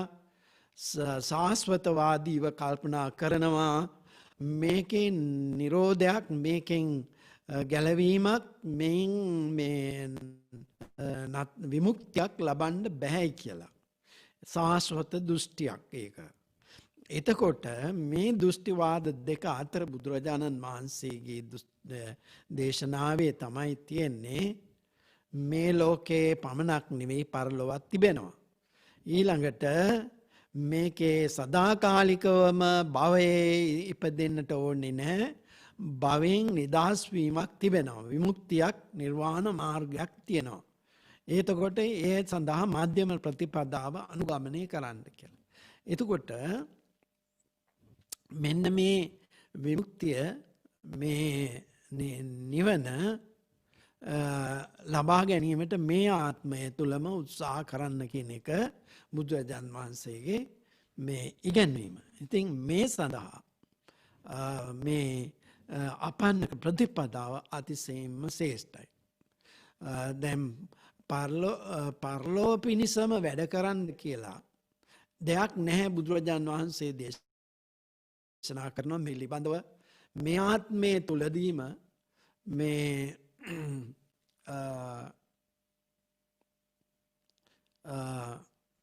මේ ආත්මය තුළ මේ ජීවිතය තුළදීම නිර්වාණය අවබෝධ කරගන්න උත්සාහ කරන්න කියන එකයි බුදුරජාණන් වහන්සේ දේශනා කරේ. එතකොට මේ භව නිරෝධය පිණිස කටයුතු කරන්න කියන එක. එතකොට ලෝකේ විමුක්තිගාමීන් අතර බුදුහාමුදුරුවෝ 4 දෙනෙක් මේ අපන්නක සූත්‍රයේ පෙන්눔 කරනවා. අත්තන්තප පරන්තප අත්තංච පරන්තතප නේවාත්තංච නේව පරන්තතප. කියන්නේ තමන් මේ තප කියලා කියන්නේ මේ තමන්ම හිරිහැරයට පත් කරගන්නවා. තමන්ම දුකට පත් කරගන්නවා. අත්තන්තප කියන්නේ. ඒ කියන්නේ අප්‍රමාණ දුෂ්කර ක්‍රියාවන් වල යෙදෙන්නම පුළුවන්. ඔය මේ බුදුහාමුදුරුවෝත් අනුගමනය කරපු ක්‍රමයේ දුෂ්කර ක්‍රියාව පැහැදිලි කරන ඔය ප්‍රධාන සූත්‍රයේම එවැනි දුෂ්කර මාර්ගයක් අත්තන්තප තමන් හිරිහැරයට තමන් දුෂ්කර පත්තට අජවූත ගෝවූත ඔය විදිහට සමහර අය මේ අසුචි පවක් කකා හිටියේ එවැනි විදිහට නොයෙක් විදිහේ අත්තන්තප පරන්තප කියලා කියන්නේ නොයෙක් විදිහේ යාග හෝම පවත්වනවා. ඔන්න මේ අශ්වමේධ යාගයට ඕනේ අස්සෝ. එතකොට පුරුෂ මේධ යාගය කියලා එකක් වෙන්නලා මිනිස්සුත් යාගයට බිලි කරලා තියෙනවා. සත්තු 1000 ගණනක් මේ සත්තු 1000ක් ඕනේ මේ සතාගෙන් 1000ක් ඕන විදිහට නොයෙක් විදිහේ යාග හෝම තිබුණා. මේවා පරන්තප සත්ත. අත්තන්තප පරන්තප මේ දෙආකාරයෙන්ම අනුගමනය කරනවා. මේ දෙආකාරයක්ම අනුගමනය කරනවා. නේව අත්තන්තප නේව පරන්තප කියන්නේ අනුන්ට හිරිහැරයක්වත් නැති තමන්ටත් හිරිහැරයක් නැති යම් කිසි ප්‍රතිපදාවක් සොයා ගැනීම අපන්නක ප්‍රතිපදාවයි. ඒකනම් එහෙමනම් තමන් නිවන් දකින්න කියලා තමන් මොක්ෂය ලබා ගන්න කියලා අනුන්ට හිරිහැර කරාට හරියන්නේ නැහැ. ඒ වගේම මේ අප්‍රමාණ ඔය මේ දුක්ඛ සත්‍යයේ පැහැද මේ ධම්මචක්ක සූත්‍රයේ පෙන්눔 කරලා තියෙනවනේ අත්ති කියලා මතානුയോഗය කියලා. එතකොට මේ මාර්ගවල නිවැරදි මාර්ගයක් සොයා ගැනීම අපන්නක ප්‍රතිපදාව කියන්නේ යම්කිසි ප්‍රතිපත්තියක් අනුගමනය කිරීම දෘෂ්ටිවාද තුල නිවැරදි දෘෂ්ටියක් තමන්ගේ විචක්ෂණ බුද්ධියෙන් තමන්ගේ මේ ස්වයං ප්‍රඥාවක් දියුණු කර ගැනීම අවශ්‍යයි. මේ ලෝකේ අපි අද බැලුවොත් අපිත් මේ ජීවත් වෙන මේ සමාජයේ දැන් අපි ලංකාව වගේ රටක ජීවත් වුණා නම් අපිට සමහර විට ප්‍රධාන ආගම් කීපයක් 4ක් විතරනේ තියෙන්නේ. මේ වගේ රටවල් වල තියෙනවා ආගම් ප්‍රධාන ආගම් 9ක් තියෙනවා. තවත් සමහර විට ඊට වඩා බොහෝ ගණනක් තියෙන්න පුළුවන්. එතකොට අපි නිවැරදි දෘෂ්ටිවාදයක් නිවැරදි මාර්ගයක් සොයා ගැනීම නිවැරදිව කල්පනා කරලා විචක්ෂණයෙන් යුක්තව ආධ්‍යාත්මික ගවේෂණ ඒක ප්‍රත්‍යවේක්ෂා කිරීම. ඒකේ වචනේ තියෙන ප්‍රත්‍යවේක්ෂාව කරන්නේ මෙනෙහි කරලා මේක තීක්ෂණ ඥානයකින් අන්තර් ඥානයකින් කල්පනා කරලා මේ නිවැරදි මේ තමයි යහපත් දේ කියන එක මේ කල්පනා කරලා වටහා ගැනීම අපන්නක ප්‍රතිපදාව හැටියට සඳහන් කරනවා. එතකොට මේ අපන්නක සූත්‍රයේදී බුදුරජාණන් වහන්සේ පැහැදිලි කළේ ලෝකේ දෘෂ්ටිවාදයන් අතර නොඑක් විදිහේ දෘෂ්ටිවාද අතර අපි නිවැරදි මාර්ගයකට එළඹෙන්නේ කොහොමද? නිවැරදි විමුක්ති මාර්ගයක් සොයාගන්නේ කොහොමද? ඒ සඳහා අපි කොහොමද කටයුතු කරන්නේ? මේ අත්ුක්කංශනය පරවම්බනය කියන වචන නිතර සඳහන් වෙනවා මේ දේශනාවේ. අත්ුක්කංශනය තමන්ගේම වාදයේ එල්ලිලා එහෙම හුවා දක්වමින් පරවම්බනේ අනුන්ගේ වාද හෙලා දකිමින් ඔය විදියට තමන් පැටලිලා ඉන්නවා නම් මේ වගේ මගහැරිලා මධ්‍යම මධ්‍යස්ථ වශයෙන් කටයුතු කිරීම තමයි මේ අපන්නක ප්‍රතිපදාවේ බුදුහාමුදුරුවෝ දේශනා කරපු මේ අපන්නක සූත්‍රයේදී පැහැදිලි කරන්නේ. ඒ නිසා බොහෝ අවස්ථාවල දේශනා කරපු ධර්මයේ තියෙනවා බුදුරජාණන් වහන්සේ. පස්වග තවුසන්ට ධම්සක් සූත්‍ර දේශනාව පැවැත්තුවා. එතනදී පස්වග තවුසන්ට ඒගොල්ලෝ මේ බණ භාවනා කරමින් හිටපු අය. උගාක් අධ්‍යාත්මික ගවේෂණයේ යෙදුණු අය. ඉතින් බුදුරජාණන් වහන්සේ මේ දේශනා කරපු මේ චතුරාර්ය සත්‍ය කෙලින්ම එයට ගැලපෙන ධර්මයක් උන්වහන්සේ දේශනා කරා.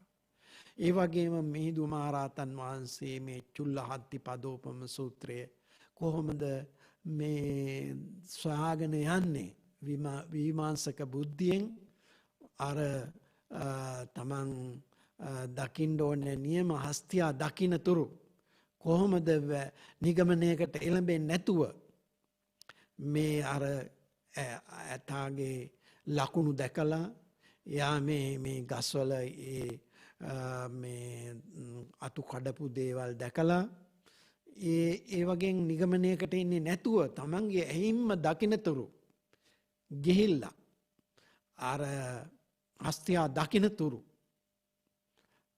නිගමනයකට එන්නේ නැහැ. ඒ වගේ ගවේෂණයේ යෙදෙන්නා වූ කිං කුසල ගවේෂීව කිං සච්ච ගවේෂීව සත්‍යය කුමක්ද කුසලයේ කුමක්දයි කියා සොයා යන්නා වූ අයට ඊටාම වැදගත් අපන්නක ප්‍රතිපදාවකට අපි යන්නේ කොහොමද කියන එක. වැරදීම් වෙන්න පුළුවන්. ඒවා නිවැරදි කරගන්න ඕනේ. ඉතින් ඒ නිසා මේ ඊටාම වටිනා ධර්ම දේශනාවක් අපන්නක දේශනාව ඔබ සැමටත් පුළුවන් මජ්ක්‍ධිම නිකායේ අපන්නක දේශනාව ශ්‍රවණය කරන්න, එය ගැන කියවන්න, එයින් ධර්මඥානය දියුණු කරගන්න අපි සියලු දෙනාටම අතිශයින්ම වටිනවා විවිධ දේශනාවන් අතර නිවැරදි දේ තෝරා ගැනීම, විවිධ මතවාදයන් අතර නිවැරදි දේ කුමක්ද කියලා වටහා ගැනීමට. අන්න ඒක නිසා මේ දේශනාව ඉතාම වැදගත්. අපිට මේ පොසොන් පොහොය දවස එක්තරා විදියක මුළු ලෝකයේ පුරාම පැතිර ගිය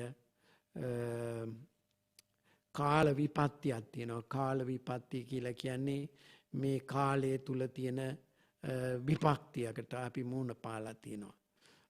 සමහර කාල තියෙනවා යහපත් කාල, ඒවා කියනවා කාල සම්පatti. සමහර කාල තියෙනවා යුද්ධ වගේ දේවල්.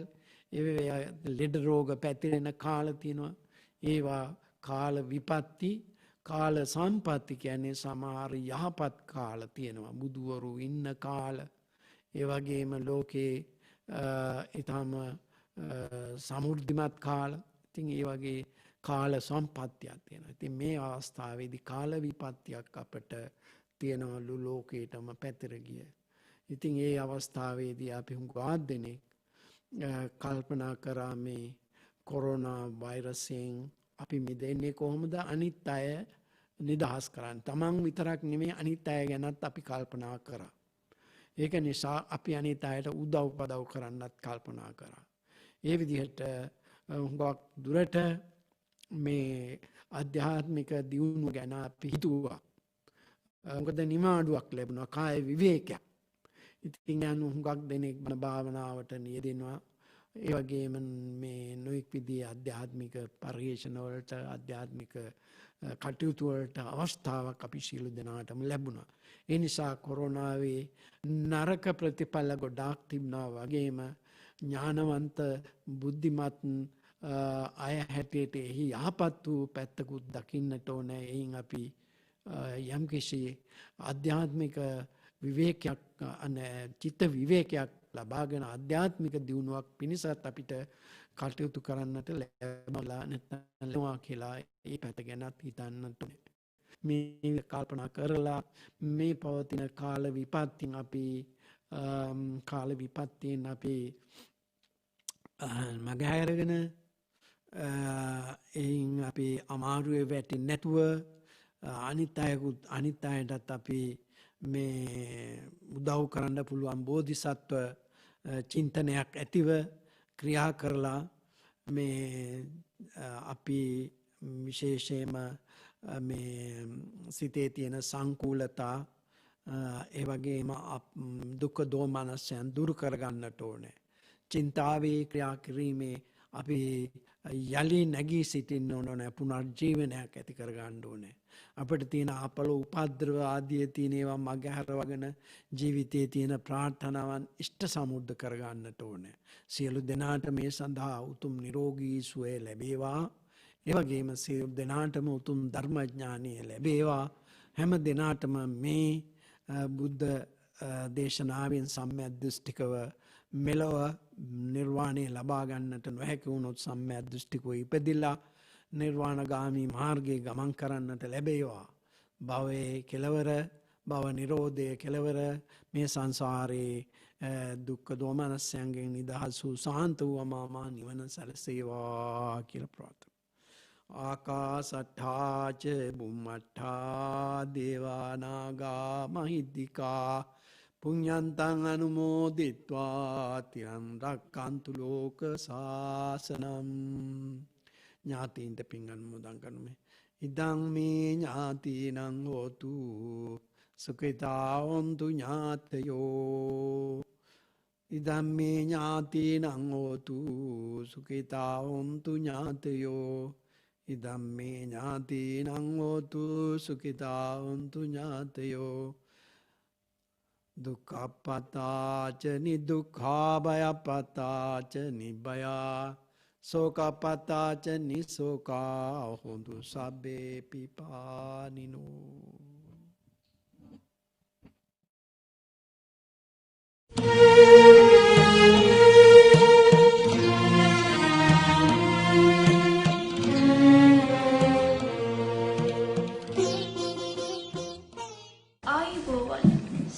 සන්ධ්‍යාවක් පොසොන් සඳේ සිසිලෙන් සැමසිත පහන් වන මේ සඳෑවේ ලන්ඩන් බෞද්ධ විහාරයේ රාහුල දහම් පාසලේ සිසුවියන් ඉදිරිපත් කරන පොසොන් බැති ගී සරණියට ඔබ සැම සාදරයෙන් පිළිගනිමු. ශ්‍රී ලාංකීය ඉතිහාසයේ නව පරිච්ඡේදයක් ආරම්භ ඒ අසිරිමත් දිනය අරහත් මහ මිහිඳු හිමියන් තම පිරිවර සමග ශ්‍රී ලංකා දීපයට වැඩම කළ ඒ දිනයයි. බෞද්ධ ශිෂ්ටාචාරයක ආරම්භයට අප ලක්වැසියන්ට පුද කළ ඒ තිලිනය වෙනුවෙන් අනුබුදු හිමියන්ට පිදෙන ප්‍රණාමයයි මේ.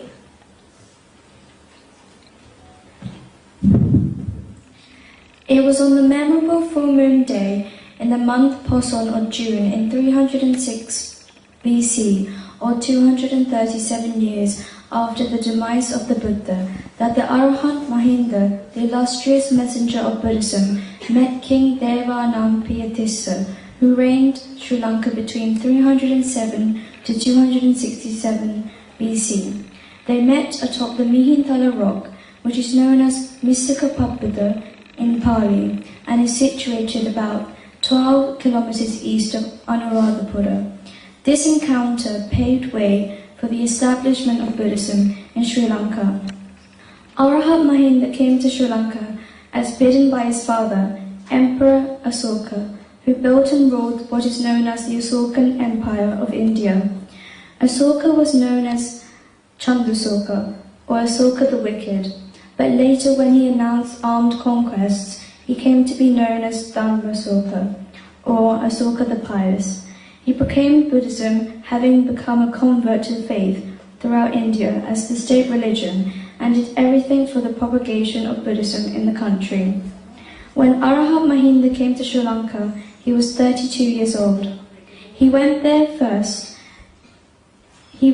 with the four Theras, Ithya, Uttiya, Sambala, Bhaddasala, the novice monk Sumana, and the layperson Pandaka.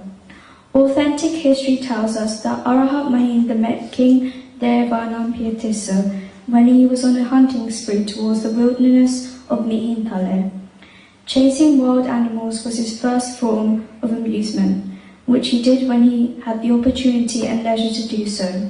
Seeing a stag browsing in the thicket, the king's fine sportive spirit could not brook on the idea of taking the grazing animal. Pursuing the animal that fled in the direction of Seelawimala, which is the northern peak of Mihintale, the king came upon Arahant Mahendra and his companions. This encounter then paved the way for the king and his people to convert to Buddhism and build monasteries. Time passed, and one day the king inquired from Arahant Mahendra whether the Buddha Sasana had now well established in the island. The reply was that it would happen only when a person born and raised in the island studies the Vinaya or code of discipline and expounds it clearly and explicitly. This paved the way for Prince Arutha, a nephew of the king, and another 55 people, all of whom were born and raised in Sri Lanka, to get ordained. The conversion of the king and his people to the new faith can be regarded as the most important event in the socio-religious history of Sri Lanka. The introduction of Buddhism, with a civilization attached to it, brought about a distinctive cultural pattern in the social and religious life of the community. Mayan Maharaja Dhammavajasa Savako Tameva Anukampaya Jambudipa Idagata Dhamma Polawata Vadama Vuye Poson Poyadai Hindu Maharajan Wahanse Visni Unwahanse Dewana Pietissa Raju Hamo Vuye Mihintalagala Mutunedia. Thank you.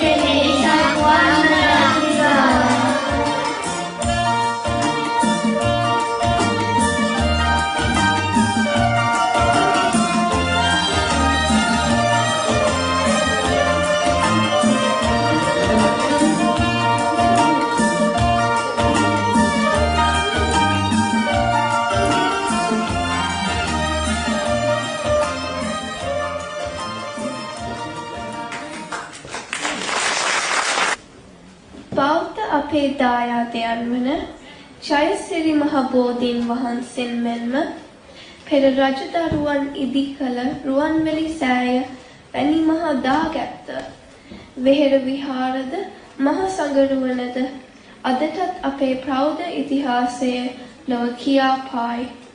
වැතිගී ගයන්නට දන්පැන් පුදන්නට අපට මඟ පෙන්වූ සමිදේ මේ ගායනය ඔබට උපහාරයක් වේවා.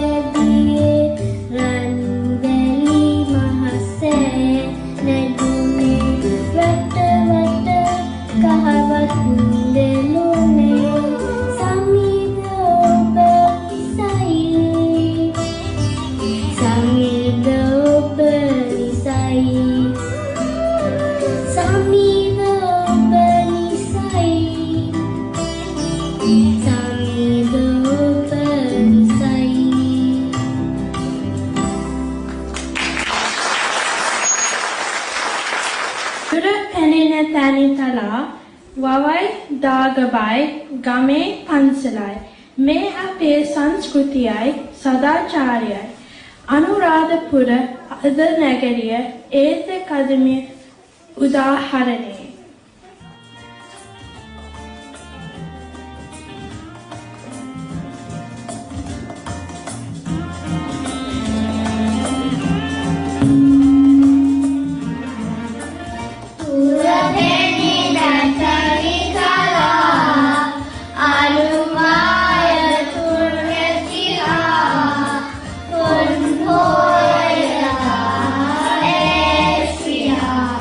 Satu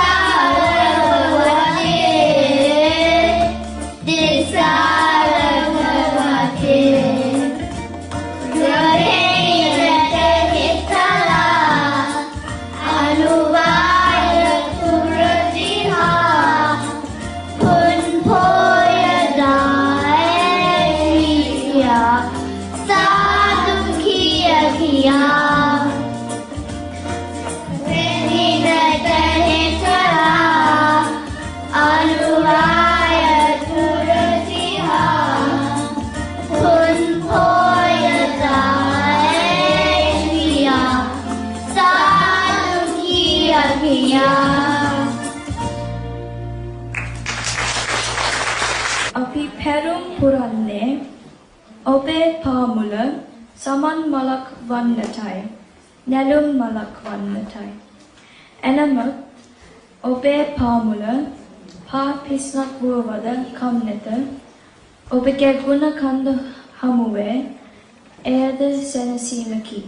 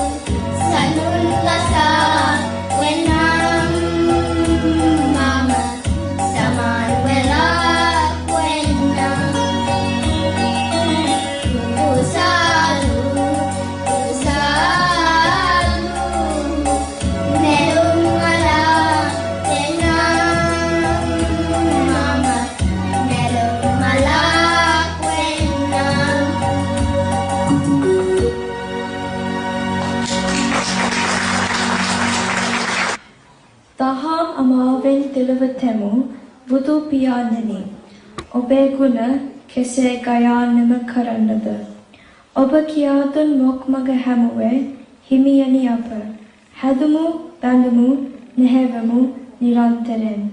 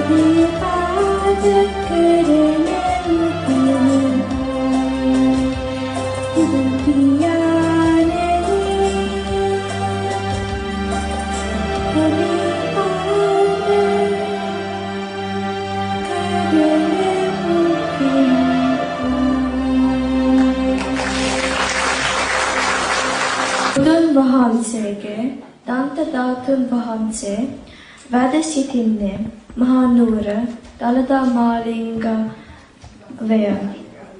Mage Ratita, Dalada Saminu Sarana, Avashya Kala Aime.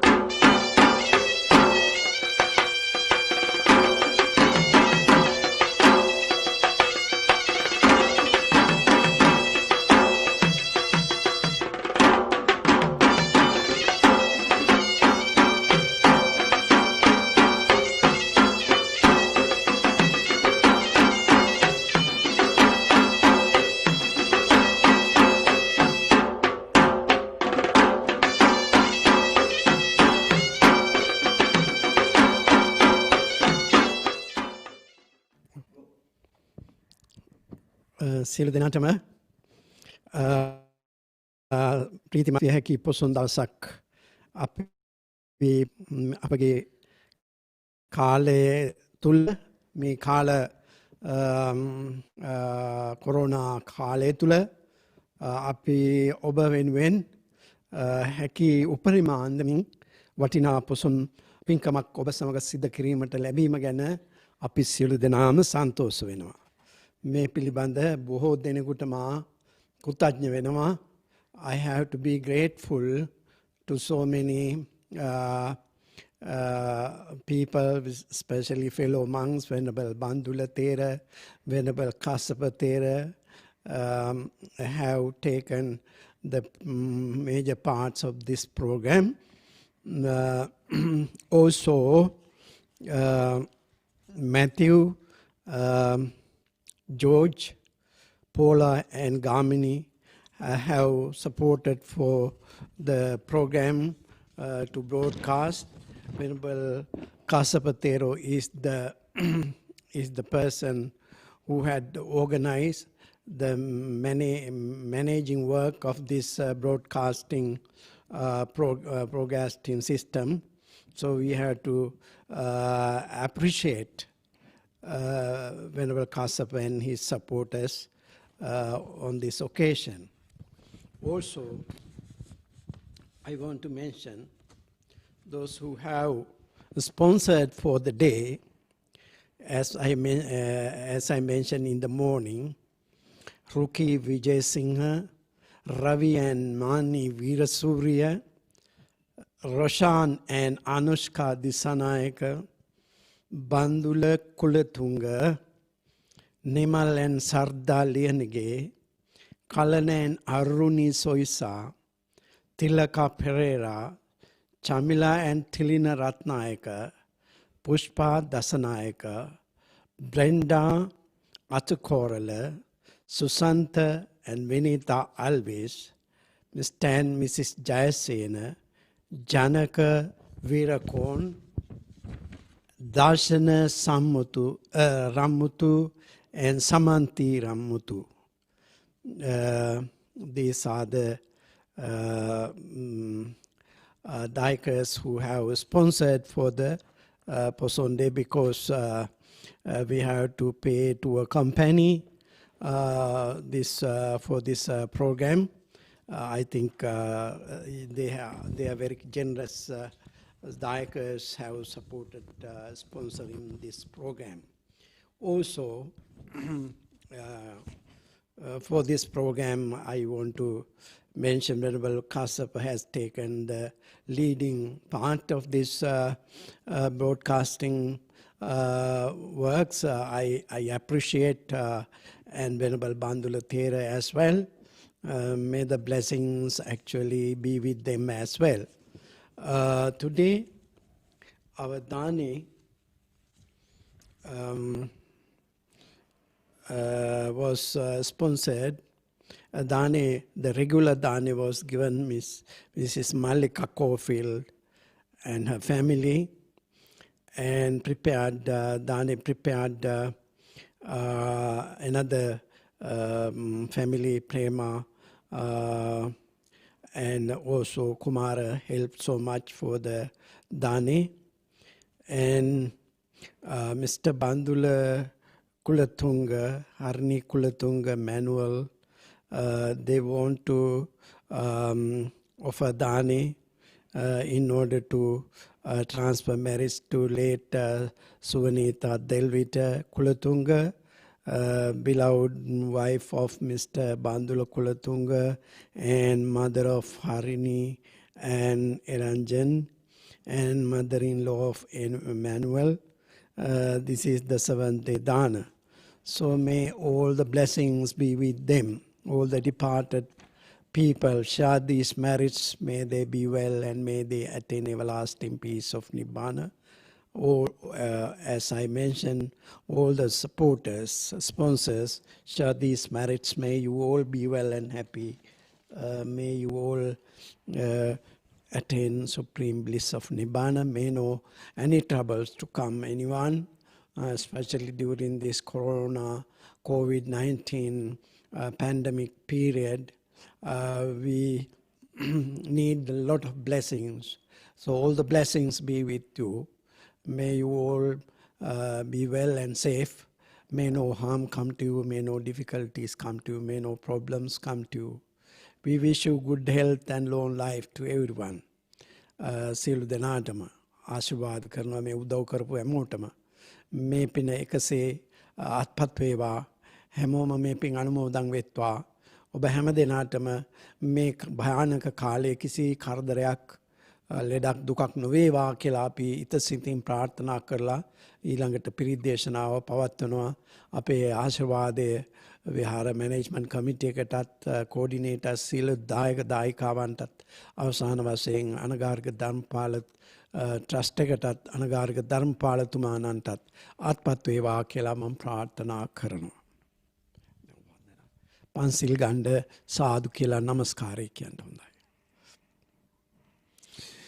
නමෝ තස්ස භගවතෝ අරහතෝ සම්මා සම්බුද්දස්ස නමෝ තස්ස භගවතෝ අරහතෝ සම්මා සම්බුද්දස්ස නමෝ තස්ස භගවතෝ අරහතෝ සම්මා සම්බුද්දස්ස බුද්ධං සරණං ගච්ඡාමි ධම්මං සරණං ගච්ඡාමි සංඝං සරණං ගච්ඡාමි ဒုတိယံ පි බුද්ධං සරණං ගච්ඡාමි Duteyampi Dhammam Saranam Gacchami Duteyampi Sangham Saranam Gacchami Tateyampi Buddham Saranam Gacchami Tateyampi Dhammam Saranam Gacchami Tatyampi Sangham Saranam Gacchami Panatipata Veramani Sikkhapadam Samadhiyami Adinadana Veramani Sikkhapadam Samadhiyami Kamesu Michachara Veramani Sikkhapadam Samadhiyami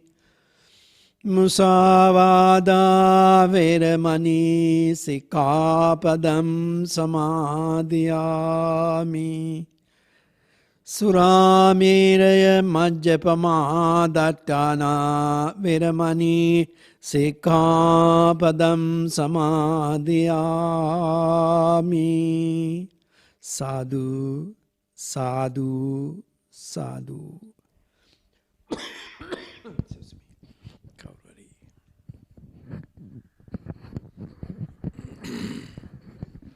Okay, in this evening we perform this puja. Normally we do at 6 o'clock, but today we are celebrating Poson Day. We do the offerings to the Buddha and pay respect to the Triple Gem, reciting those stanzas. You all can join with us, thinking that may these offerings go to the Buddha. Due to that we acquire the merits. May the merits be with us to have a happy, peaceful and successful life here and hereafter. Also let us wish our departed ones, may those departed ones receive our good thought, may they be well and happy wherever they are now. May the deities they will show us, may they also enjoy these merits, may they also attain Nibbana. With these thoughts, let us recite these stanzas to offer these offerings to the Buddha. Vannagandha guno pitang etang kuso Santating Pujayami munindassa siripada saroruhe Pujemi buddhang kusumena nena Punyena metena cehotu mokkang Puppang milayati atha idang me Kayo tathayati vinasa bhavang Ganasarappaditena Dipena tamadang sinam Tilokadipang sambuddhang Pujayami tamonudang Gandha sangbharayutena Dupenahang sugandhinam Pujaye pujaniyantang Puja bhajana muttamang Sugandang staitalang kappang Pasanna madurang subang Paniya metang bhagava Patiganhatu muttamang Adhivasetu no bante Gilana pachayang imang Anukampang upadaya Patiganhatu muttamang Vandami cetiyang sabbang Sabbethani supatitthitang Saririka dhatu mahabodhing Buddha rupang sakalang sada Itipiso bhagavang arahang Samma sambuddho Vijjacharana sampanno Sugato lokavidu Anuttaro purisa dhamma sarati Sattha deva manussanang Buddho bhagavati Swakato bhagavata dhammo Sanditthiko akaliko Ehi passiko ngopenaiko Paccatang veditabbo vinyuhiti Supatipanno bhagavato savaka Ujupatipanno bhagavato savaka sangho Nyayapatipanno bhagavato savaka sangho Samici patipanno bhagavato savaka sangho Yadidang jattari purisa yugani Atta purisa puggala Esa bhagavato savaka sangho Ahuneyo pahuneyo Dakhineyo anjali karaniyo Anuttarang punyakheta lokasati Kayena vacha cittena Pamadena maya katang Acchayang kamami bhante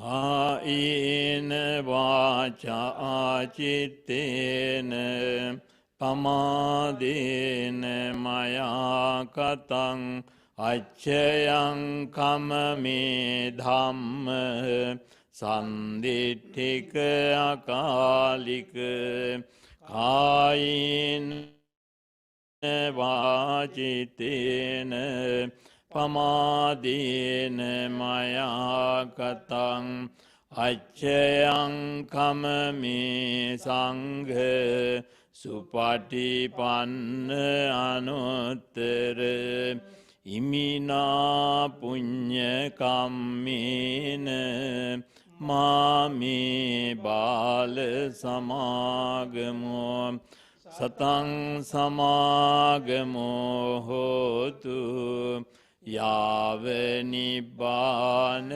පත්තියා. We are going to chant now current Ratana Sutta to invoke blessings upon you all. Please listen. Nida bhutani samagatani bummani vaya nivangtalikke sabbeva bhuta sumana bhavantu atopi sakkacca sunantu bhasita tasmahi bhutani sameta sabbe metta karota manusiya pajaya diva ratto chaharanti e baling tasmahi nerakat appamattayang kinche vittang idevahurang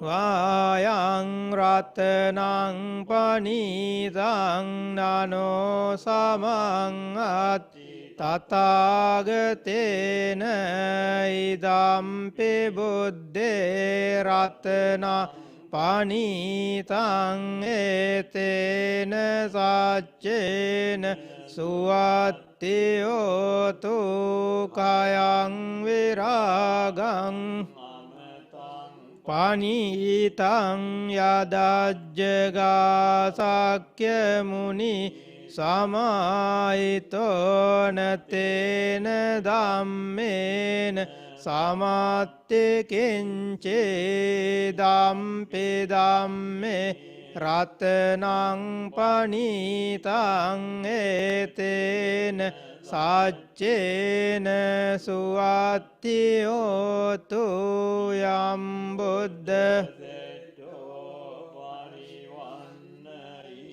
sucing samadhimanang tarikanyamahu samadhinatena samona vijjate da pidamme ratanang panitang ete na saccena suvattiyotu ye buggala satang pasatta cattari etani yuga nihonti te dakkineya sugata sesavakaye te sudinna nimahapalani dampi sanghe ratanang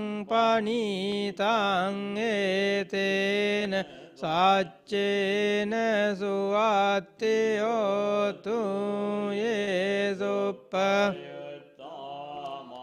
sadallena nikkamino gotam sasanam mite pattipatta amatang vigaya laddamuda Nibbuteng bunjamana idampi sanghe ratanang panitang etena saccena suvattiyotu dakilo pathaving sitosi Chatubhivate biya sampakampiyo tatupama Sappuri sangvadami yo ariya sacca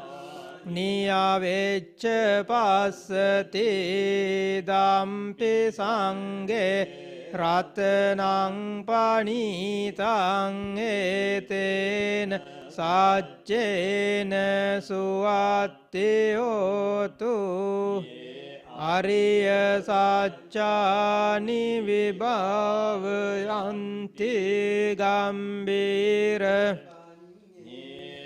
sudesitani kinchapiteho tebu sappamattana te bhavang attama Adiyang te dampi sanghe ratanang panitang etena sacce na suvattiyotu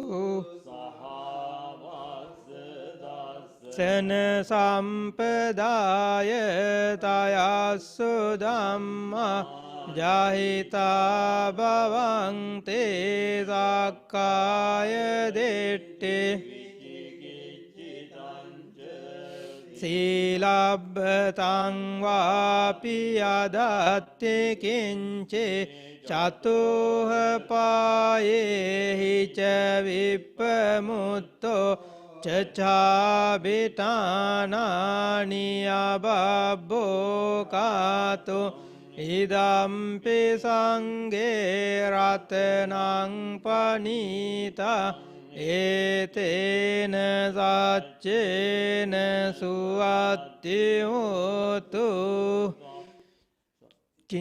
Chapiso kammang karoti papakang kayena vaca Udaceta savababbo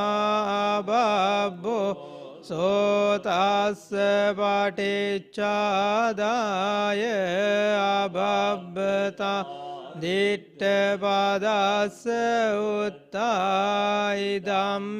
sanghe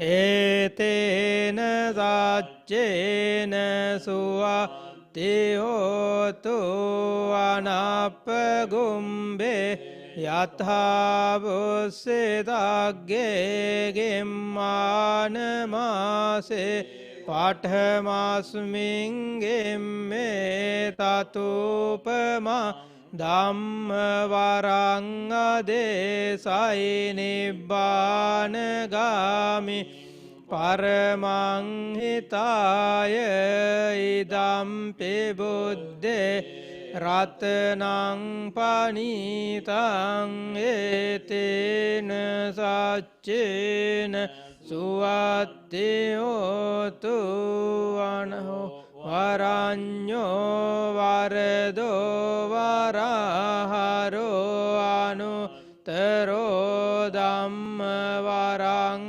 adesaida pibuddhe ratanang panita etena saccena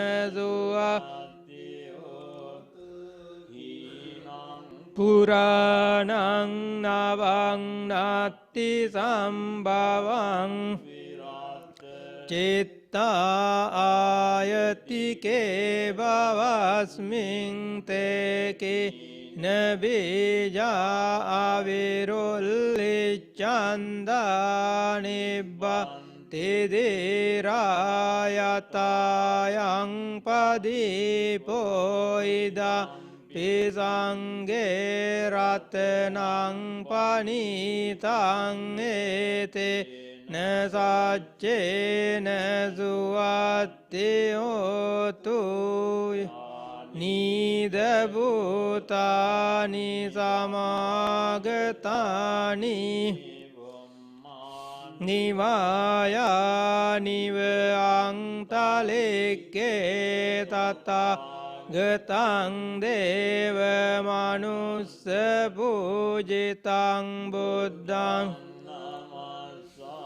Mesuati hotu yani dhabhuta Nisamagatani bummani vaya Nivang talike tatagata Deva manusa pujitang dhamma Namasama suvatte hotu Yani devutani samagatan Bummani vayani vangtalike tatagata Deva manusa pujita Sangang namasama suvatte hotu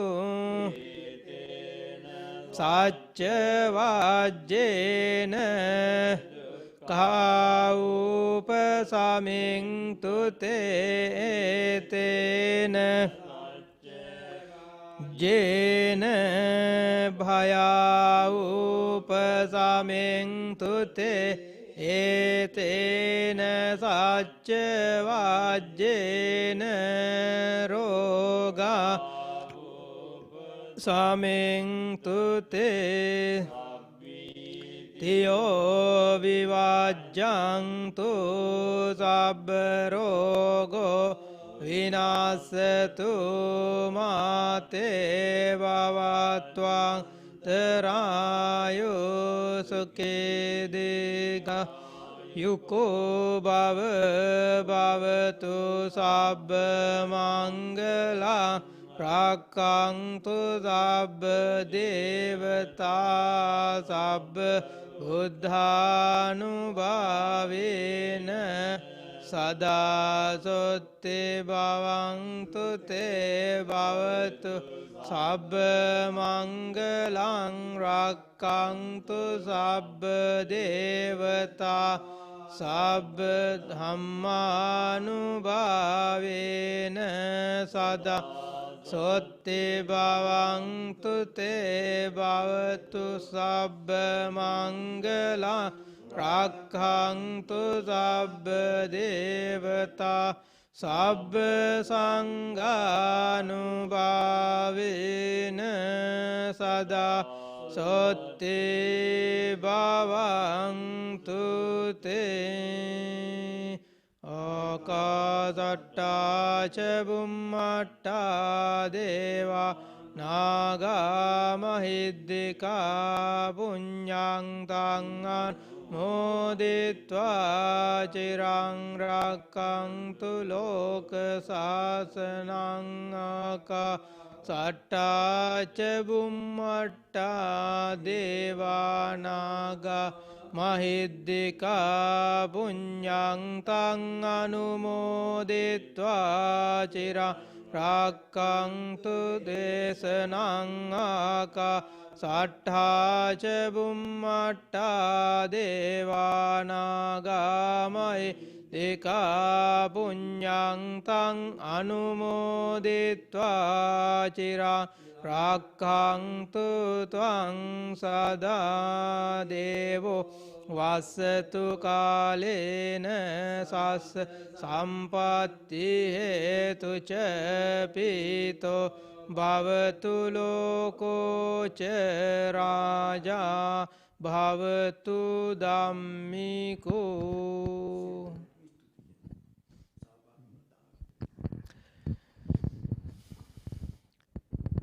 We come to the end of our Poson program.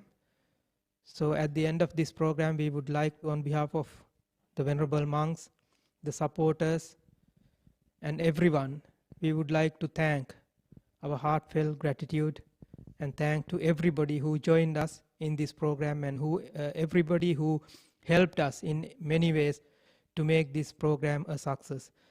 මේ සමග අපේ පොසොන් පොහොය වැඩසටහන අවසානයට පත් වෙනවා. අවසානයේදී විහාරස්ථානයේ ගරුතර මහා සංඝරත්නයත් ඒ වගේම අපේ දායක දායිකා පින්නතුනුත් වෙනුවෙන් මේ වැඩසටහන නැරඹීමෙන් අපි සමග එකතු වීමෙන් සිල් සමාදන් වීමෙන් සහ මේ වැඩසටහන සහභාගී සාර්ථක කර ගැනීම සඳහා නන් අයුරින් දායක වෙච්ච ඔබ සියලු දෙනාටම ත්‍රිවිධ රත්නයේ ආශිර්වාදය ලැබේවා කියලා ප්‍රාර්ථනා කරමින් මේ වැඩසටහන මෙතකින් නිමාවට පත් කරනවා. සියලු දෙනාටම තෙරුවන් සරණයි.